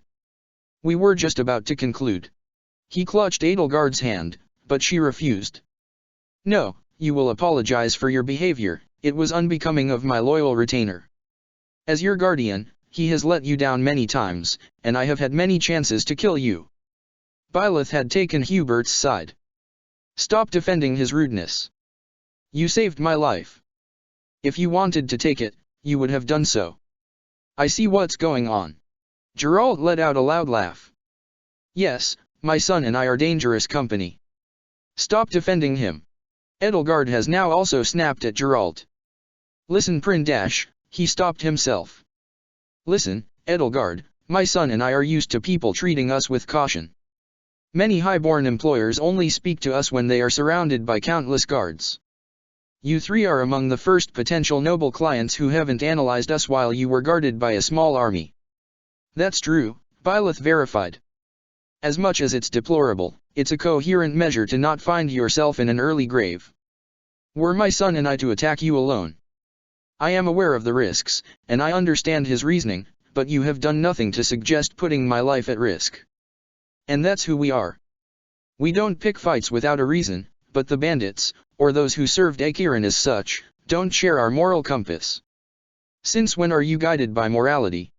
Byleth's tone was analytical, and he seemed to be in deep thought about his father's exploits. I have my principles. A good beer and handsome festivals for good deeds are a start. Edelgard giggled slightly. Geralt caught wind of that. Kid, can we talk later? Byleth responded with a quick yes. Edelgard had the feeling that she would be their conversation topic. When Edelgard inspected her retainer, she came to the conclusion, you could use a bath, Hubert. He looked better than she and Byleth before entering the lake, and his smell wasn't as terrible, but he could benefit from it. Suggestion noted. Now should I update you with the present? If you wish for privacy, just tell us to back off for a moment. My son and I have things to talk about. You can speak with him present. She knew that Hubert would never slip up and reveal information that would hurt her. This way, she was shooting two birds with one arrow. The two of them would trust her more, and she would be able to keep from talking about her larger schemes for once, as it gave her massive headaches. To this day, she has no idea why that monster let Acheron nearly derail all of their preparations. Acheron is kept in custody by Alois and the professors. The charges against him are severe, and the proof is all over the camp. There were no casualties among the students, the majority did get wounded. We surmised that some of the knights, bandits, and mercenaries Acheron hired managed to flee. Alois doubts that they are a threat. And you disagree? Geralt had joined in the conversation. A cold and honest yes left Hubert's lips. To everyone's surprise, there was unanimous agreement. All of it must have cost a fortune. Have I told you how my company managed to cross paths with Acheron? Byleth had turned his attention away from his father. In contrast, Edelgard and Hubert were curious. No, you have not. Edelgard signaled for Geralt to speak. Last year, when we stopped by Count Galatia's lands, we were confronted by a traveling merchant that wanted to sell some goods. The merchant told us where. Geralt was interrupted by Byleth. We ran into Acheron on a mission to search for a few missing villagers. He was trying to sell them at an auction.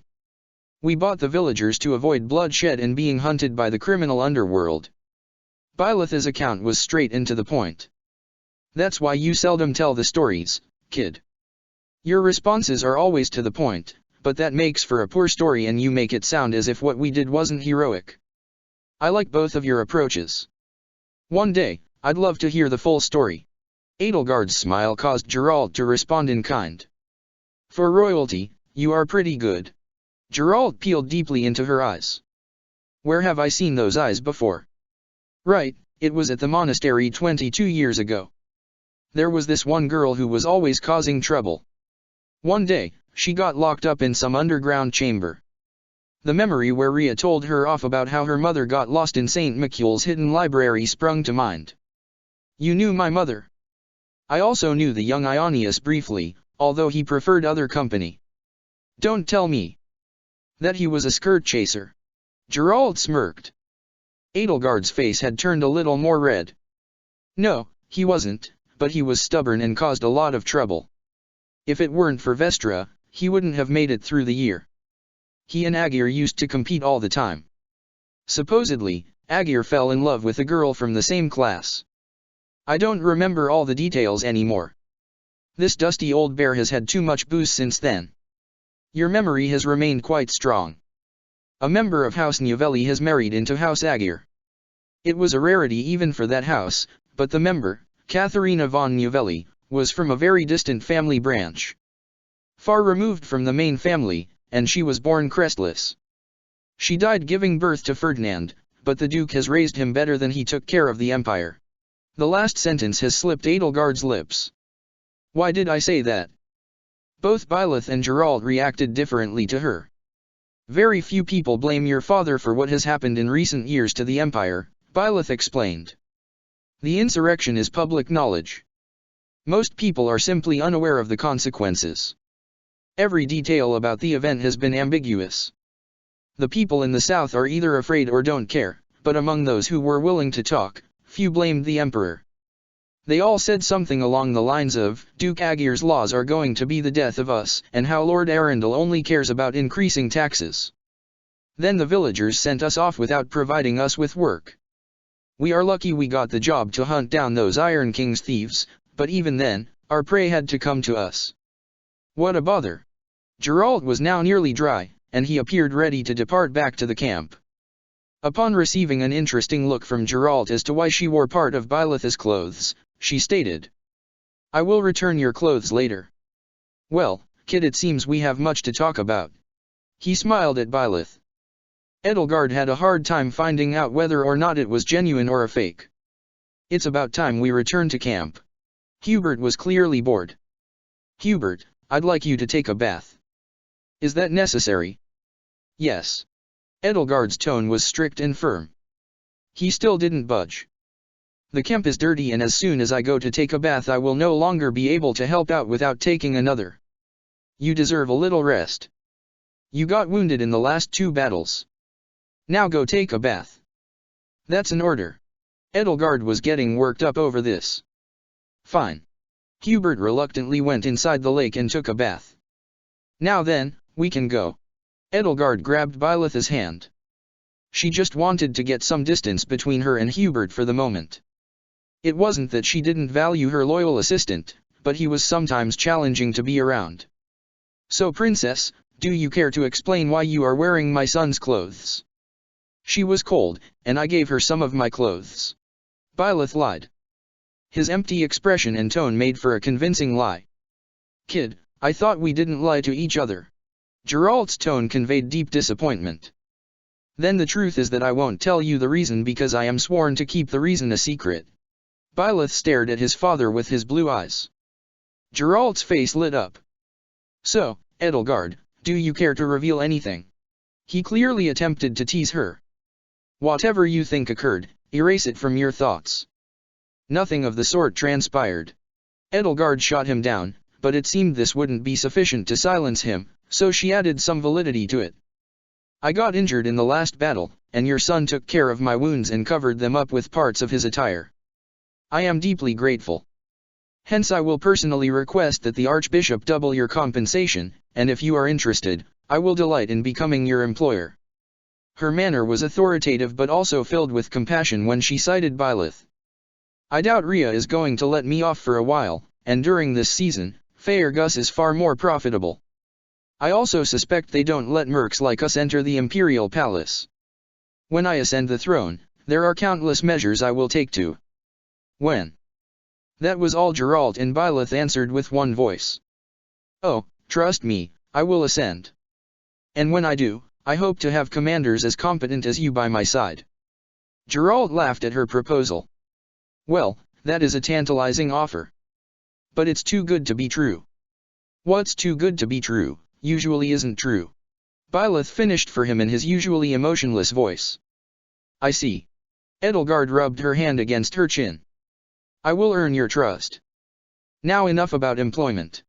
Geralt seemed extremely done with the topic. She could swear he muttered something along the lines of, why do all the good job proposals come now of all places? And then, he whispered something about Rhea. Just like his son, his tone had been so quiet that she only heard fragments. It frustrated her, but she decided to keep quiet about it. They went through the massive forest, and once they arrived back at the camp they stared at an ugly scene. The camp was left in a devastated state after the battle. There was blood everywhere and Alois was busy carrying the corpses of the fallen. It's an ugly sight, but what do you expect? That's the life of a merc. This is the unfortunate reality. Edelgard stated. Which is why I see it as my duty to change things. Byleth stared deeply into her eyes.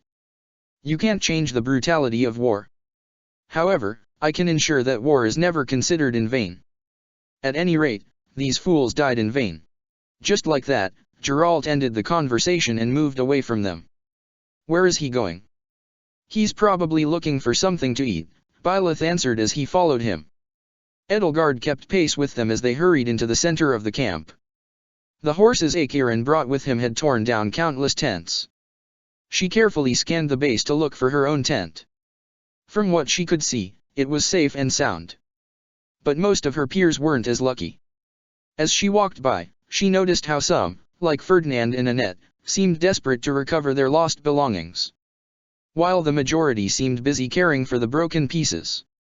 From a distance, they could hear Manuela's voice. Students, those who can't stand the sight, you can cook with me. She waved at the trio to come closer. Geralt moved in her direction. I found the two. That's a relief. When Acheron's knights fled and you were nowhere to be found, I almost assumed the worst. Manuela sounded like a mother who had been worried for her child. Lady Edelgard, Bernadetta greeted her warmly, as did Lysithea, Marianne, and Hilda, who sat beside a new campfire. I am taking care of these three. Do you wish to join us, Your Highness? Manuela winked at her. Then her eyes went to the gloves and mantle she was wearing. Oh, I see now, our handsome mercenary gifted them to you. I will later return them. She was shivering. Byleth elaborated. What do we have here? You are Geralt's child, are you not? She faced Geralt. Both Geralt and Byleth got praise from her. You managed to raise a fine gentleman. Geralt took the compliment with a grin, while Byleth's expression remained unchanged. I need to be on my way. Hold, Edelgard, where are you going? I need to change my clothes. The camp is in shambles now. Where is Hubert when you need him? I sent him to take a bath. He was dirty. No doubt about that. We are all so dirty now. Hilda sounded annoyed. Did you mention taking a bath? Now that I look at you, you seem clean. Is there a lake or river nearby? There is. Byleth answered for her. And you bathed together? Edelgard could see how Manuela had the question on her mind, but Hilda was the one to pose it. Yes, Byleth answered truthfully. No, Edelgard lied. Their voices collided, and so everyone was left to their own devices as to whose account to trust. Edelgard lashed out at Byleth without pausing to reconsider. You dragged me into the water. And I apologized for that. Byleth gave off the impression that he deeply lamented having done that. The realization dawned on Edelgard at that precise moment that she had just revealed her innermost thoughts to others. Her face flushed with crimson. Neither Bernadetta, Lysithea, nor Marianne had picked up on what they were talking about, but Hilda and Manuela were on fire. Oh, so you have bathed together. Manuela started to tease them. Well, if he's not off limits, Edelgard, then you should hurry, or else I might need his company.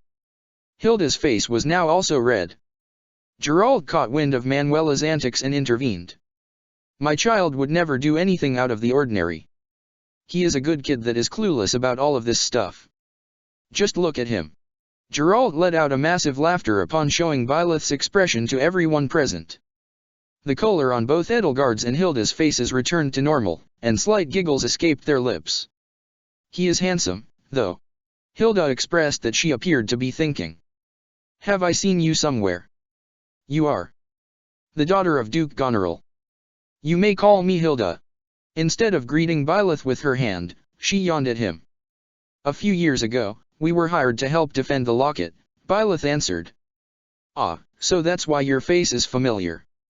I recall Holst talking about fighting alongside a reticent fellow who could move mountains on the battlefield. My son is not that impressive. Geralt brought her back to the facts. For a moment, there was a welcoming silence. Until they heard a shout from across the camp. Captain, where are you? The voice did not belong to Eloise. It was a feminine voice that Edelgard had heard once or twice while strolling around the monastery. Byleth turned to his father. Is that someone familiar? She is, kid. Do you remember the one winter I left you in Remire? Byleth nodded. You returned in the summer. During that time I ended up teaching a kid roughly your age a few tricks, and it turns out she took what I taught her to heart. That's Leonie for you. Hilda remarked. We are here, Leonie. Lysithea screamed. A girl with the same fiery hair color as Ferdinand approached. We didn't have time to catch up during the fighting, Captain. You look the same as I remember. The years were kind to you. Sharp as ever, Leonie. You are a fine teacher. The expression on her face was one of pure happiness. Regarding the prior matter, Lysithea, would you kindly accompany Edelgard to her tent? You are worried of something happening. Well, I could send the kid along. Geralt gestured for Byleth to accompany them. Are you sure? Manuela had a mixed expression on her face. She was probably hoping to get closer to him, but at the same time, she saw the wisdom in Geralt's decision. I am. Byleth gave a nod and then started to follow the two. Well, I wasn't much use in the kitchen to begin with.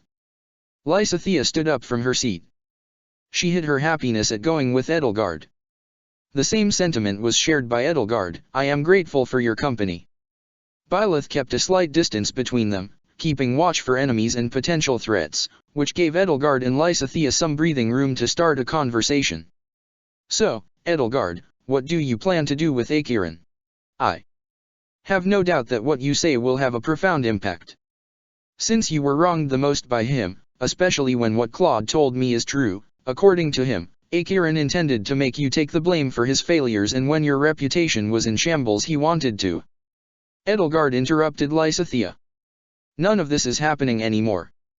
With your help, we put a stop to it, and his time at the monastery is over. All of Fodlan will see him as the liability he is. But will it truly be enough to stop him, and what if someone more terrible were to take his place? Edelgard feigned ignorance for a moment. She knew what Lysithea was referring to. When she was at the underground Colosseum, she had the displeasure of meeting a crime lord called Dexter. She lowered her voice. How come you know this? House Ordelia was to no fault of our own once indebted to the criminal underworld. It took my parents years to free themselves of their influence.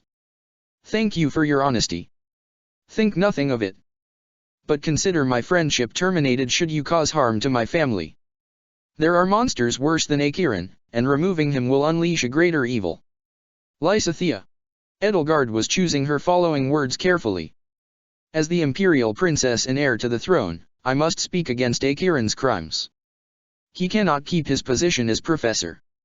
I am not saying Acheron should stay at the monastery. But he must keep his head on his shoulders, else someone far worse takes over his businesses. This is an acceptable proposal. However, as you are aware, this is not up for me to decide, it's the Archbishop's decision. And you can convince her to spare him. Sooner or later, Acheron will lose his position. If it's not through me, it's the Alliance Round Table that is going to strip him of his power. Acheron's blunder has opened us another path, if you will. It's the first time a crime boss of his magnitude has done something so stupid. Edelgard carefully used her hand to pat Lysithea. That's true, you gave this much thought. Would you stop treating me like a child? Apologies, Lysithea, my hand moved on its own. It's exactly what I used to do to my younger siblings and what my older siblings enjoyed doing to me. Upon mentioning her siblings, Lysithea went silent. I don't mind if you treat me like a sister, but you must promise not to bring harm to my family. I promise. The Acheron situation will be resolved in a way that benefits all parties involved. Thank you, Edelgard. I believe this is your tent. They stood before a beautiful crimson tent. What gave it away? Edelgard posed a confident question. Just as she was about to enter, she felt a metallic hand reach out and grab her. Someone seized her by the throat and hurled her inside the tent. She landed on the tent's floor. Instinctively, she reached for her dagger. He was a knight of Acheron. The man seemed angry, and his face had been half burned. You will die, princess. Lysithea tried to conjure a spell, but the pain she felt was too much. In despair, she curled up on the floor. Her screams were pure agony. Edelgard attempted to help her, but the knight kicked Lysithea against her head, which knocked the young girl out. Edelgard was now furious. She was ready to jump on him with her dagger, but the man placed his sword against Lysithia's back. "Throw down your weapon, or she is dead. Acheron has been captured. You have lost." "Acheron will?" Blood came pouring out of his mouth. "You should have let me." He was about to finish off Lysithea, even though his chest had been pierced by Byleth's sword. So Edelgard threw her dagger against the knight's hand, which caused him to drop it. Byleth checked Lys's pulse. She is breathing. But Edelgard had snapped. She had taken her dagger and was now striking at the knight. She did not relent even after he had perished. Shortly after Byleth was done checking on Lysithea, he pulled her away. "Look at me." The level-headed, analytical woman vanished and was replaced by a whirlwind of emotions. Byleth put his hands on her shoulders and whispered something to her. Edelgard's anxiety began to ease up. The final straw for her was the incident in which she saw Lysithea get hurt in front of her. This ultimately brought her to the point where she could no longer take it. All of it had come crashing down in a single moment when she lost control over her emotions. If Lord Arundel could see her now, he would have thrown her back into the dungeon for some more testing. As she looked around, she felt the warmth Byleth exuded. "Thank you for your aid." She carefully removed his hands. "I can bring her to Manuela. You can leave her and me alone for a moment. I will get changed, and then we will leave together." Byleth gave a nod. Edelgard felt uncomfortable alone in her tent, with only a corpse staring at her as she undressed. A voice crept up in her mind. "A monster like you deserves this." She shook the voice off and quickly changed into her spare uniform. When she examined her old set, she came to the conclusion that fixing it would require extraordinary sewing skills, which she lacked and which the nobility had always taken for granted. While she was there, she examined the large chest inside more closely. If the contents were ever revealed, she would be in imminent danger. The stored armor was one of a kind and could never be replaced. She couldn't bear to think about what her abusers might do if they found out she'd misplaced their precious gifts. She was only afraid of a select few things, and she was always aware of the appropriate moments to experience fear. This was one of the things she feared the most. And so she opened the heavy chest and unlocked the fake ground. Everything was still inside and where it was supposed to be. She let out a sigh of relief. Following her happiness, she quickly restored the fake ground, sealed the chest, and moved outside to greet Byleth, who carried the unconscious Lysithea in his arms. For a split second, the image of her being carried by him flushed into her mind. "I am a young girl and am allowed to fantasize a little." Despite being silly, it made her feel considerably better, especially when she considered that it was usually that monster that haunted her most precious thoughts. "We can go back now." Byleth gave her a stern nod. "Outside of a blue mark on her head, she is fine," Byleth stated. "That's good. Lysithea is a member of the Golden Deer." "Yellow Cape's house?" Byleth asked. The way he said, "Yellow Cape," caused her to giggle. "Yes, she is a member of Yellow Cape's house. His house is called the Golden Deer." "Correct, so you have remembered their name." Byleth gave a nod. "Well then, this red cape here before you is the leader of the most prestigious house in all of Fodlan. The Black Eagles." Byleth finished for her. "No, the Red Capes." Edelgard made the proclamation with full conviction. Byleth's lips had made a tiny movement.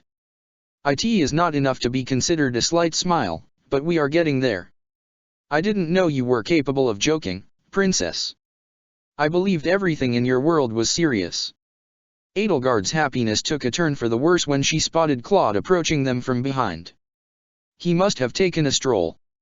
"Claude, you shouldn't stroll around like that. There might still be." "And there you go, back to serious. And here I hoped fighting side by side would increase my chances of inviting you to a chess match." Claude dash. What happened to Lysithea? His joking exterior was broken. Edelgard wanted to respond, but in the heat of the moment, she was taken aback by Claude's quick reaction when he saw his classmate was in trouble. Edelgard muttered. "We were attacked in Edelgard's tent." The opponent was one of Acheron's knights, who used the element of surprise to knock Lysithea out. "Edelgard and I defeated him together. As house leader, I thank you for protecting her. It is my fault that she was in danger, Claude. I bet she had a good reason why she wanted to accompany you. Now let me accompany you all to Manuela. They arrived back at the camp center. Manuela was sitting next to Geralt, who was holding a bottle in his hand while Manuela had a gorgeous meal in between them. She carried an addictive smile on her face while she was talking to him. Oh no, you don't say. Manuela was in a cheerful mood. Professor Manuela. Claude approached. Could you check on Lysithea? He asked, and his tone was somewhat cautious. Of course. Has something happened? Edelgard could spot her retainer among those who had gathered around the campfire. Most people, including him, were eating lunch. But as soon as he spotted the unconscious Lysithea, he dropped his meal and rushed to her side. Lady Edelgard, why did you depart without me? He seemed genuinely furious with her, but he hid his anger behind his cold facade. Lysithea and Byleth served as my escort. You were attacked and in danger again. He exhaled a long sigh. Don't force me to consider more drastic measures for protection in the future. Hubert, we already discussed this. I can handle a fight. But murder, assassinations, poison. It would behoove you to never underestimate your opponent's wickedness. His voice had turned softer. But once he turned to Byleth, his voice was once again cold. Or do you disagree? Last time you took my side, what about this time? Byleth refused to give an answer. Staying impartial, are we? Enough, Hubert. Edelgard snapped at him. I apologize for my rudeness. I have overstepped. His demeanor had now shifted. Would you care for private conversation once we arrived at the monastery? Byleth said nothing as Manuela approached. You said she was attacked. Manuela quickly checked on her. In the palm of her hands, she cast a bit of white magic. Her energy is completely depleted. I shouldn't have sent her with you. Professor Manuela, the fault is mine. Byleth stated. I failed to notice the knight that had been hiding in Edelgard's tent. Don't take the fall for me. Don't take the fall for me. It wasn't your fault. Edelgard gave Byleth an order. But he refused to take it. I failed to predict the ambush. As my employer, you were put in danger. I am not your. For the kid, and in that situation, you were his employer. Geralt had joined in. He wanted to see what the commotion was all about. None of you are dead, and you can still learn from it. His voice was relaxed and unfazed. What is more concerning is the toll Lysithea's body has been taking. She appears to be so fragile. Manuela cradled her and carefully examined her wounds. This is an extreme reaction, even for someone who has depleted all their magical energy. We can worry about this later. With that, Hanneman finally joined in. At first, she just needs rest. I will cast some white magic to help with her recovery. A white glow came from Manuela's hands. There, I am sure she will recover in no time. Lysithea, this is all my fault. It's not your fault. She heard a soft voice in her ear, and it was Byleth's. She remained silent and didn't speak to him. A part of her wished to converse briefly with Acheron. This part had had it with his games and what he had done to her. It desired justice and wanted him to know that she would enjoy watching him lose everything. But that part was her impulses, and she knew when to suppress them for the greater good. Making Acheron suffer now will cause more suffering in the future when someone more robust and smarter takes his place. It seems Lysithea will have to nap in the carriage alongside the other wounded students. Manuela carefully positioned her in Byleth's hands. Would you kindly help me carry her? Byleth carried her. She is quite weak. Byleth commented. That she is. She needs to rest. Manuela opened the massive carriage. Edelgard followed Byleth inside. In it, some of the students lay on the wooden floor. Among them were Ignatz and Ash. It is a miracle that none of the students received major injuries. They heard Hanneman's voice from outside the tent. Place her here. Manuela gestured for Byleth to place her on the warm ground cushioned by straw. The carriage was, all things considered, quite spacious. May I keep watch over her? Edelgard proposed. You can do what you must. How many more injured students do you plan to bring here? Edelgard inquired. Well, there is Ingrid from the Blue Lions. She currently sleeps in my tent, and Dimitri could use some rest. Right now, the young prince watches over her. What I would wish to be. That's enough, Professor Manuela. If you feel weary, you can remain here. No, that won't be required. Given the mess in our timetable, we will depart soon and allow the knights to handle the rest. Alois has instructed the knights he has left in Remire to return. They will clean up what we couldn't. Manuela and I have planned to depart in an hour. It would be appreciated if you only take with you the things you need the most. Hanuman spoke. I will store what I am taking with me in a heavy chest. That will be acceptable. Edelgard rushed back to her tent. She was in a hurry to get moving and leave this place. As she hurried along, she realized someone was keeping pace with her. It was Byleth. And from afar, she could feel how Hubert was not too far behind. Honestly, you don't need to follow me because of something so trivial. I am more than capable of. Byleth silenced her with one simple sentence. I wanted to follow you. This simple response brightened her mood. If it's just that, then I suppose I can allow it. They backtracked on their previous steps.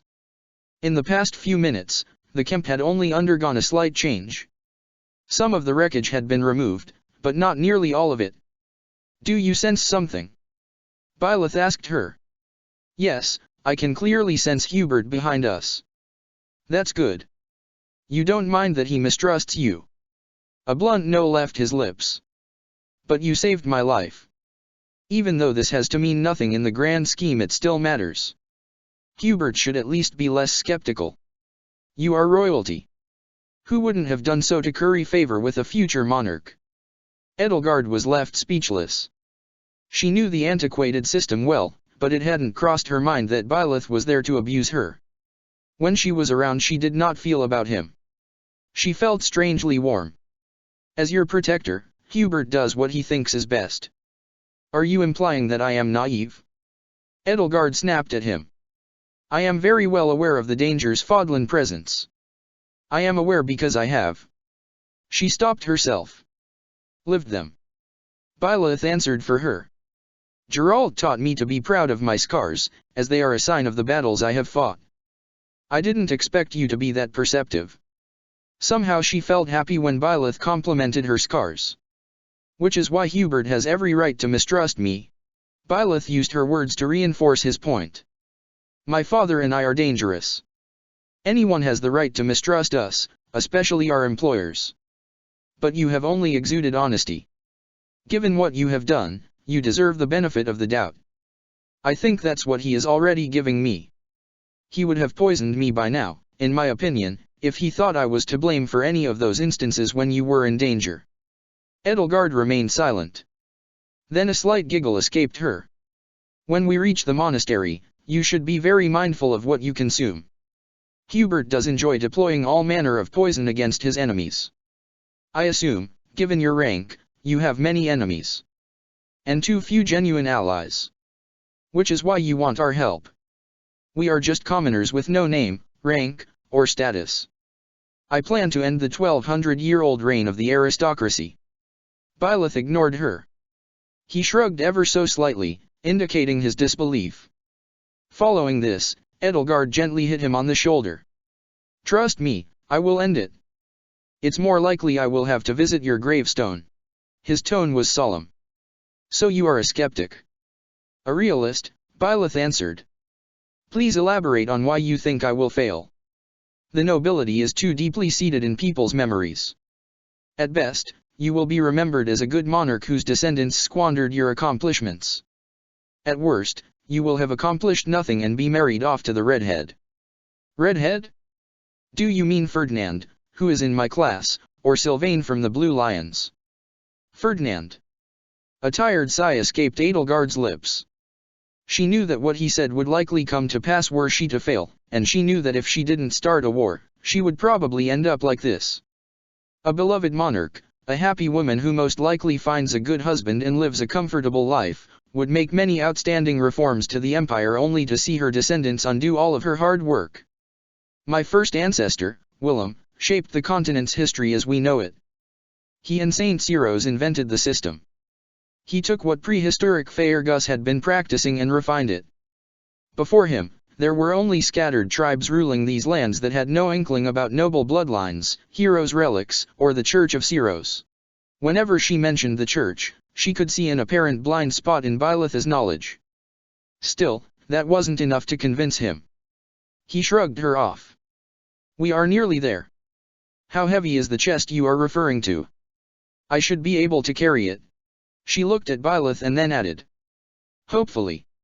She took a few steps to let Byleth inside the tent first. Inside, he examined the carpeted ground. The dead knight's body was nowhere to be found. The hair on Edelgard's back stood up. Someone came here, saw the body, and took it away. Had the intruder taken something else?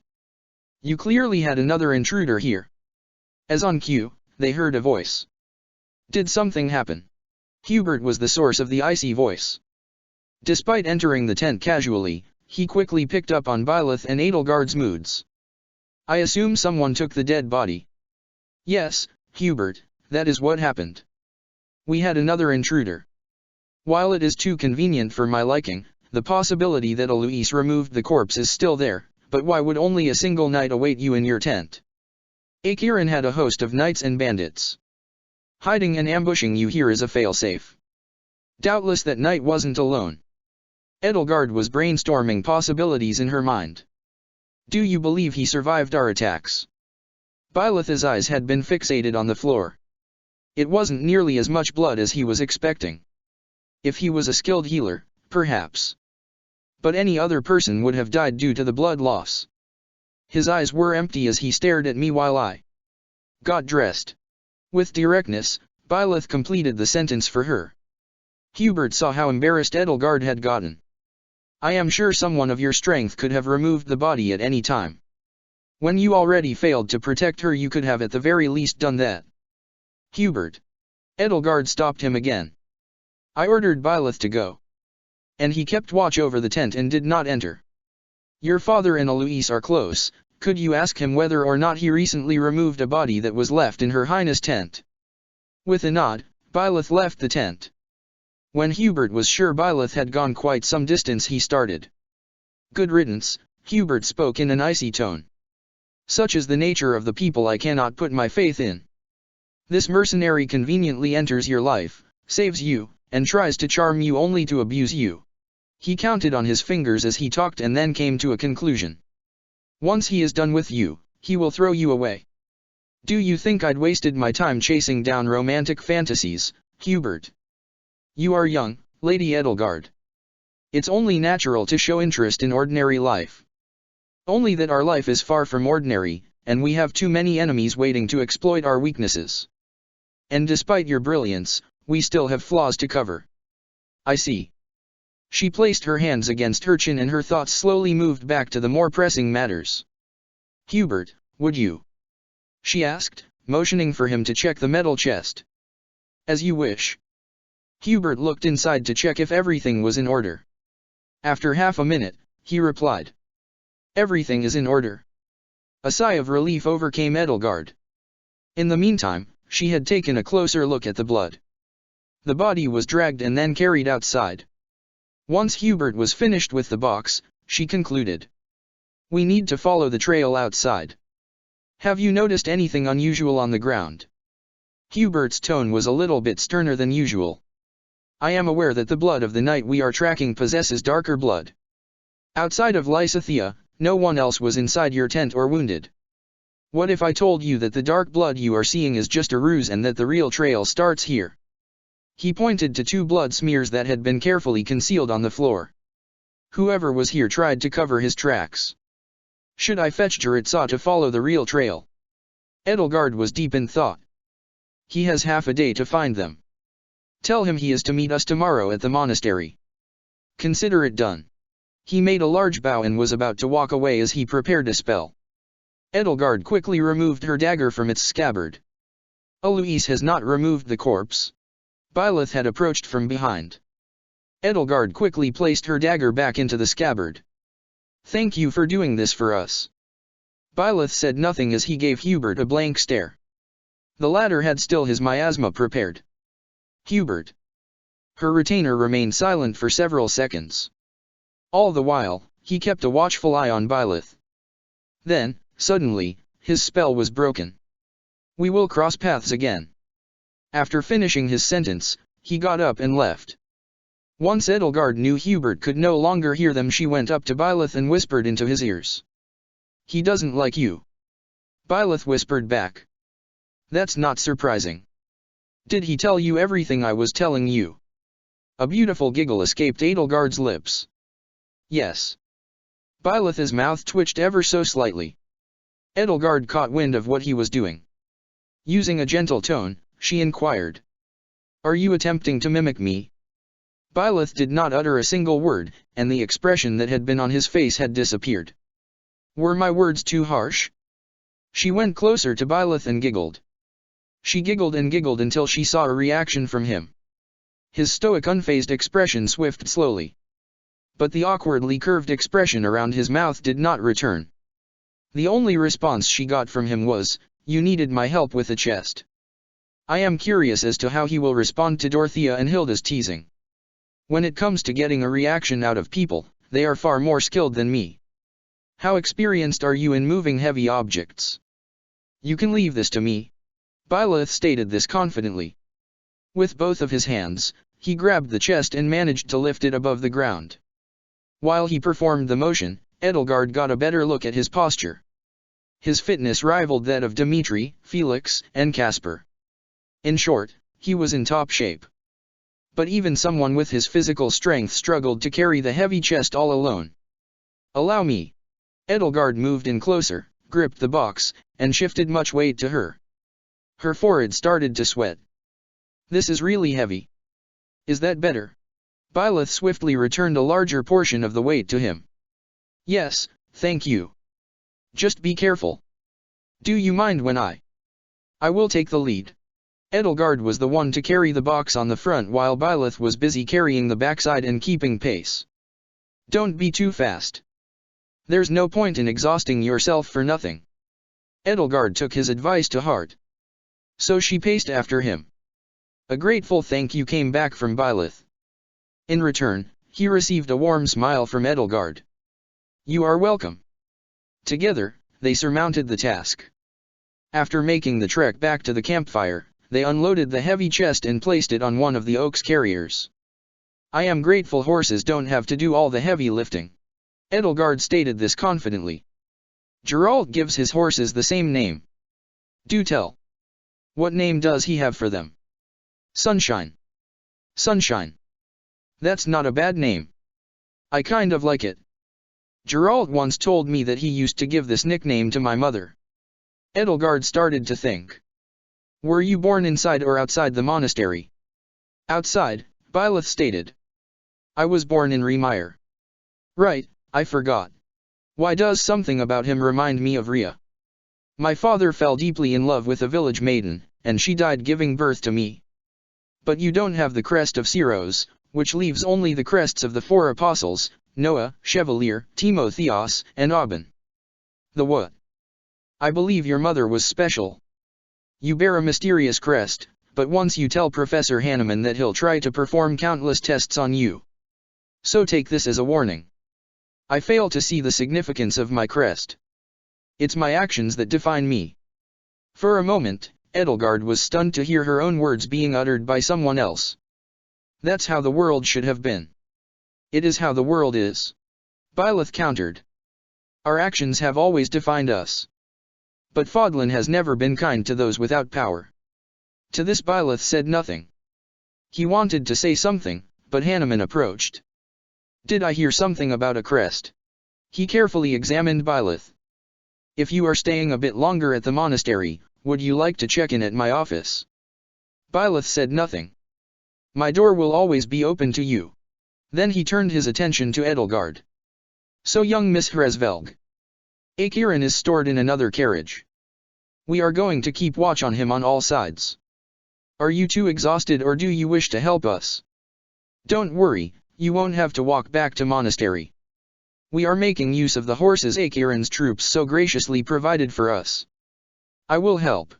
Byleth spoke. We will help. Edelgard corrected him. In spite of her exhaustion, she knew she couldn't get any rest because she was worried that Akiran would flee at the last minute, preventing them from achieving victory. Then the matter is settled.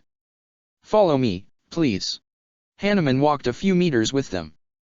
So you are Geralt's son? 20 years ago, I was starting out at the academy. Unfortunately, I missed your father by a tiny margin. This question is probably redundant, but you do not happen to possess a crest. According to some of the stories I have heard, Geralt is said to be descended from a Leicester-based minor noble family. He never said anything to me of that kind. Interesting. Well, I am glad to have so much time to talk to you while we're traveling. Would you kindly leave my kid alone? Geralt had appeared from behind. His tone was rougher than usual. We were just having a regular conversation. Would you like to join in? Edelgard could feel the tension. Suddenly, she heard a whisper from Byleth. Allow me to lend you a hand. With one swift motion, he grabbed her and placed her atop a horse, then he went into the same saddle. They were both riding on the same stallion. Edelgard had let out a tiny shriek as Byleth grabbed her. He had been gentle, but it was still surprising to her whenever someone touched her. I hope you don't mind. You appeared a bit tired to ride for too long. That's considerate of you. Meanwhile, I'll keep Hubert off our back if he comments anything. You do that. I can handle the navigation. Her lips formed the words thank you. Both Geralt and Hanuman were taken aback by their pairing. Kid. Edelgard. Both of them had stopped their bickering for a minute to take a closer look at them. I am not as proficient with a stallion, and he helps me, Edelgard stated. If I dare say so, you look cute together. Manuela had chimed while she was on horseback. You can show me some of your tricks later. She winked at Byleth. Byleth, however, ignored her. Shall we be off? Yes, let's be off. They heard a familiar voice approaching on horseback. It was Eloise.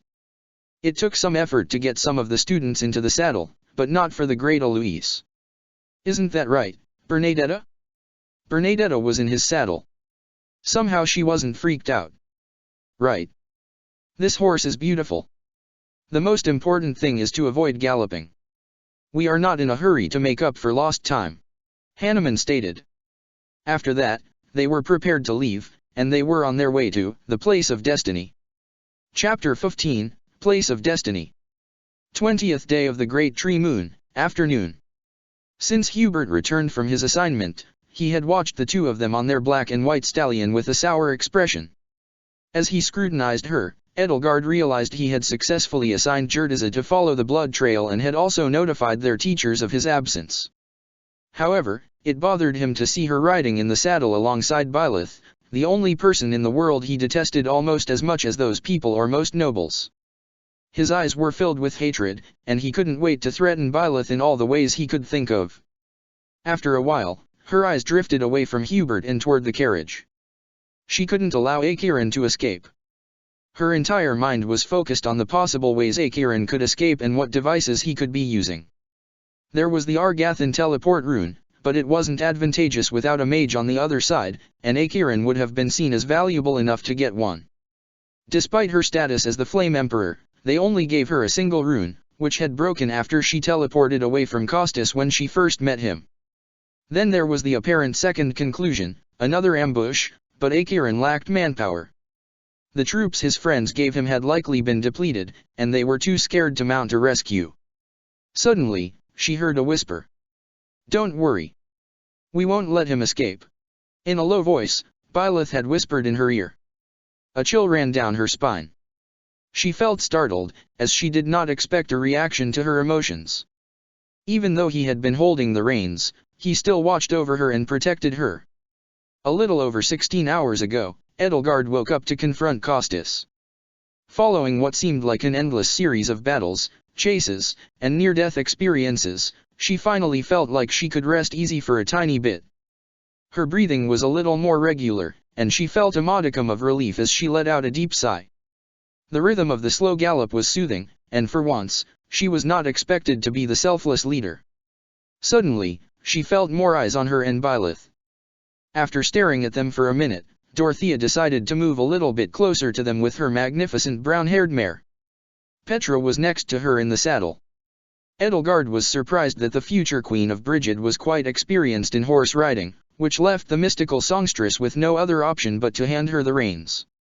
Duke Girth had taught me a thing or two. I sometimes forget that you are a princess, Petra. You are unlike most nobles I know. Dorothea complimented her with a bright smile. Edelgard had other things on her mind than to have an extensive conversation with Dorothea and her silly notions, such as love. If this were a different world, she would have been similar to Dorothea and Hilda. If Fodlan hadn't been so unforgiving, she probably would have lived less concerned about her grades and more focused on finding a romantic partner. Although she relished her time with Byleth and Geralt, she was well aware that it was only temporary, and she was also aware that she had failed to enlist Geralt's services thus far, which meant they would go their separate ways. When she peeked back at what Byleth did, she felt a warm feeling in her chest. She suppressed the slight pounding of her heart. If Dorothea were interested in marrying, as she was, Byleth would be her most likely candidate. So, Edie, did you know that every girl talks about you? She winked at her, but Edelgard ignored her. I am not interested in a conversation right now, Dorothea. Can we talk later? Yes, we can do that. I am just grateful you had someone by your side to protect you. My assistance was not necessary. Byleth introduced himself to Dorothea by stating this with all of his conviction. Oh, it was. After all, it was you who swiftly eliminated the troublesome knight who caused us all notable troubles, and based on what Claude brought to light, you also slew the Dark Mage. You hit two birds with a single arrow. Hence, I'd love to chat with you more once we arrive. Would you care to meet up with this handsome flower at the dining hall? Dorothea winked at Byleth, but once she failed to get a reaction from him, she giggled. Eventually her pupilless delighted like those of a predator who had found their prey, or was Byleth merely a playful distraction for her? Edelgard could not tell. Dorothea! Edelgard snapped at her friend. Her reaction was the opposite of Hubert's. She welcomed Byleth and seemed overjoyed at the prospect of getting to know him better. Oh, don't worry, Edie, unless your handsome knight also turns out to be a super rich bigshot, then I am not interested. I'm not some lost romance that you throw away when I dig my claws into someone, then it must be worth it. Dorothea. She had succeeded in agitating Edelgard. That's enough, we can talk later. When Acheron escapes, then all of this might be for nothing. I am sorry, Edie, I got carried away. She went closer to Byleth and whispered in his ears. Something about, she will get mad when. But Edelgard failed to hear the condition under which Dorothea would become furious. I wish you a good ride to the monastery. Petra and I are sure to have one. She spoke in a persistent manner that smacked of melancholy while she waved away while Petra navigated the horse to ride to their previous spot. Right, Acheron's rumors. The poor girl, flirting with an outsider like Byleth, was likely a solace for her. How could I be so selfish and forget? I need to apologize to her later. When Dorothea and Petra had fallen back into their previous positions, Byleth leaned closer and whispered something into her ear. Your friend does truly care about you. With a somber tone, Edelgard answered, I know. Her eyes went to the dirty ground. Upon seeing the gloomy expression and the way her shoulders hung low, Byleth inquired. Are you all right?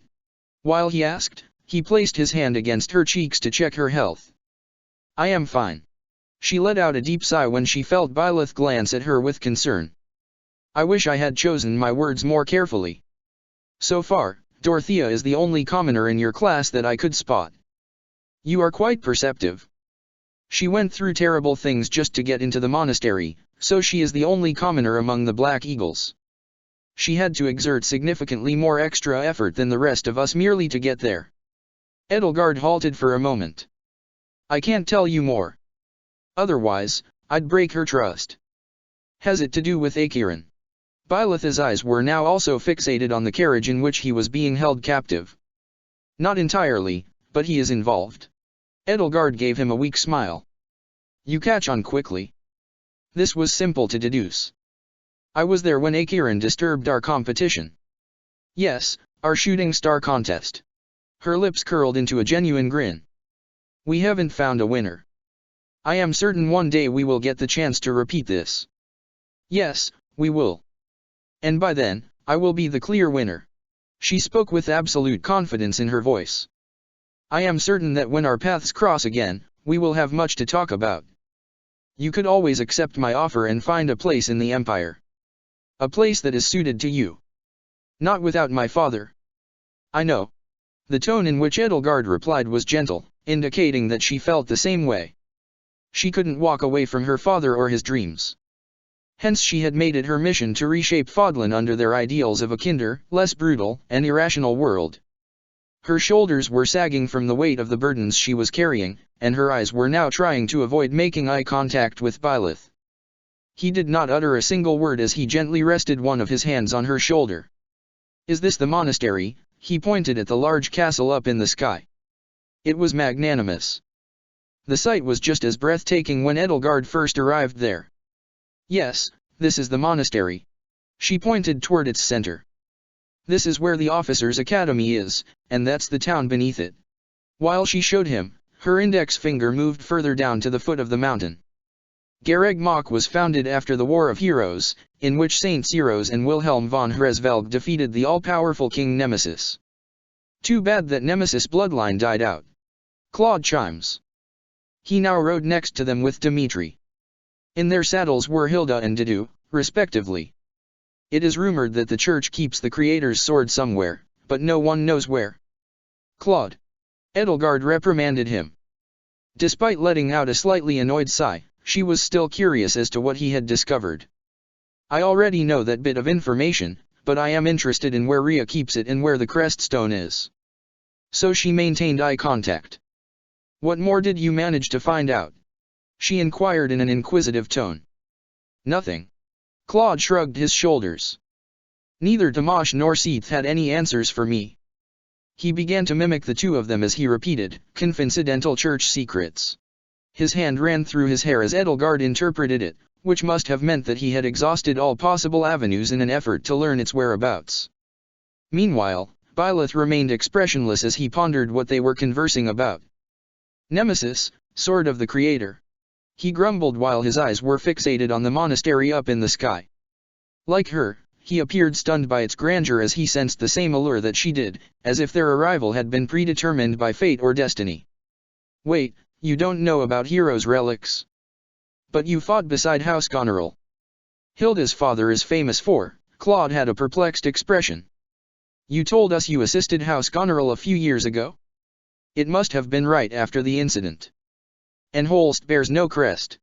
As Edelgard finished her explanation, Claude's expression returned to its previous state. Right, I am just surprised how someone with so much strategic wisdom can't know about the church. Claude bit his tongue. Evidently, he was on the verge of revealing some juicy information. You can tell us everything you want, Claude. Edelgard attempted to use her wit and charm. She even winked at him a little, the same way she had seen Dorothea and Hilda do it. But Claude bursted out laughing. Wow, princess. You are welcome to ask me anything you want if you consent to a game of chess. Our chess match is a form of dating to you. Her pupils delighted ever so slightly. You can frame it like that. Now he performed the same wink she had done and directed it at both Byleth and her. In response, Byleth took his eyes off the monastery and directed them at Claude. I'd be up for a small chess match. Byleth. Edelgard gave him a pleading look. If we stay longer. Byleth added. That can be arranged. Claude's hands went to handshake him. So it's a deal. When you, Geralt, stay a bit longer than planned, just seek me out in the gardens. He now winked at Edelgard. The same goes for you, too. Am I invited, too? Dimitri, who had been just as fixated on the monastery, finally joined in the conversation. This is not a private getaway, Dimitri. Everyone is welcome. Then he lowered his voice. I doubt I could stop you in a direct fight even if I was trying. This caused Edelgard and Hilda to giggle. Even Didu now wore a slight smile on his face. Only Byleth and Dimitri seemed at a loss for words. Oh, I would never force myself into a party. Dimitri waved his hands dismissively. You did enter Hubert's birthday party unannounced, Edelgard recalled truthfully. I did so, too, Claude proclaimed proudly. So did we all. He pointed at Hilda. Hey, Claude. I thought you were invited by Petra because she lost to you in a chess match. She yawned at him. Apparently, she had been half asleep in his embrace. Edelgard shifted her attention away from Claude as she protested, I don't think Petra had the authority to invite others to the birthday. All's well that ends well, Hilda commented as she carried a smile. The way you and Petra danced was quite something. So exciting and beautiful. It was a lovely birthday. I hope you all throw me such a lovely birthday party. She winked at everyone present. Her smile managed to enchant the rest, even Edelgard. Only Byleth remained as stoic as he always had been. Yes, this was a fine birthday. Edelgard started to dwell on it a little bit. Outside of everything concerning Akiran, her time at the monastery so far has been far more pleasant than she had anticipated. With Akiran gone, she knew that she would cherish these halls. A place where we can all live and learn together. With his gaze fixed on the monastery that was gradually coming into view, Claude declared, it really is Foldan in a nutshell. Fodlan in a nutshell. That's one way of putting it.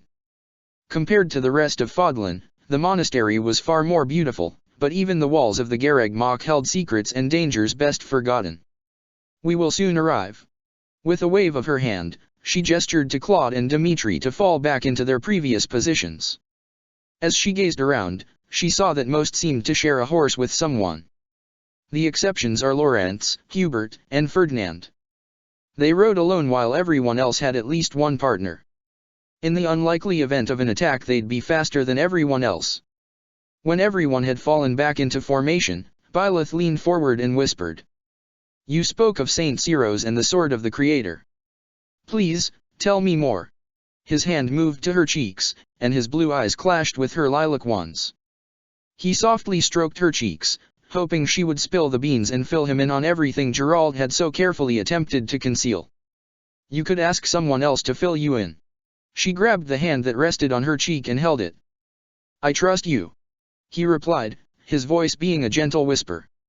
Fine, Saint Cyros is the most renowned person in the history of Fodlan. She was the founder of the Church of Cyros and a beloved warrior that defeated Nemesis, the all-powerful king of Faerghus, in a duel. According to the church, Nemesis was corrupted and turned evil as he threw Fodlan into a 100-year war. While Edelgard recalled the story, Byleth scratched his hand, and he flinched almost in pain. Then his mouth moved ever so slightly. Are you well?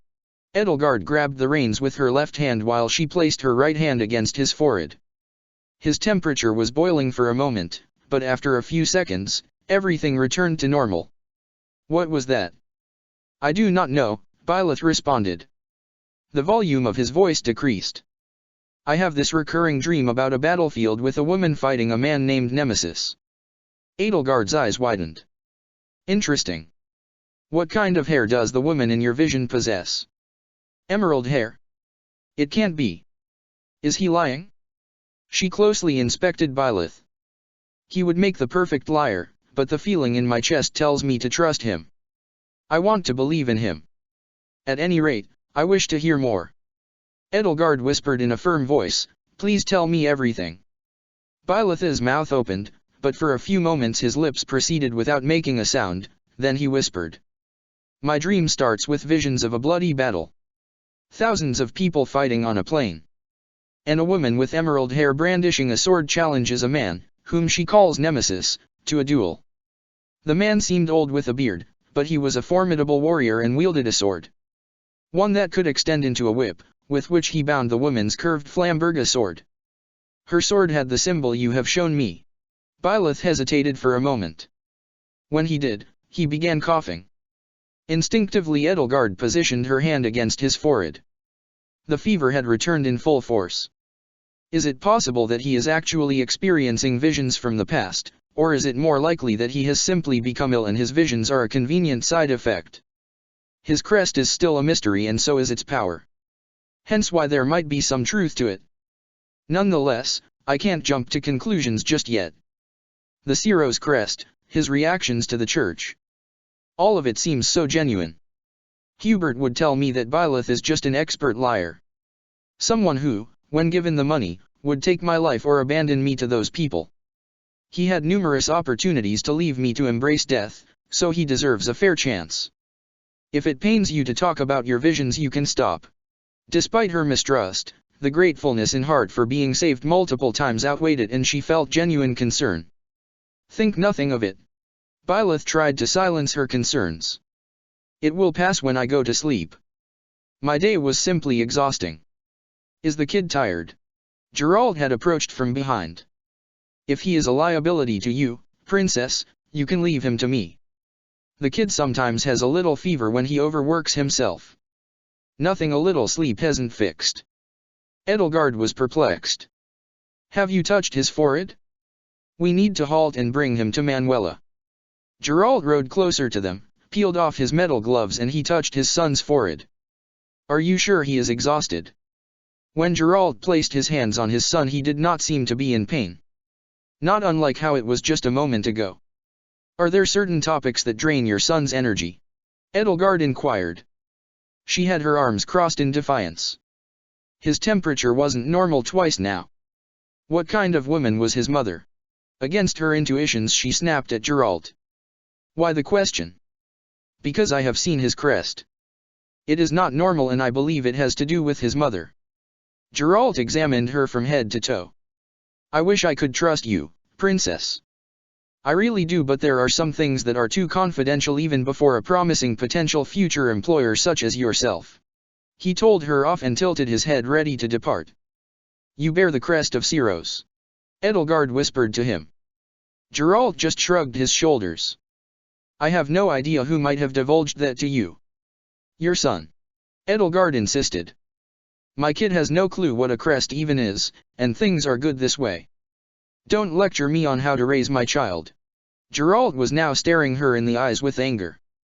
I told her, father. Byleth took her side. When he did, Edelgard's heart started to beat faster and faster. It made her feel happy. How come you and her bear the same crest? You can ask that to the woman we are soon going to meet. Gerald's anger subsided as grabbed his son's shoulders and stared him directly into his eyes. Her name is Lady Rhea. She is in charge of the church. His voice cracked from the weight of the secrets that he at long last revealed to his child. What I have kept from you is that the majority of folks in Fodlan are devout followers of the teachings of Syros. A warrior saint who around a millennium ago spread the teachings of a divine figure called the Goddess. I used to be a knight in their organization, one that served directly under the church's leader, the Archbishop. Son, watch out for Lady Rhea. He ceased for an instant. It's all in the past now, but Rhea is someone who likes to keep secrets. You shouldn't trust her. It's almost like you are forced to go to Gareg Mach. Edelgard locked eyes with Gerald. She understood she had as good as one. When you depart, contemplate my offer. I will pay handsomely for your services, and I also distrust her. When? Both Byleth and Gerald replied with the same voice. It's likely Eloise, Rhea, and the rest of the church have plans for us. I used to be their most effective knight commander. Doubtless Rhea wants me to return. She has been on our trail for years. Our trump card was Riemeyer. Now it's found. So there is no point in running anymore. He shrugged with his shoulders. Son, you can leave now if you want. Take Sunshine and run away. We are likely to be stuck at the monastery for quite some time.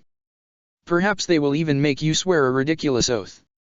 Without saying a word, Byleth took the reins and rode closer to his father, giving him an awkward embrace. I could never do that. Son. Gerald was speechless, and his eyes widened. Every child would do the same for the parent they cherish. Edelgard's voice was soft. The scene before her eyes reminded her of when she had last seen her father. When he handed her the keys to enter and bear undetected so she could seize her destiny more easily. She remembered his tears. Neither Byleth nor Gerald were crying, but she could tell that this was emotional for them. I have to admit that I extended him the offer to join the Empire multiple times, but his only condition was that you accompany us as well. It's a shame that you are likely forced to join the Knights. If my deeds could have persuaded me, I would have done anything to become your employer. To which Gerald replied, I know. You three kids are all right, and one day you will be great employers and rulers. The day Byleth and I will be able to leave, we are looking forward to working with you. Your words humble me. Edelgard made a slight bow. The Emperor of Adrestia will never forget the kindness you have shown me. You saved us in Remire, and we will get even. I mean that, I genuinely do. When the time comes for me to fulfill my destiny, they will be given a chance to join me, and if they can't do that, they will have the chance to turn away. We are nearly there. Geralt gestured with his finger at the town that was approaching. Just like when Edelgard enlisted in the Officers' Academy, the town at its foot was in high spirits. From afar, they heard cheers of excitement. Can you see them?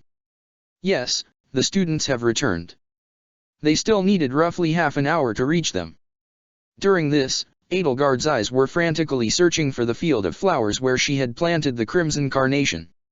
Suddenly they passed by it. The field from which they had a clear view. Isn't the field of the coming mock battle a sight to behold? This is where I like to spend my dates. Manuela rode next to them. She gave Geralt and Byleth a wink. Geralt grunted something, while Byleth just gave her a blank stare. How rude. Manuela sighed.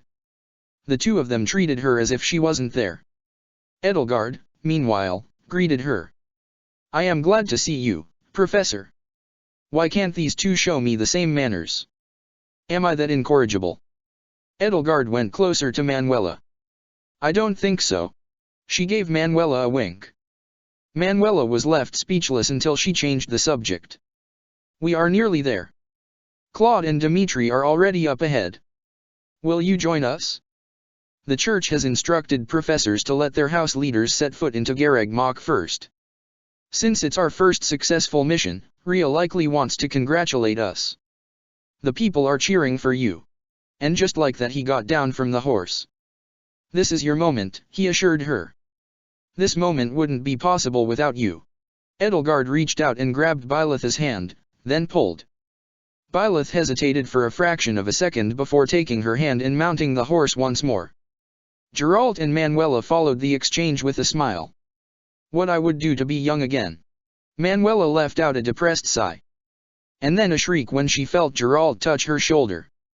So, where are professors like you hiding out amongst all the commotion? I can show you we're somewhere further back from the house leaders. She pulled at Geralt's arm, which caused her to nearly lose balance. Geralt used both of his arms to stabilize her and keep her in the saddle. She left out a genuine thank you. Geralt sighed, why are you so invested in such an old-timer like me?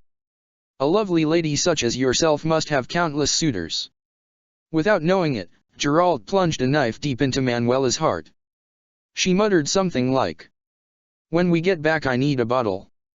To everyone's surprise except Byleth, Geralt heard her and responded. I am always up for a drink. He took Manuela's hands and rode with her into formation. While he did so he winked at his son. So Byleth, I will take the reins. He nodded and handed Edelgard the reins. This stallion is amazing. Sunshine too was a stallion just like this one. So you gave each horse your father owned had a number. Edelgard made eye contact with Byleth. He nodded. That makes sense.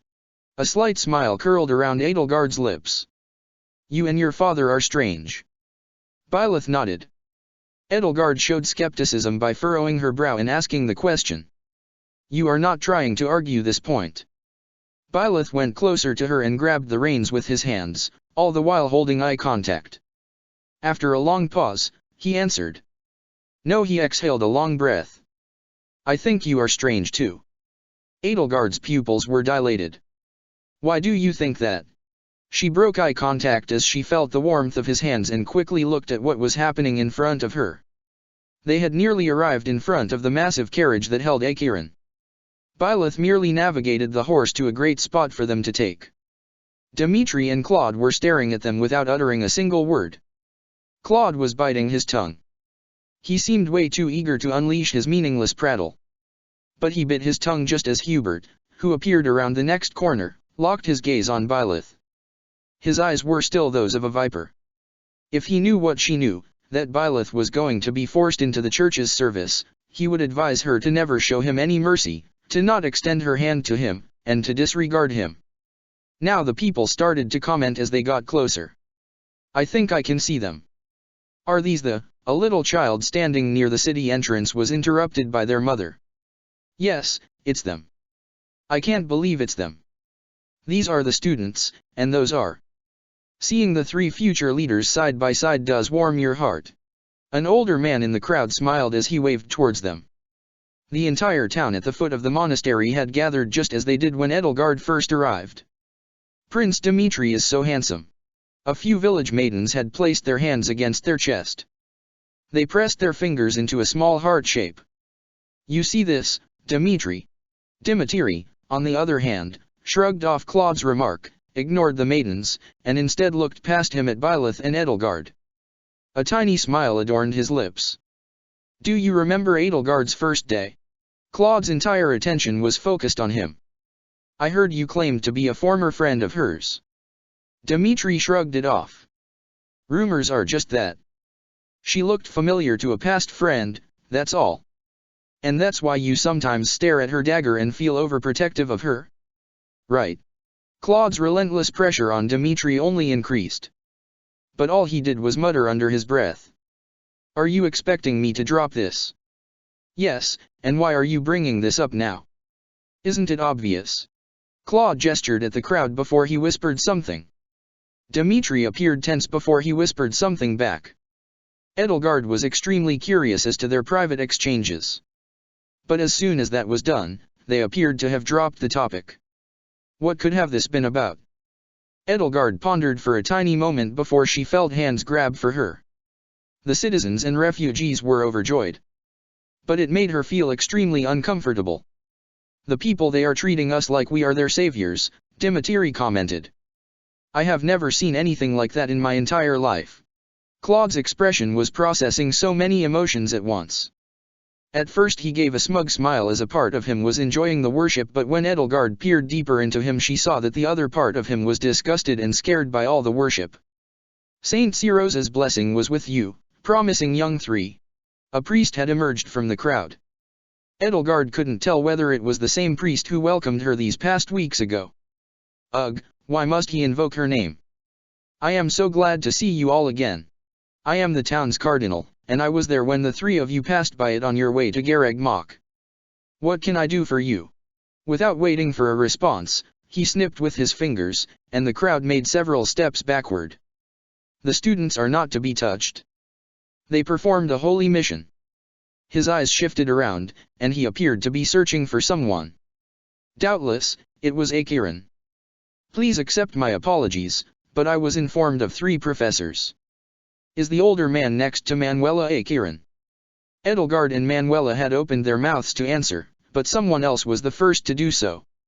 A single man emerged from the crowd, and while he walked, a group of Cyros knights behind him created a path for the students. No, this strong man is the former captain of the Knights of Cyros, Geralt, who now goes by the moniker of the Blade Breaker. Geralt stared at him with his hands reaching his belt. Edelgard felt how Byleth clutched the dagger in his chest while he handed her the reins. I am glad to see you, old friend. The church official broke into a smile. Aelfric, the cardinal made a tiny bow before the brown-haired monk with bushy hair before he returned to question. This doesn't solve the matter of where the 3rd professor is. You are correct on this point, Aelfric conceded as he approached Geralt. It's nice to see you. Geralt got off his horse, and the two of them embraced each other. You look good for your age, Aelfric. And I am surprised Rhea managed to find you. Eventually, word of Rhaemire reached her ear, and then the princess's. He fixed Edelgard in his gaze. Yes, a few days ago, she and a few of her peers caused quite a commotion in the abyss. Rhea was beyond furious at what had transpired, or rather, at what you have been forced to endure. He went closer, held eye contact with Byleth for a few seconds, and reached for Edelgard's hand, kissing it gently. I apologize in the name of the denizens of the abyss. A question rolled off her tongue. The abyss. A safe haven for all? Aelfric smiled. This wasn't a safe haven. Edelgard protested as she withdrew her hand, but Aelfric waved away her criticisms. You got painted a wrong expression of the abyss. It's a place where all those who were abandoned can find peace and solace. Wait, there's a place here in Garreg Mach called the Abyss. Claude's eyes were shining at the revelation. Yes, Aelfric nodded as he raised his hand. The entrance is off limits to students like yourselves. My investigation has led me to believe that Professor Acheron coerced some of his students into entering. However, I only have one witness willing to testify. Oh, and who might that be? Edelgard's eyes widened. The mysterious cloaked figure that helped you win in the Colosseum, of course. A cloaked figure emerged from the crowd. But his purple-blue hair was easy to spot from under his cloak. Nice seeing you again, Princess. He waved at her. Have you taken good care of my friend? His eyes scanned around until they rested on Bernadetta, who was sitting on Alois' lap in his saddle. Edelgard responded with a nod. The figure made a tiny gesture of gratitude as he whispered something into Aelfric's ears. Following this, he disappeared back into the crowd. It seems there is a matter that requires my attention. He executed a proper curtsy with a long bow. The path to the monastery is clear. It was nice seeing you, Geralt, and to lay eyes on your child for the first time. When Aelfric mentioned Byleth, Geralt started to tense up, but as Aelfric went on his way, Geralt's posture relaxed again. As she watched this, Edelgard drew nearer to Byleth and whispered. Do you know Aelfric? Byleth locked her lilac eyes on her and answered with an honest no. Edelgard trusted his answer. Upon learning that Geralt and Aelfric knew each other and that Aelfric was on his way, the Cardinal was taken aback and unable to form a coherent sentence. He was perplexed for several moments until he muttered his earlier question. Where is Professor Acheron? Hanuman dismounted his horse and stepped forward. He is inside the carriage. We arrested him after he attacked us with around 50 knights and a horde of bandits. If the words of the three classes, their professors, and house leaders, as well as Alois and the former captain, Geralt, are insufficient, the knights sent by Lady Rhea will arrive with more evidence. This story is quite outrageous. Of course, you had every right to arrest Acheron.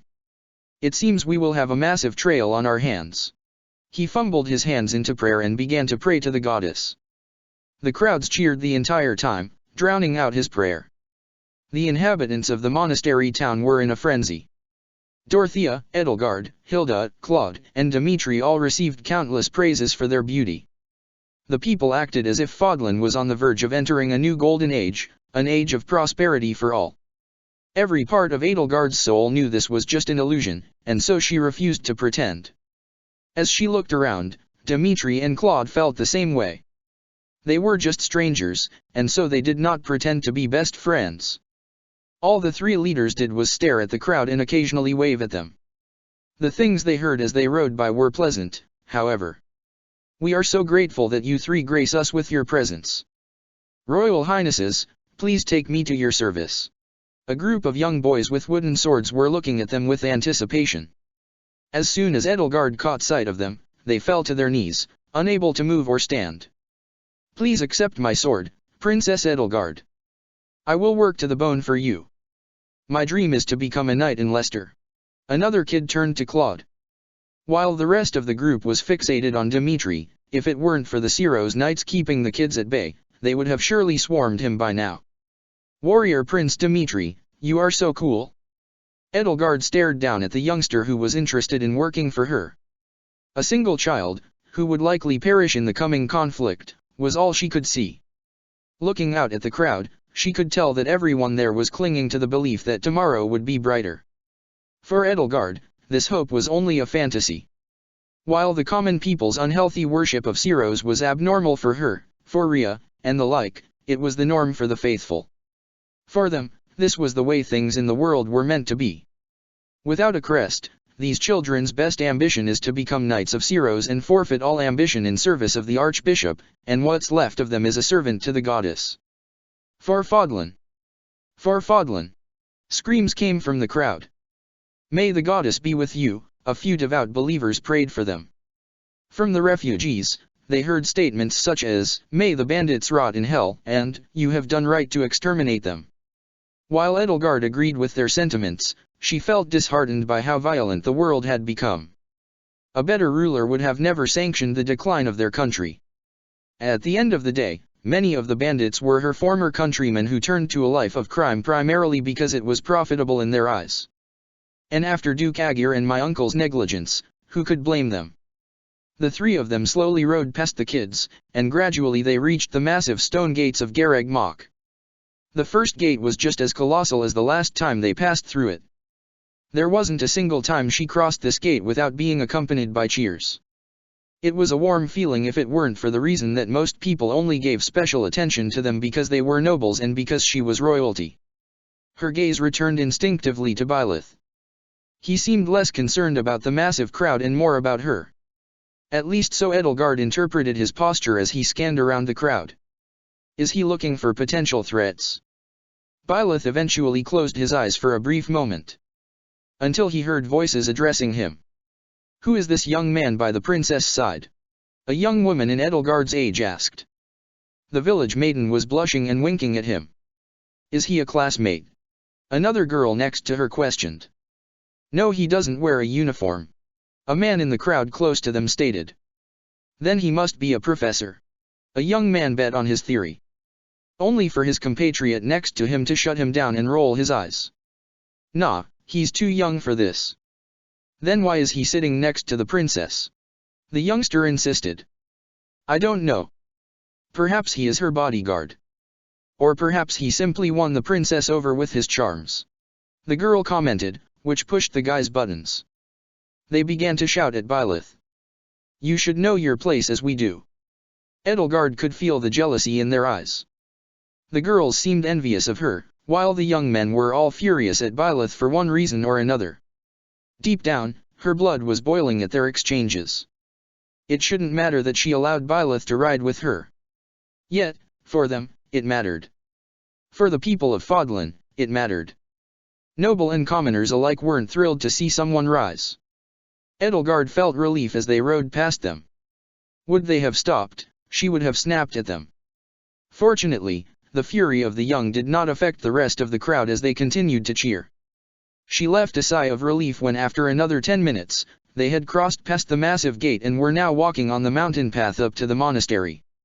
The iron draw gate of the academy hung open, and the attractive monastery marketplace came into view. Just as when she and Petra had arrived, the marketplace was swarming with believers and Ciro's knights.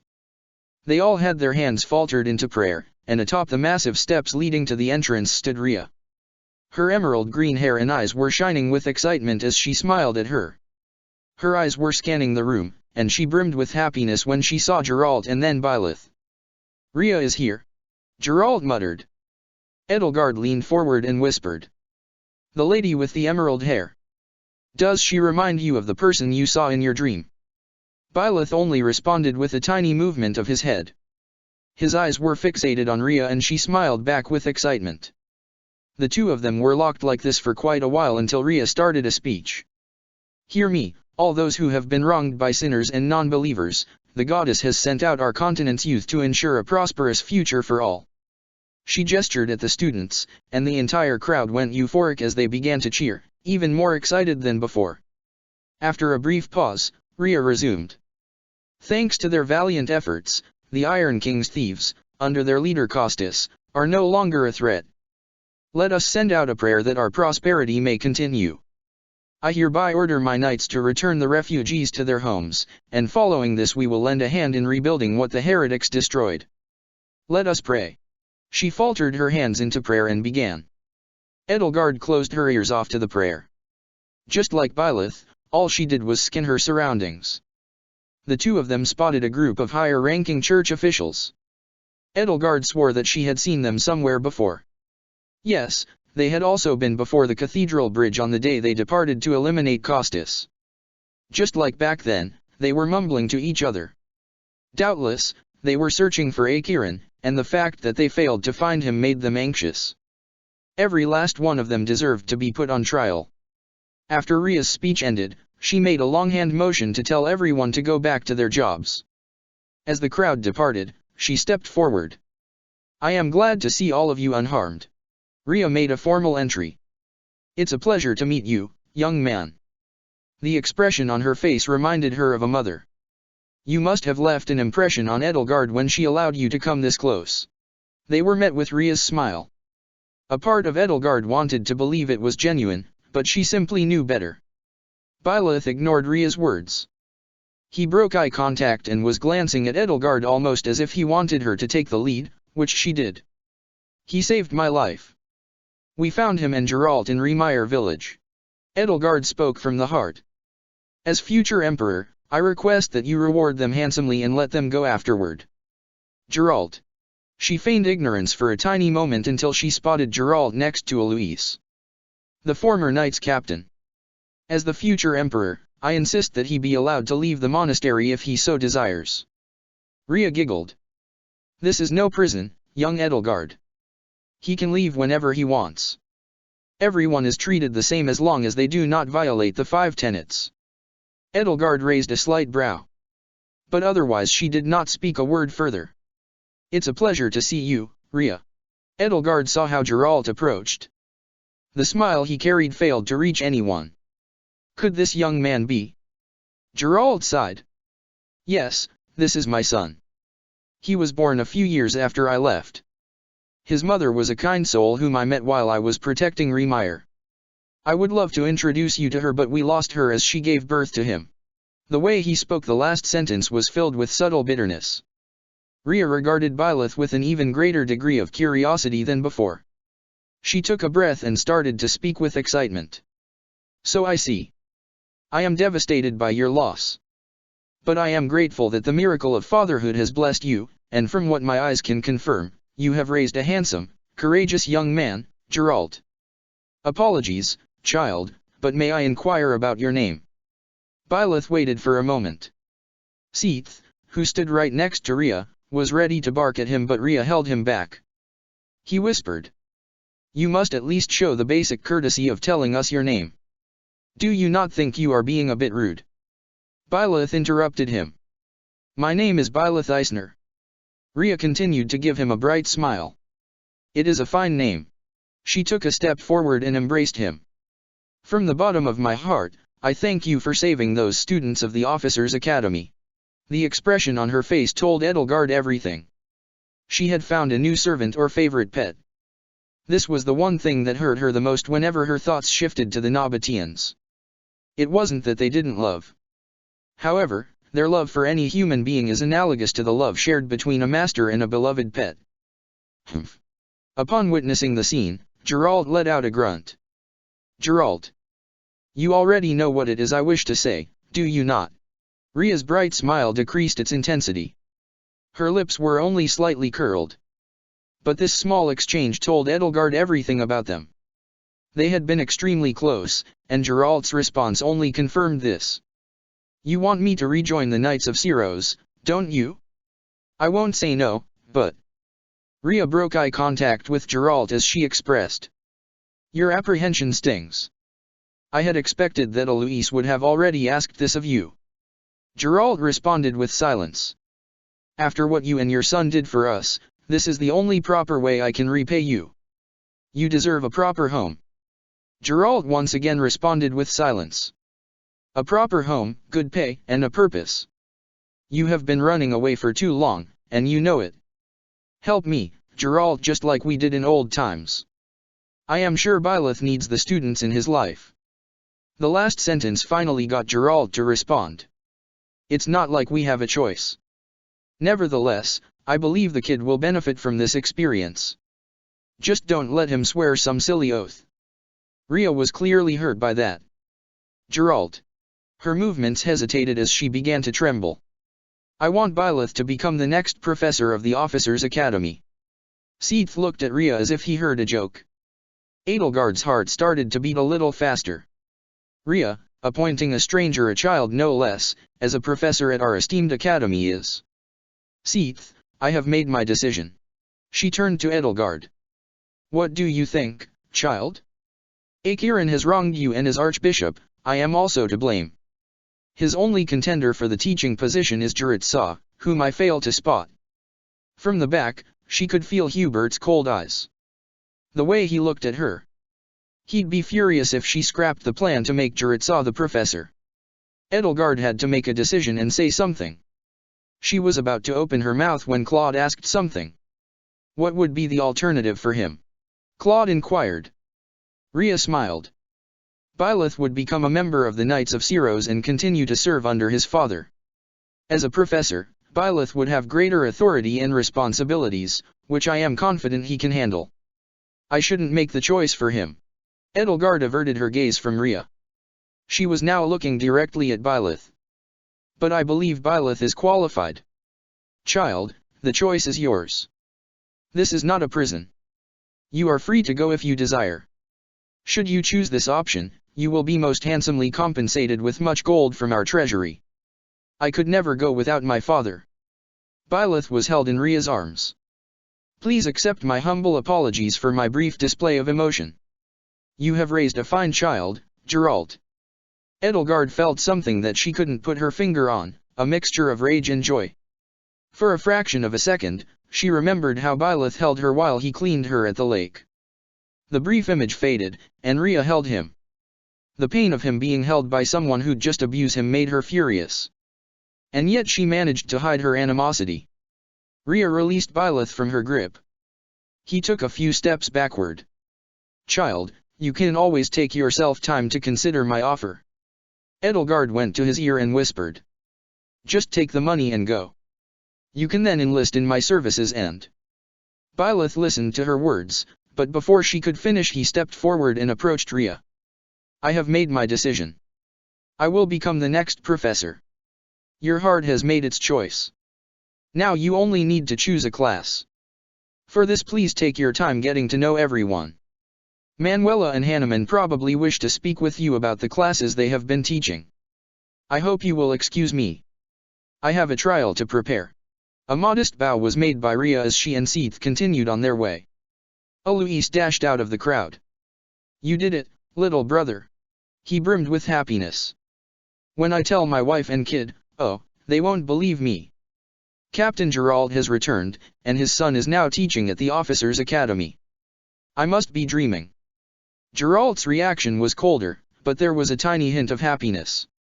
Well, it's the lesser of two evils. This way, at the very least, you can stay with a bunch of kids. Manuela and Hanuman approached. They shared Alois' happiness. Hanuman went to shake Byleth's hand while Manuela embraced him. She used all her charms on him and curled her lips together for a kiss. Byleth avoided the touch of her lips as he broke off the embrace. But Manuela still continued to wink at him. Oh, my. What came over me? I am just happy someone as dependable as you got the job. You did not have to flee from my embrace, a little kiss on the cheeks is the least I can do. The same feeling she had previously felt overcame her. A part of Edelgard was outraged at Manuela's behavior. Hanuman seemed to share her outraged sentiment. Manuela, can you not see that you made our new colleague feel uncomfortable? My apologies. Byleth simply nodded. Now that you are joining us, would you mind visiting me in my office? Together, we will uncover the secrets of your hidden crest. Hanuman, should you not tell him more about the class you have been teaching? Now Manuela snapped at him as she raised an eyebrow. Hanuman sighed as he started to explain. The Blue Lions are led by Dimitri, the Crown Prince of Faerghus. I had the pleasure of teaching them until now. Their members possess extraordinary crests. The most remarkable student is Felix. In this generation, he is the only one born with a major crest. Hanuman continued. As you might know, the kingdom values tradition above all else, and as such, their students are incredible warriors. I am certain that, should you choose them, they will be much to your liking. From my own experience, the lions are very welcoming. Dimitri stepped forward.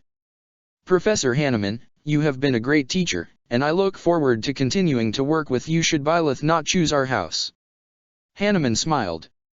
As you are aware, Dimitri is a diligent, well-mannered student that has been easy to work with. Dimitri stepped closer to Byleth. If you wish to see a demonstration, come visit me on the training grounds. I am looking forward to sparring with you. Byleth nodded to him. Well, teach, you better not forget about our chess match. Claude placed 2 fingers on his head and then waved with them. As if he wanted to say, see ya. And with that, Claude and Dimitri departed. The former's departure left Manuela a bit speechless as she turned to Hilda. but she yawned as she followed Claude closely. "Can I help, Professor?" The orange-haired girl who talked to Gerald before approached. What was her name again? "Oh, hello, Leonie. You can stand in for Claude if you'd like." "No, that's his job, but if he has any questions regarding our house, I am willing to answer them." "You have received far more from the captain than I did. I want to see how good you are." "He is incredible." Without thinking, Edelgard had spoken her inner thoughts aloud. "Of course he is. But only because the captain taught him so much." Gerald, who overheard the conversation, burst out into a peal of tiny laughter. "I taught him all right, but the kid is a natural." Byleth shook his head. "Without you, father, I wouldn't have survived and become this strong." Leonie's expression was mixed. On the one hand, she was clearly happy that Byleth appreciated his father, but on the other hand, she seemed to feel the same emotion that Edelgard felt when Rhea embraced Byleth or when Manuela tried to kiss him. After dwelling on it, she finally grasped what the emotion was: envy. Leonie's lips were tight as she crossed her arms. Her face adorned a sour expression as she proclaimed, "I'm Captain Gerald's first and best apprentice. I can beat anyone, Professor. Even you, if I have to. It may have been only for a short time, but I learned from the absolute best." Everyone present was left speechless. Gerald rubbed his hand against his forehead. "I am grateful that you appreciate me so much." His face had slightly reddened. A weakness Manuela exploited. My, what did you do to inspire such loyalty?" She went closer, and before Gerald could do anything, she kissed him on the cheeks. Then she mumbled into his ears, "Something about meeting me later for a drink." Gerald let out a sigh before he and Eloise departed. "See you, kid." With a wave of his hand, he left, and Eloise followed close behind. Leonie seemed tempted to follow them. Her eyes were begging Manuela to release her, and her hands were reaching for them. "Leonie, my dear. I need you. I can't think of anyone more qualified to tell our new professor of our class. Lysithea would be the better candidate." Leonie's feet were pointing in Gerald's direction. When Manuela would say the word, Edelgard was confident she would run after him. The mention of Lysithea made Edelgard look down and away. It was too much to bear, the shame she felt. It was her inability to protect her that led to this. "Lysithea, she is still resting from the attack," Manuela answered for her. Leonie was silenced by Manuela, but the way she looked at Edelgard betrayed one thing: anger. "Lysithea went along with you, because she trusted you." Leonie's hands curled into fists. "Leonie!" Manuela intervened. "Lysithea went along with Edelgard to protect her in case something happened." Byleth went on his knees. At the same time, he held eye contact with Leonie. "It is my fault that your friend got injured. I wasn't quick enough." His voice was gentle and sincere in its delivery. Leonie's expression was conflicted. The blood in her veins was boiling as to why the son of the person she idolized failed at something so trivial. In spite of this, she averted her gaze. She was unable to withstand looking into his eyes because they radiated unadulterated sincerity. After a moment, she let out a humph and dropped the topic. "So the Golden Deer consists of students from the Leicester Alliance. You are familiar with Claude, Hilda, and Lysithea. Marianne, the lovely blue-haired maiden, is another noble, the adopted daughter of Margrave Edmund, one of the Round Table leaders." Leonie started to smile. "And Ignatz, Raphael, and I are commoners, while Lawrence is another noble. Although, just like the rest of our class, he treats us better than our ordinary noble. I'd love to show you around, but the captain and I have so much to catch up on." Upon receiving the allowance from Manuela to leave, she ran off in the direction Gerald had disappeared in. Manuela let out a sigh. What did Gerald do to the kid to inspire her so much? She mumbled. "Will I ever inspire a student like that?" After looking around, she noticed that the knights were busy dealing with all the belongings and bringing them to the students' quarters. Edelgard looked around, and she saw how Hubert was already ordering the knights around in regard to the massive chest. "Hubert is quite reliable to have, isn't he?" Manuela had spotted her staring at him. "Yes, he is," Edelgard answered plainly.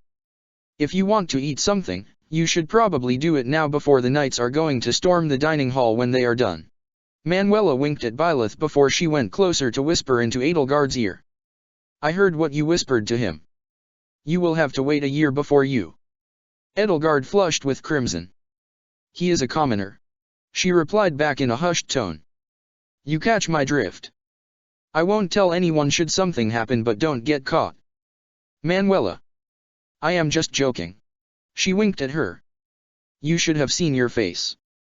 For a moment, Edelgard's heart had stopped. She was so incensed by Manuela's remark that she reached for her dagger, poised to strike at the first opportunity. But Manuela followed Leonie's example and walked away in the direction she and Gerald had taken. Have fun, you two. She gave them a final wink and was on her way. Edelgard wanted to raise her voice. She paused for a second before she could compose herself. Allow me to show you around.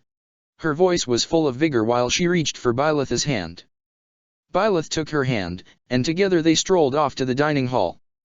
Once they reached the entrance, Byleth stopped for a moment to admire the water that was streaming down the pillars. He took off his black gloves and started to clean his hands with the water. This caused Edelgard to giggle. What are you doing? Cleaning my hands. She went closer to him and pierced him with another question. Why? He showed her the droplets of sweat that were being washed away by the water. Before he finally nodded, that's why.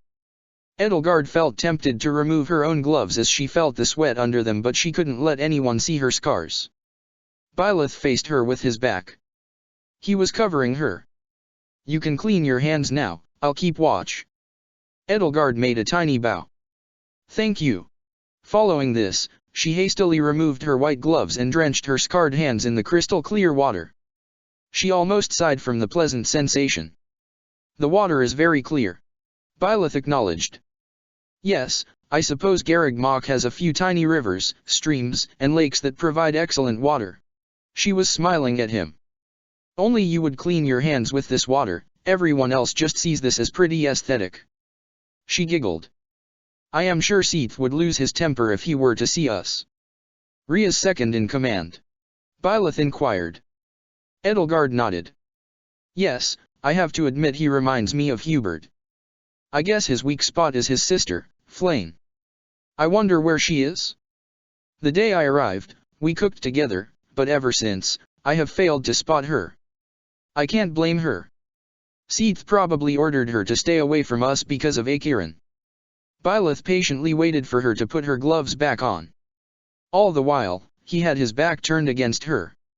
Once Edelgard was done, she took a moment longer to stare at the beautiful symbol across Byleth's back. She gave Byleth the signal to turn around. What does the symbol on your back mean? As she queried, she gazed at Byleth's stunning blue eyes. It is, she started to smile. It is quite beautiful. Byleth went closer and showed her the handkerchief that was passed down to him by his mother. Now that she was inspecting it more closely, she could see the symbol stitched onto it. Are you implying your mother? Yes, the symbol is everything my father and I have left from her. Surprisingly, Byleth broke eye contact to look at the floor instead. Edelgard gently touched him on the shoulder. When she did so, she quickly took her hand back. It wasn't my intention to awaken bad memories. Byleth's mouth moved again, and for a fraction of a second, his lips weren't making a sound until she heard the brief response. I know. They looked at each other, then at each other, and neither spoke. Edelgard wanted to openly speak her mind that despite the fact that he never got to meet his mother, he always had his father to count on. Byleth's mother, she reasoned, wouldn't be pleased to see him lament her loss. She wanted to say anything that would give him the strength to move forward. In a way, she was relieved that he took after his mother and proudly displayed the symbol she had passed down to him. When Ria gave her the white dress, it filled her with happiness and pride. It was something her mother adorned with the same feelings of comfort, warmth, and dignity. Inheriting something isn't necessarily a bad thing. It depends on how someone uses it. And unfortunately, most nobles have become corrupted by the power they inherited. There was a break in the silence caused by a noise in their stomachs. Both of them were grumbling very loudly. Manuela insisted we should go now to the dining hall before the hungry knights storm it. Come, I will show you the way. Edelgard and Byleth climbed the massive stairs together. He was slightly faster than her due to his larger physique, but he reduced his speed to arrive at the massive gate with her. We take the route to the left. This is where the dining hall is. Byleth was surprised. He inspected the massive iron gate and the question that was on his lips was, what purpose does the gate serve when the enemy can go past it? Edelgard had never given too much thought to the gates. I suppose it has the same purpose as any other door. It can slow down the enemy. She giggled briefly before continuing. Still, I believe it serves the same function as any other gate in keeping the cold out. Her lavender eyes were still a bit crinkled from her prior grin, and now she used her open hands to stretch a little bit. She reached into the air and performed an elegant motion. I needed that after the long ride. Her expression was one of pure relief. Byleth copied her movements. The pose he took looked awkward. Edelgard hesitantly stepped towards him. Do my poses look like that? She placed her hands against her chin while one of her brows was raised slightly. When asked what he thought, Byleth simply shrugged. Please tell me what you think. Edelgard performed the same motion she did previously. She flailed her hands and stretched them out into the air. It looks good, but your bones need more than that. He stepped closer and touched her hands. Edelgard was startled as she nearly made a step backward and even contemplated slapping him again like she did when they were at the lake. Byleth performed a few precise maneuvers, and she felt pain run through her entire body. There was a brutal sound, and it felt like her bones were shattering. Arg! Edelgard let out a scream. It's all right. Byleth was releasing her arms. You simply needed to increase the intensity a fair bit. In a steady 4-second cycle, he breathed out, inhaled, and let out air once more. This will help you with the pain. He once more performed his cycle. Edelgard inhaled and exhaled with the same rhythm. Gradually, the pain went away, and her arms felt a lot smoother. Thank you. Her head bowed ever so slightly. Now follow me. She pumped her chest out while she marched inside the dining hall. There was no one there, much to her surprise. No cook, no students, no knights, nobody. But when they entered, they heard a familiar voice shriek. Ag! Bernadetta! Edelgard's eyes shot wide as she laid eyes upon her classmate. Please don't kill me. She got down on her knees, rolled into a tight little ball, and sobbed. Her hands were hovering above her head. Calm down, we are not here to hurt you. Edelgard raised her hands in the air and gave Byleth the look to do the same. As she set the tone, he followed suit. Suddenly, a slight flame arose from the cooking plate. Byleth rushed in and took over for Bernie, who had been interrupted at the final stages of her recipe. He took the plate from the flame and complimented her. This is an excellent 2-fish sauté. Gerald told me it was a favorite in Inver. Edelgard, who stood near Byleth, nodded. Yes, it's very popular there due to our harbor and the trade we make with Brigid. It's the only food that's plentiful. But it doesn't satiate the hunger very well. She grabbed 2 loaves of bread. This is much better. She was about to place the bread between the Albinine herring, but Bernadetta grabbed her hand. What are you doing? Don't ruin it. For a moment, her eyes burned with courage and passion, but once she realized that she was holding Edelgard's hand, she started to tremble, and her voice was shaking once more. Her body seemed unsure whether to shrink back or to flee, but since she was so terrified of Edelgard, she was frozen. Calm down, Bernadetta. Everything will be all right. Akiran will no longer harm us. By the mention of Akiran, her lifeless eyes started to glimpse around for him. They looked terrified. Where is Alois when you need him? During this time, Byleth had taken out a knife and sampled some of the fish. He then passed Bernadetta a forkful of her own food. You are really good at this. Do you mind cooking a bit more with me? Now his eyes were giving her a strange look. His eyebrows curled into a pleading expression, but coupled with his blank stare, it made Edelgard slightly confused, but given the context, she knew there was only one possible interpretation. He wanted her to gain some distance between her and Bernadetta, so she selected a seat at the other end of the room. While she did that, she went to the door and started to look at the knights who were carrying didactic materials to the dormitories. They seemed far from done. Hubert, Didu, and Hilda were there, and they were bickering with Ferdinand, Felix, and Laurence, respectively. Before her retainer could spot her, she quickly closed the door. She felt way too exhausted to deal with all of this. It was things like these that made her feel relieved to have Hubert as her retainer. All she wanted to do was eat a fine meal, convince Byleth to join the Black Eagles, and go to sleep. She knew that Dimitri and Claude had asked him to join them in their favorite activities, so she had to stay awake and keep him from falling for her rival's tactics. After taking a deep breath, she glimpsed over to see Byleth having little trouble cooking with Bernadetta. He appeared to be mostly silent, and she appreciated that. I wonder what would happen if she were to see Byleth on the battlefield. Regardless, it would be better to have him as an ally than to make him an enemy. I just can't let him fall for the church's manipulation. For some reason, her heart started to grow anxious at the prospect of having to fight Byleth, especially if it was a fight to the death. Her chest was racing at the prospect of losing to a foe even more demonic than the Death Knight. Behind these deep blue eyes and calm demeanor, there was a warrior deadly enough to end my ideals. But if I can win him over to my cause, Fodlan will be reborn with far less bloodshed. Suddenly, an enchanting smell caught her attention. Her nose took in the wonderful aroma as Byleth presented her with a plate with 2 sandwiches, and in between the sandwiches, there was a strange fish. She had never seen a fish like that, and the innocent look in her eyes reflected it. She took her pork and carefully stitched it. Byleth caught wind of her childish behavior. This fish's home is the Aramid River. It's called the Aramid Pike. Yes, that must be it. I've had trouble getting more exotic food on the table since the insurrection. Edelgard's face turned slightly red when she realized that Bernadetta was laughing at her behavior. Then she turned to Bernadetta with a smile of her own. Fortunately, Bernadetta was still calm. She still had the Albanian herring and Caledonian gar on her plate, slathered in butter. Edelgard would have been more enthusiastic about eating this dish if it weren't so common in her culture. So that's why the Aramid fish in front of her caught her eye. Eagerly, she anticipated taking a bite. Please try it. Byleth sat down with his own set of fish sandwiches. Edelgard carefully took the sandwich in her hand. Before the two took a bite, they looked at each other, and as soon as they took a bite, Byleth could see Edelgard's smile growing larger and larger. Your cooking skills are amazing. She took another bite, and she thoroughly enjoyed it.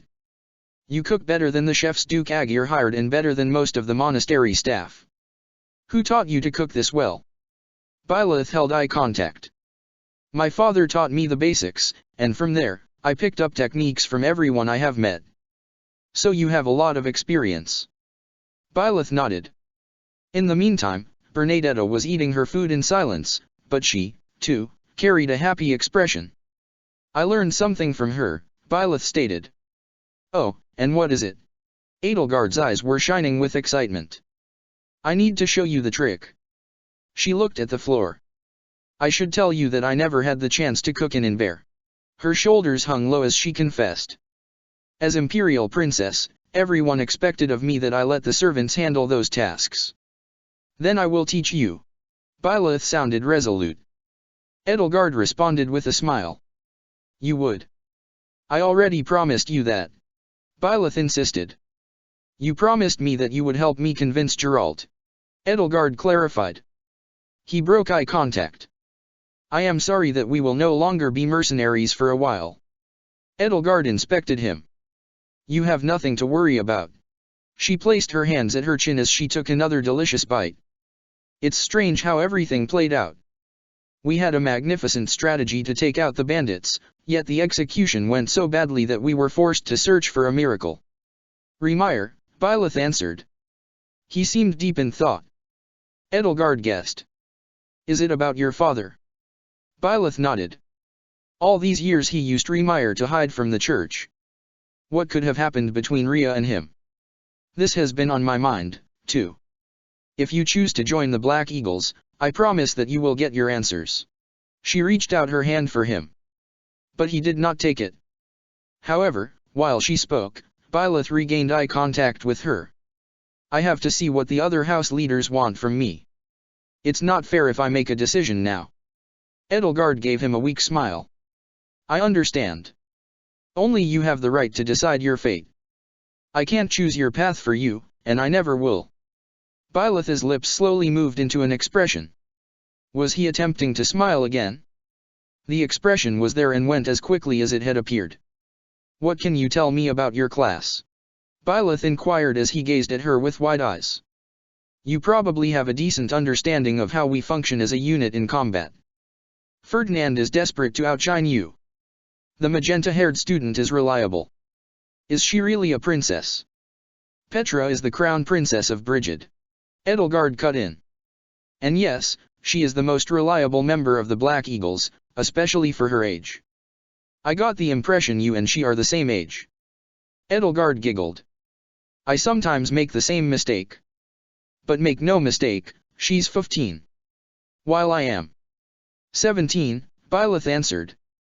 I briefly overheard Yellowcape talking about your ages. She was beaming with happiness. You will never stop with that, will you? Byleth tilted his head closer to her while maintaining eye contact. No. Next is Dorothea, we extensively talked about her. Byleth nodded. She had to work harder than anyone to get here, is a former diva, and there is something regarding Akiran which you can't tell me.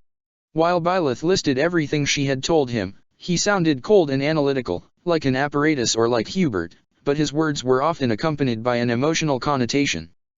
Phrases such as rotten, useless, scum, and the like belonged to his vocabulary. This is all correct. Moving on to Linhard and Caspar.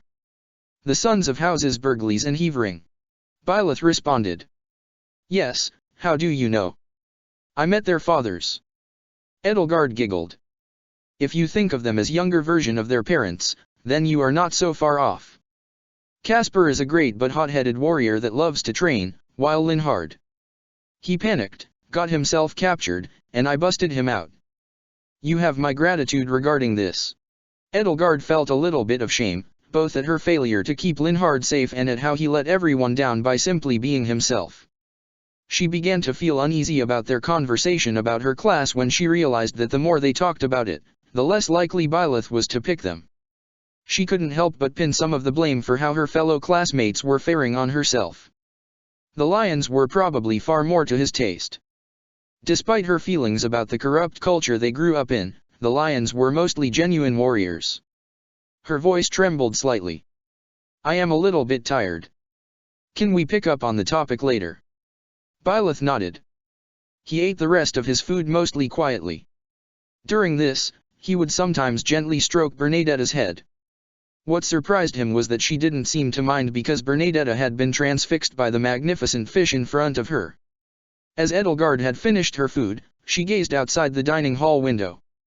There was still a massive commotion outside, and the dormitory was blocked by all the students that had gathered.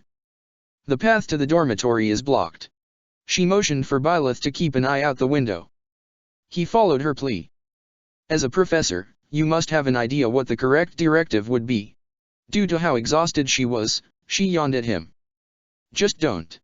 She felt her energy leaving her. Thus, she quickly sat down. You need to rest. Byleth placed his mantle on her. Edelgard fought tooth and nail to prevent her eyelids from falling shut. Wait, what about Bernadetta? The more she spoke, the softer her voice became. Despite her best efforts, the world around her had turned pitch black. She uttered a fervent prayer. Please don't let this be another nightmare. So what are you going to do, you fool? Throughout their meal, Suthies had materialized and occasionally commented on Edelgard's words. I don't know. Byleth shrugged his shoulders. For the record, this green-haired woman wants you as a professor. So it doesn't behoove you to leave an unconscious princess alone. Am I allowed to carry her? Byleth wondered. Ugh. Suthies grumbled. The green-haired lady who runs this place is interesting. I don't want you to screw things up. And what am I to do about Bernadetta? Perhaps you can ask her to follow you. Suthies proposed while floating next to her. Byleth carefully stepped closer to Bernadetta. She had just finished her meal. Do you want to help me clean up? Byleth offered his hand to her. He spoke in a quiet and soft voice. Bernadetta gazed around for a few seconds. Is Edelgard asleep? She inquired, Her grey mouse-like eyes were fixated on the sleeping princess. "Yes," Byleth whispered truthfully. "We will clean up, and then I will take you somewhere nice and comfortable." Bernadetta's eyes were shining. "All right." She hastily grabbed the empty plates and went over to the kitchen, where she cleaned them in the water.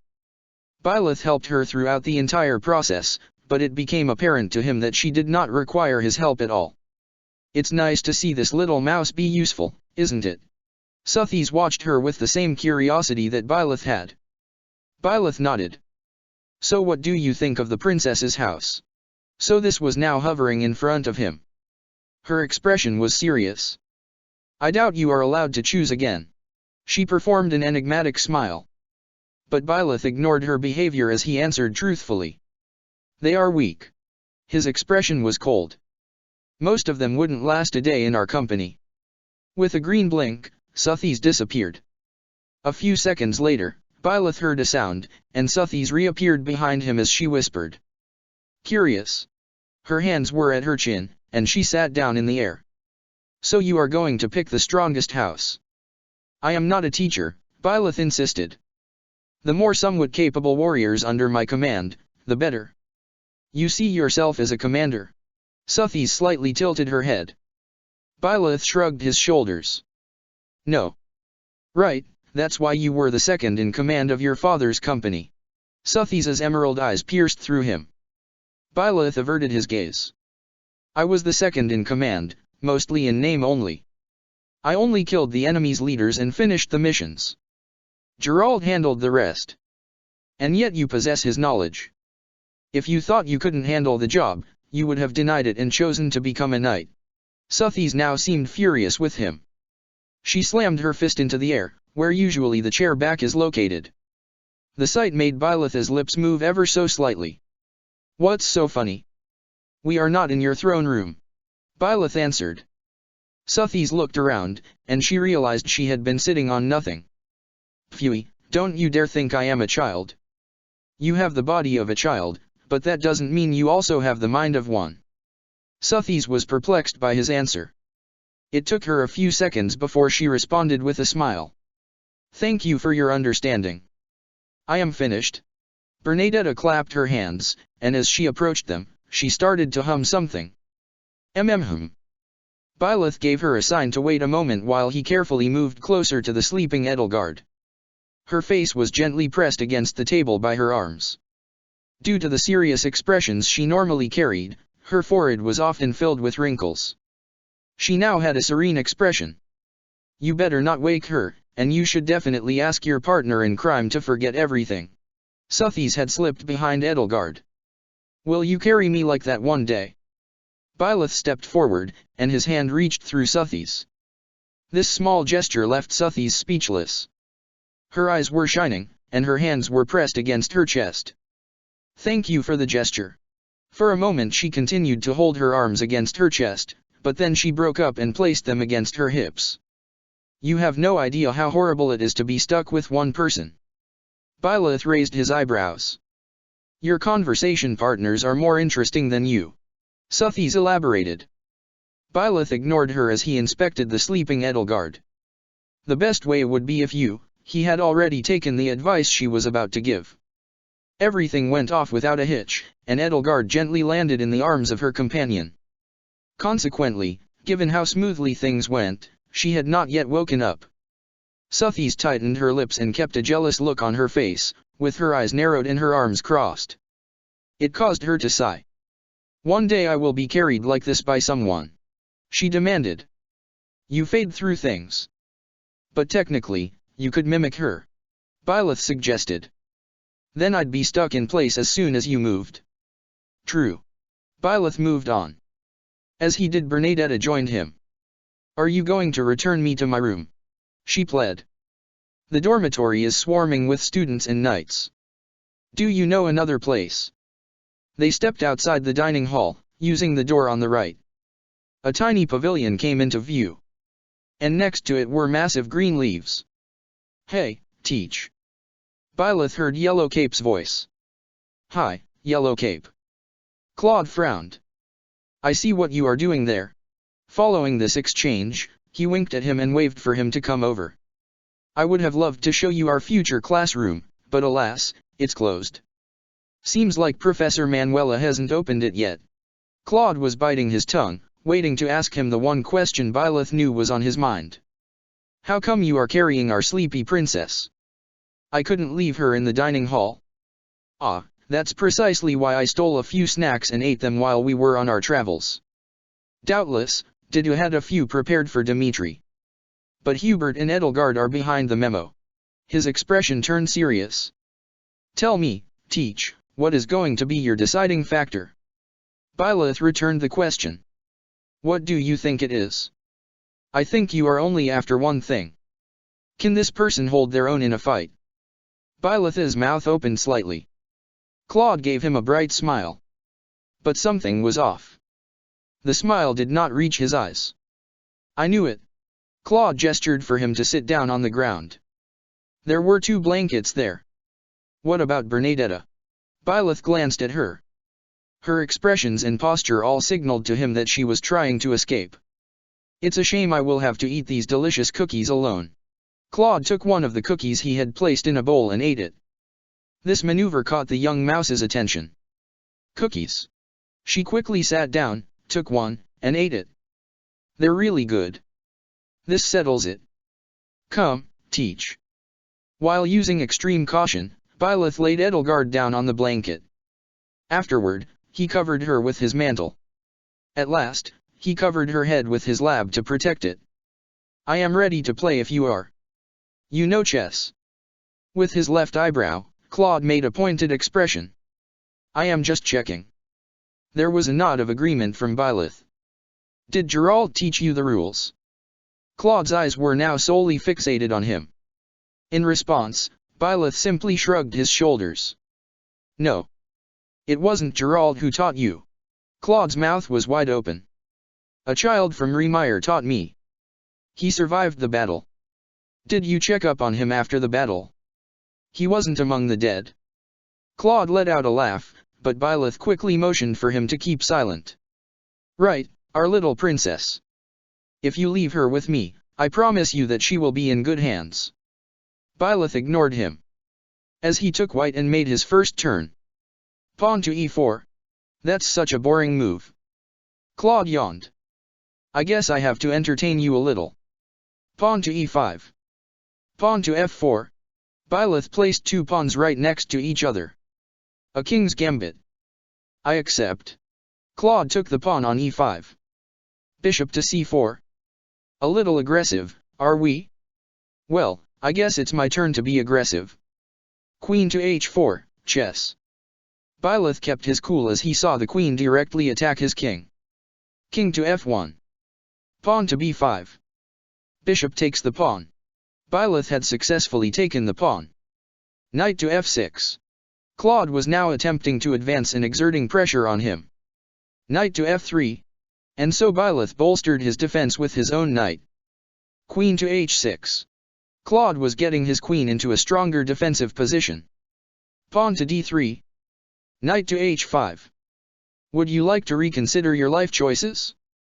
Teach, because it appears to me that you're losing. Knight to h4. Queen to g5. Whom are you giving up? The bishop or the knight? Neither.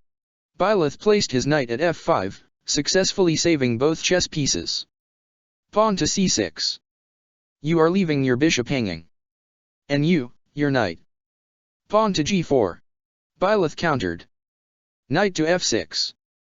Nice try, Teach, but you are not getting him. Tower to g1. Well, it was nice knowing your bishop. Pawn to b5. Pawn takes your bishop. Pawn to g4.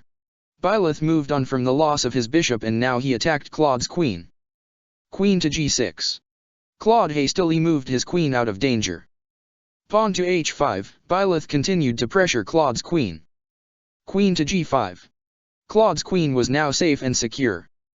But she was almost trapped between the h5 and g4 and the knight f5 with whom Byleth had blocked a previous gambit of his. Queen to f3. Congratulations, Teach, you nearly trapped my queen. The keyword is nearly. Knight to g8. Bishop takes your pawn at f4. Your queen's life hangs in the balance. Byleth now had him right where he wanted him. Queen to f6. Claude quickly extracted his queen via the only remaining route. Knight to c3. Byleth has made great strides in developing his field, while Claude has spent the last few turns doing nothing but defending his queen. In short, he had underestimated his opponent, and now he was starting to pay the price for it. Bishop to c5. Time to tip the scales. Claude regained his confidence. Knight to d5. Queen takes pawn at b2, victory for Claude was getting nearer and nearer. Bishop to e6. The queen seizes the tower. Claude had completely broken through Byleth's lines, and he enjoyed every second of it, as he proudly announced. Check. What are you doing, Teach? King to e2. Bishop to g1. And there goes another tower. When are you going to quit? This was your last tower, by the way. You can spare us the bloodbath. Pawn to e5. Claude stood up from his seat and nearly shouted. My entire. Lower your voice.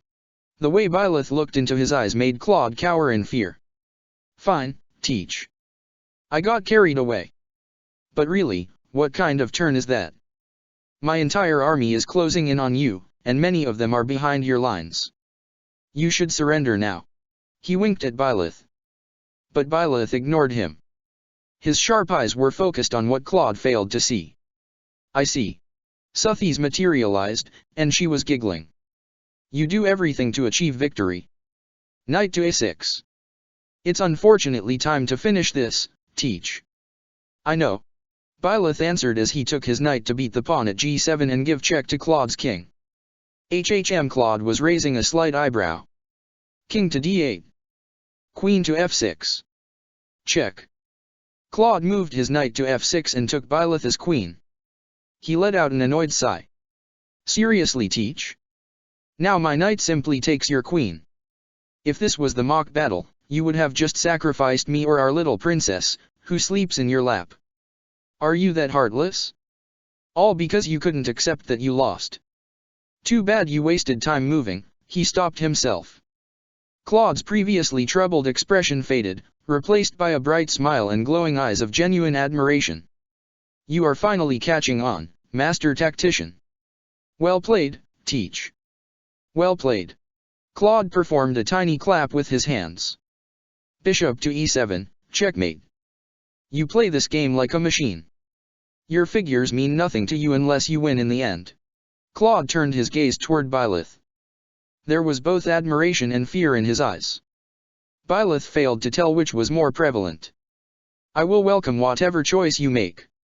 I believe you and the golden deer could fit, but despite your brilliant victory here, you need a lot of work to become a good teacher. Seems fair, Byleth answered. Will you leave Bernadetta and Edelgard with me? Claude was about to reach for another cookie when he realized he was reaching into an empty bowl. Oh well, never mind. I guess it's for the best when I take them with me. Just as before, Byleth carefully took her in his arms. For a princess that strong, she was incredibly light. See you, Claude. Yes, see you, Teach. Claude merely gave Byleth a dismissive wave. His mind and eyes were still fixated on the match he had just lost. Bernadetta. I need your help. We are going to find us some new cookies. She giggled. That sounds fun. As Byleth wandered around the monastery, he found a magnificent open courtyard. There were 3 doors, and next to each door was a banner. The door featured an elaborate wooden deer carving. Byleth moved closer to it and touched the massive iron door handle. As he pressed, he felt nothing happen. So Claude spoke the truth. Yes, this must be their common room. Sotheis had materialized. Following Byleth's futile attempt, she motioned for him to try the other doors. The door next had a massive roaring lion adorned to it. Just as before, Byleth pressed against the door and nothing happened. It was worth a try. Why should the church simply leave the classrooms open? Byleth directed a genuine query at Sotheis. Why should they block the students from entering the classrooms? She retorted his question with a question of her own. Because they don't want the valuables they have inside the classroom to be stolen. Byleth realized that his own answer was quite weak. Suthies snarked, "A weak excuse. Where would a thief run off to? We are on a mountain." Byleth nodded and then approached the next door to try it again. The final door had a beautiful eagle engraved in it. Somehow, Byleth felt a warm feeling standing at the door. He liked every single emblem, but the eagle's wings were his favorite. It gave him the same feeling that he had spent his entire life surrounded by freedom. With a slight push, Byleth managed to open the room. As he went inside, he was met by a young man roughly 1 or 2 years younger than Bernadetta. "Oh hello, Lady Rhea ordered me to look for anything suspicious regarding the Akiran case." He was searching every inch of the room, and by the looks of it he had made quite a mess of the room. The boy quickly realized the inquiring expression Byleth had. "Oh, this mess? That wasn't me, it was the knights. Lady Rhea told them to search for evidence, and some of them simply went overboard." "How come Lady Rhea requires the services of someone that young? I owe her my life." That was all the brown-haired kid responded. After a long pause he responded. "She gave me a home, makes sure I get enough to eat, and she doesn't treat me like the rest. The fact that you are an Almiran doesn't change a thing for me," Byleth stated truthfully. The young man's face lit up. "Thanks, you remind me of her. You're becoming either a knight or professor, right? What an honor. I would do anything to be in your shoes one day." "That's correct, but to tell you the truth, I prefer life on the road. I like the freedom." The young man's face registered dismay at hearing Byleth's words. Then he broke eye contact. "My name is Cyril, by the way. I hope you won't disappoint Lady Rhea." "Byleth. So Byleth, what are you doing with these two? For your sake I'd hate to report this to Lady Rhea. We ate together in the dining hall and she begged me not to leave her there before she fell asleep. She refused to sleep yesterday and paid the price for it. Since the knights and students are still busy organizing everything in the dorms, I have been unable to bring her to quarters. We are preparing a trial for Akiran, the previous teacher. Don't be another Akiran." "I won't," Byleth promised. "That's good." His attention now turned to the chaos that was present inside their room. "Will you lend me a hand?" Byleth glanced at the sleeping Edelgard in his arms and then he analyzed the room. It was a mess. The tables were at the wrong positions and the books had to be sorted. When Byleth looked at Cyril he was sure that the boy couldn't handle everything alone, but Byleth was unwilling to risk waking Edelgard by carrying the tables. "I can help a little bit. But once it comes to the seats and tables, I will go." "Seems fine." Together, the two of them cleaned the tables, seats, bookshelves, and glasses. A lot of work needed to be done on the room. Before he did that he placed Edelgard in one of the easy chairs next to the fireplace. Bernadetta sat in a chair next to her and watched over her. From the shelf, she had taken a uniform and a sewing set and started to sew. Her efforts to mend the uniform were commendable. "As teacher, it's your job to leave a clean room." Byleth nodded. "I don't expect the room to be clean. Simply don't leave a big mess," Cyril scolded him. "I promise." "Thank you. Now we are done. I will notify the knights that they need to correct the tables." Thus, Cyril went on his way. While he carefully closed the door, Byleth felt strangely at peace inside the room. The freshly cleaned window illuminated the room in a tender light. As he faced the large table in the center, his eyes fell on 2 black eagle banners. He went to closely inspect them. The flags in question were enormous, taking up almost the entire wall. Byleth cautiously approached the back to see what was there.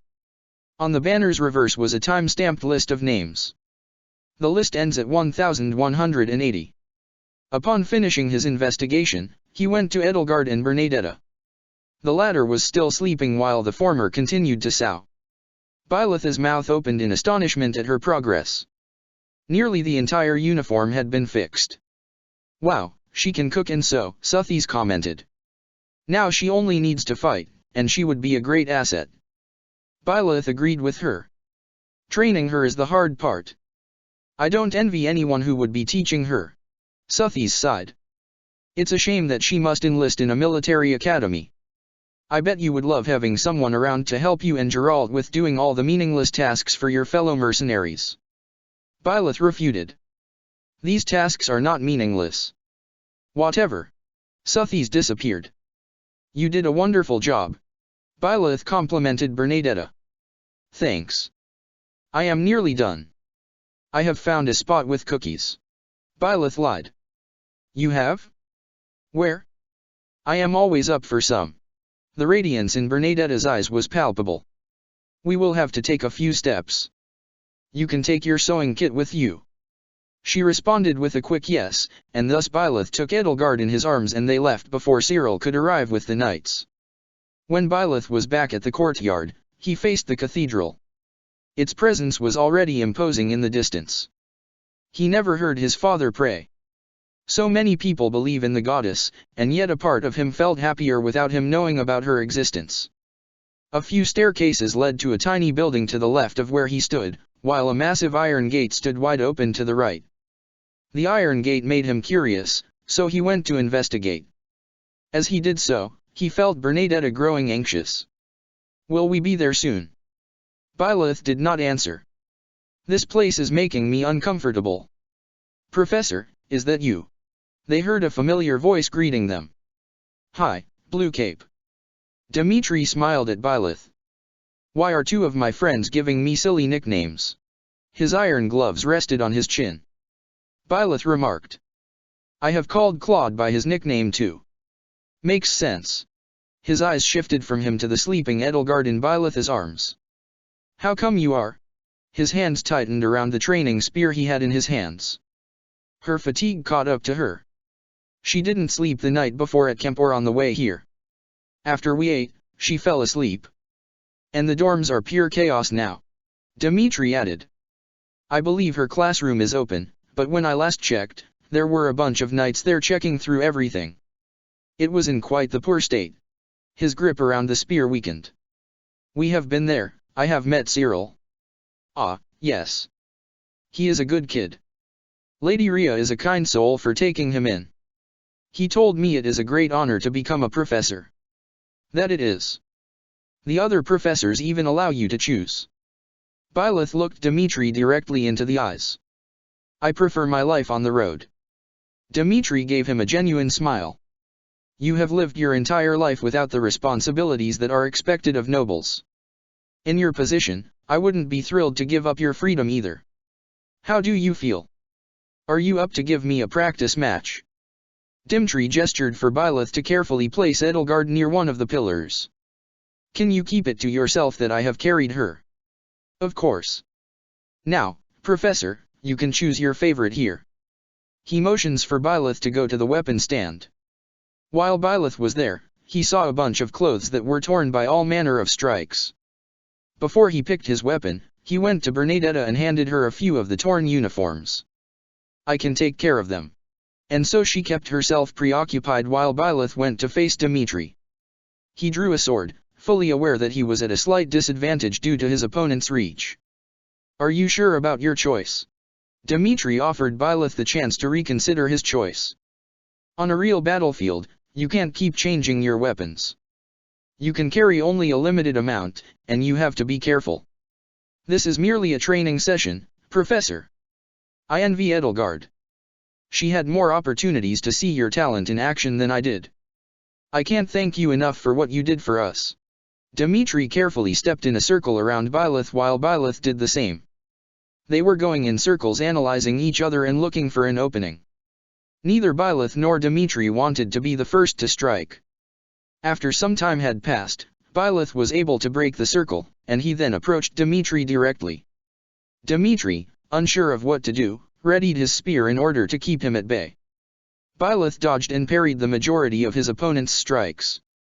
When he got within a close range, Dimitri put himself in a defensive stance. Well done, Professor. Byleth did not respond. Instead, he investigated several potential weaknesses in the defense of his opponent, and according to most accounts, Dimitri was well prepared with the exception of one.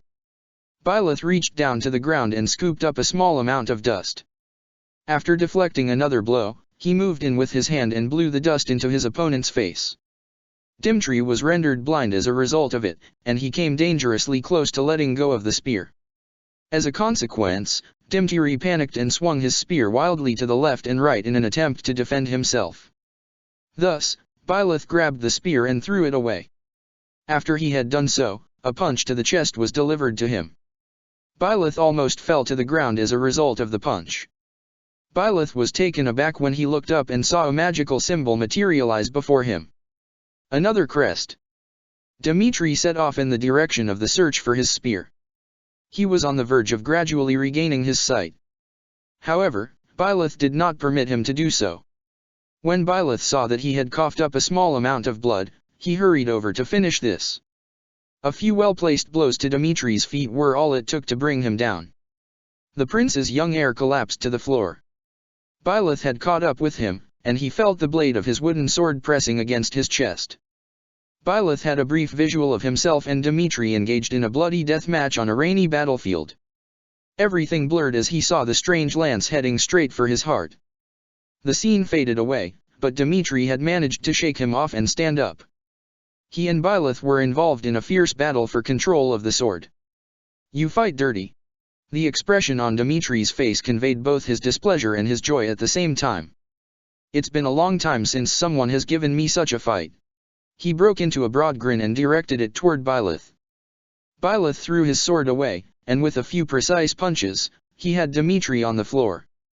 "You haven't been well trained in unarmed combat." Byleth scolded him. "You rely too much on your strength." Each time Dimitri tried to land a hit, he missed. He used his overwhelming strength, but Blythe knew how to counter it. After a few minutes, Dimitri surrendered. He kneeled. "I yield. You should consider joining the Blue Lions. Together, we could achieve anything." As Dimitri reached out to take Byleth's hand, he had a vision of a huge hand grabbing him and smashing him.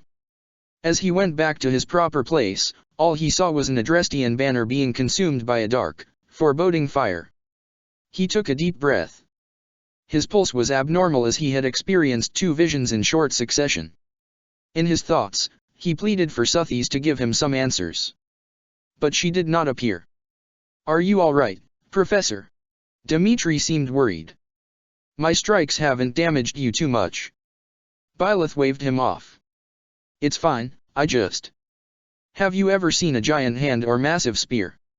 Dimitri looked confused. "I wasn't aiming for the head." He broke into bantering laughter. "No, you haven't. Forget I even mentioned it." Dimitri and Byleth slowly approached Edelgard and Bernadetta. "I am surprised we failed to garner their attention.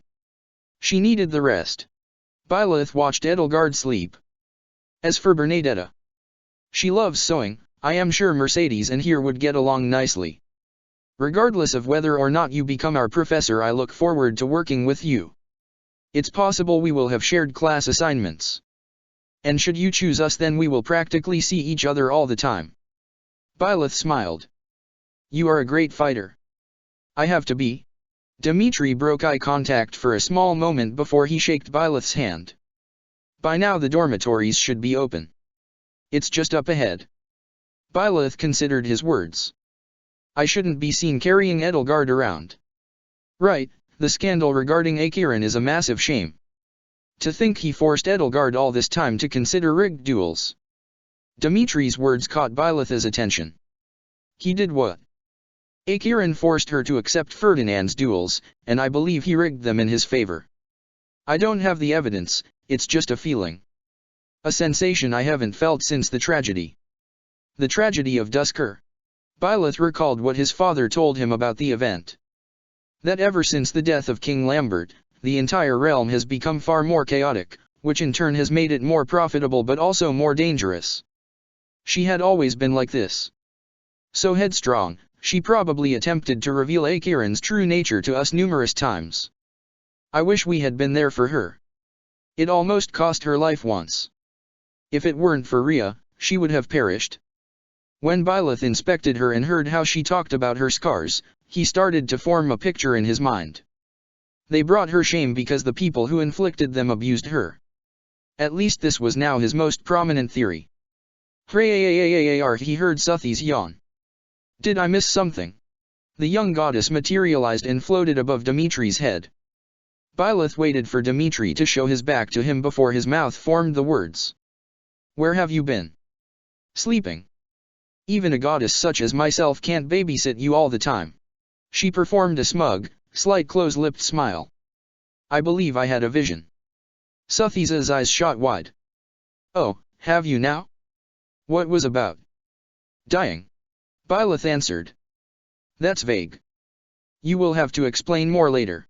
She scolded him. Furthermore, she didn't seem particularly interested in hearing more, as she rolled her eyes at the prospect of listening to Byleth's problems.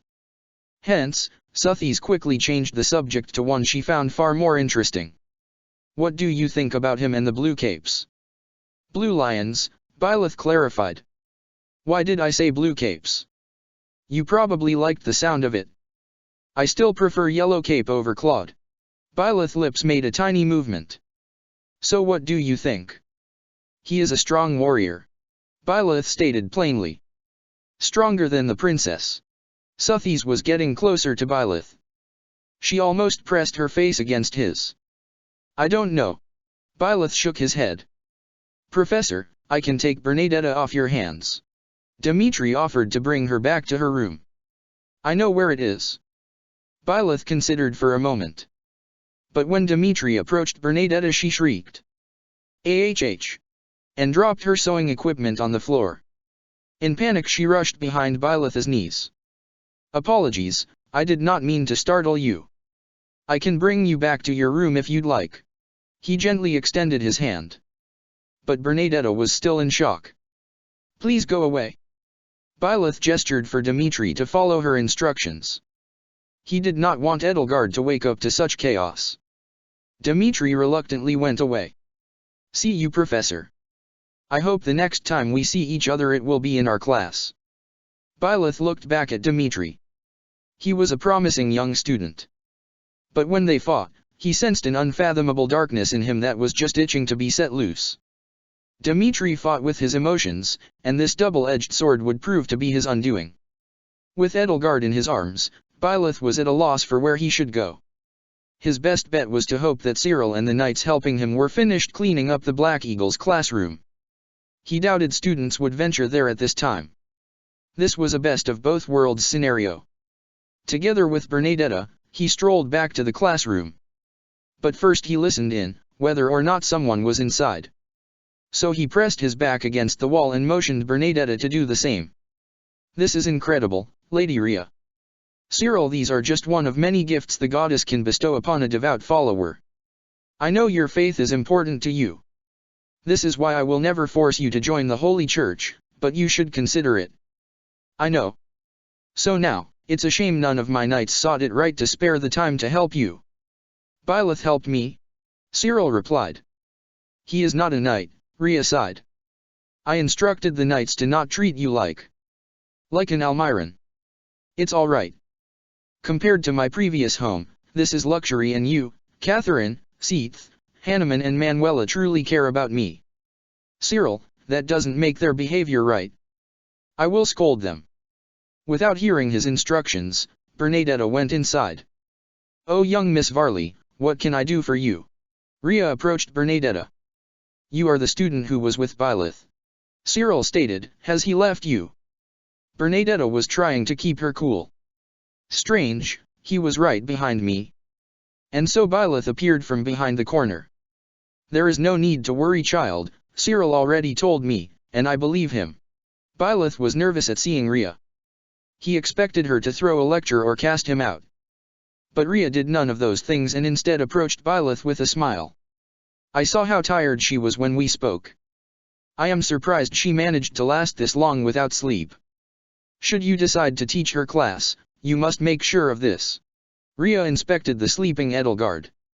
Both of her parents used to cause a commotion and she is no different. You knew her parents? Byleth looked surprised. Rhea answered with a simple yes, before she recalled. Her father enrolled when my time as Archbishop of the Church of Syros began. I have seen many nobles in my time. Did you have a favorite? Byleth wondered. Rhea paused for a moment to think. I had some secrets that only Anselma knew. Byleth non-verbally posed the question, who is she? But Rhea only pointed at Edelgard. And this was enough for Byleth to connect the dots. Her mother.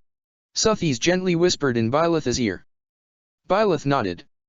Rhea went over to the teacher's desk. What do you think? The entire room was clean, and the tables, desks, and chairs were now all back where they belonged. You and Cyril have done this. Rhea nodded. It was mostly just Lady Rhea. She is the strongest person I know. Crest are blessings from the goddess that bestow power on those who deserve it. Then why has it only been nobles who are granted the power? Byleth questioned. The power to awaken a crest isn't privy to social standing. Take Mercedes as an example. She is a mere merchant's daughter. Should you choose the Blue Lions, you have countless opportunities to talk to her. Byleth remained silent. This brings me to my next question. What is your impression of the three classes?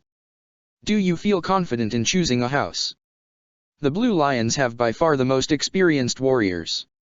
The Golden Deer are led by a fine tactician, and the fact that there are many commoners among them makes me feel less isolated, and the Black Eagles draw me to them because of her. Rhea caught how Byleth was staring at Edelgard. He nodded. But she is not the only reason. I was raised in the Empire, and it feels right to me to join them. You should know that a few months ago my cardinals pushed me to accept Akiran as the new professor. Within days, he nearly murdered the daughter of a dear friend and the last remaining heir of a whole realm. Should you decide to choose the Black Eagles, I will have to watch you closely. Rhea's emerald eyes pierced through Byleth. Byleth couldn't meet her gaze. To tell you the truth, I find every class appealing. Rhea stroked him on his cheeks. She motioned for him to carefully place Edelgard in one of the seats, and then take one himself while she sat down. Each and every class has the potential to bring out some of the finest minds that ever graced the land of Fodlan. She spoke in a soft manner. I understand that the task I entrust to you is difficult. But from what I have heard, Geralt gave you all the gifts you need. When we first met, I saw the admiration each house leader had for you. I am not worthy of their praise, I merely accomplished a goal. Byleth avoided looking into her eyes. Then see this as another assignment. Rhea suggested. After a moment, Byleth met her gaze directly. How come you entrust this job to me? This feels nostalgic. Geralt asked me the same thing when I appointed him captain of the Knights of Syros, and look at him now. Back then, he was scared. He will never admit this, but it's true. Hearing about his father's struggles made the weight of Byleth's choice much easier. By the words he spoke, he doesn't regret his time here. And I believe neither will you. She gave him a large smile. Byleth was deep in thought. What house would you choose? His tone was genuinely curious. The Golden Deer are interesting. I am quite fond of the daughter of House Edmund. She is a sweet child. As for the rest, Raphael, Ignatz, and Leonie are quite lovely personalities. Lawrence and Hilda seem a bit off. And Claudius will probably need the most scolding. My thoughts echo yours. Raphael is a great fighter but not a good listener, same goes for Leonie. Hilda and Lawrence are problematic. And Claude tries to be an open book. There is still Lysithea. She and Edelgard strike me as friends. Rhea's expression remained unchanged. This is not surprising. Houses Hresvelg and Ordelia always maintained good relationships. At any rate, Lysithea seems to be the brightest star among her class. A young genius, Manuela called her. Byleth nodded. Next are the Blue Lions. Dimitri and his 3 friends have received excellent training. So has Ash, Lord Lonato's adopted son. Mercedes is the girl born with the Lamine crest. We talked about her earlier, and Annette is Baron Dominic's niece. She is a fine girl. Faergus has always had strong ties to the church, and I believe that everyone would accept you with open arms. However, there is one more choice I find more valuable. The Adrestian Black Eagles. Byleth responded. Yes, the church had a falling out with Adrastia, and it's a stain on our shared history. The Ministry of Religious Affairs shouldn't exist. While it is pointless to dwell in the past, I have great interest in looking forward to a future in which Adrestia finds its way back into the arms of the Central Church. I can't see another reason why Ionius would send his child to me. She is the first member of the Adrestian imperial family to attend in years, and it is advantageous that she has developed a fondness for you.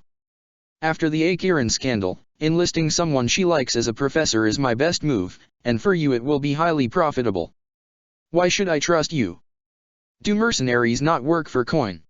Rhea sounded surprised.